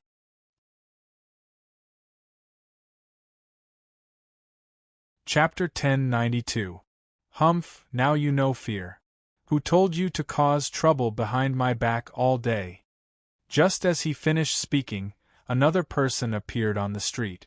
Miss Ching raised her head and saw a man with white hair and a smiling face. He was an old man with a kind face. However, when her eyes met his, she couldn't help but shiver. There was an indescribable fierceness in this man's eyes. As soon as she saw him, she felt a chill run down her spine. It was as if the chill had seeped into her bones. Sensing her fear, Song Qingshu gently patted her shoulder. Qing Yaojia felt a mellow and warm internal force enter her body. Only then did she slowly calm down. "Stinky brat, are you the one who spoke arrogantly and wanted to teach my precious granddaughter a lesson?" The old man walked over and stood in front of the young girl. He looked at Song Qingshu with an unfriendly expression. Song Qingshu indifferently replied, "This girl wants to ruin someone's appearance without saying a word. She is too vicious at such a young age. If we don't discipline her as soon as possible, in the future she will certainly—" Before he could finish speaking, the old man impatiently waved his hand and said, "I hate hearing these sanctimonious preaching words the most. In Jianghu, the weak are prey to the strong. If others can't beat her, it's because they don't have enough skill. If she doesn't have enough skill and can't beat others, she only has herself to blame. What else is there to say? Song Qingshu nodded and said, "What you said is not without reason. Brat, you're quite sensible." Seeing that he agreed with what he said, the old man beamed with joy. However, his expression quickly changed. "However, you bullied my granddaughter. We have to settle this matter. Your granddaughter injured my men and almost injured my companion. How should we settle this account?" Song Qingshu helped the other two Golden Dragon gang members up. Although they appeared to be seriously injured, they were actually only dislocated muscles and bones. After recuperating for a while, they would be able to recover. Song Qingshu's complexion improved a bit. "Humph, can these people be compared to my precious granddaughter? Stinky brat, do you know who I am?" The old man fiddled with a cigarette pipe and took a deep breath. "Old man of heavenly secrets?" Song Qingshu frowned and probed. He had a pipe in his hand, a granddaughter, and he spoke with such confidence. All these characteristics were very similar to the elder of heavenly secrets, who was ranked first in the weapons manual of Little Li Flying Dagger. Cough cough, the old man almost choked on his breath. "What bullsh * t elder Tianji.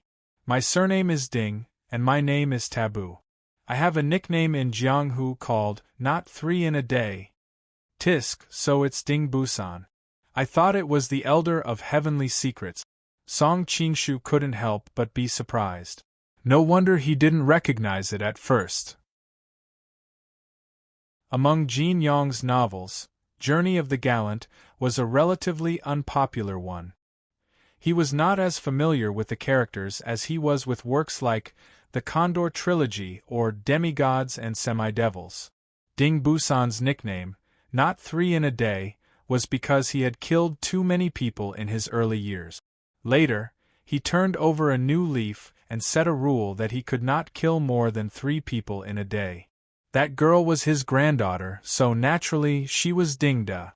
In Journey of the Gallant, Dingda fulfilled all the characteristics of the main heroine of a golden book.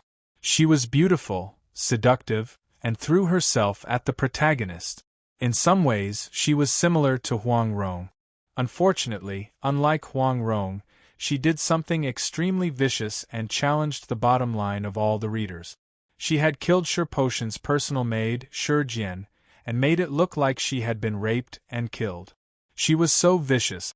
In addition, she loved Shi Zhongyu, and Shi Patian was just a substitute.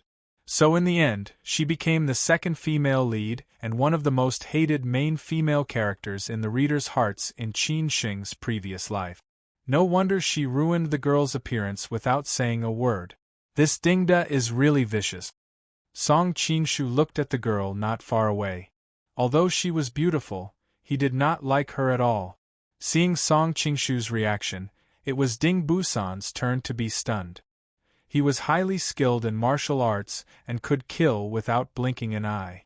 People in Jianghu were often frightened by his reputation and kept a respectful distance from him. They were unwilling to have any dealings with him, but he insisted that people be intimate with him.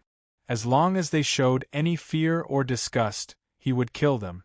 But all these years, he had never encountered such a situation. "Grandpa, why are you talking nonsense with him? Unseal my acupoints first." Seeing that she had been forgotten, the girl was so anxious that she kept stomping her feet. Unfortunately, her acupoints were sealed, so she could not stomp even if she wanted to. "Stupid girl, last time you stole my dark ice fire wine and gave it to your lover. I haven't settled the score with you yet. How dare you throw a tantrum at me now?" Although Ding Busan said that, he still walked to Dingda and reached out to unseal his granddaughter's acupoint. "Huh!" Ding Busan casually tapped a few times and found that his granddaughter was still staring at him blankly. There was no sign of her acupoints being unsealed. He could not help but feel embarrassed. He quickly corrected his attitude and used all his strength to unseal her acupoint. However, after trying several times, his strength was like a stone sinking into the sea. Her acupoints were still not unsealed. Dingda immediately became angry and said, "Can you do it? You always boast about how good your martial arts are, but you can't even unseal a young man's acupoints." Qing Yaojia had also heard of Ding Busan's name. She knew that he was a famous devil on the evil path. She saw his arrogant and insufferably arrogant appearance as soon as he appeared. Who would have thought that he couldn't even open his acupoints? This kind of strong contrast made her unable to restrain herself from laughing out loud. Song Qingshu also smiled slightly. The Duan clan of Dali's single yang finger was famous throughout the world. In terms of power, it might not be the strongest finger technique in the world, but in terms of acupoint sealing effect, it was second to none. With Song Qingshu's current strength, it would be strange if Ding Busan could unseal her acupoints. Being ridiculed by his granddaughter and ridiculed by a beautiful young woman, Ding Busan immediately flew into a rage out of humiliation. He said, "I'm not the best in the world. What's so strange about not being able to unseal your acupoints? This brat's acupoint sealing technique is a bit strange. Wait until I capture him and let him personally unseal your acupoint." As soon as he finished speaking, he pounced on Song Qingshu and said, "Brat, have a taste of your grandpa's power." Song Qingshu stood where he was with a faint smile and did not move at all. Seeing that the distance between them was less than 3 feet, Ding Busan opened his mouth, and a cloud of smoke shot toward Song Qingshu's eyes like a sharp arrow.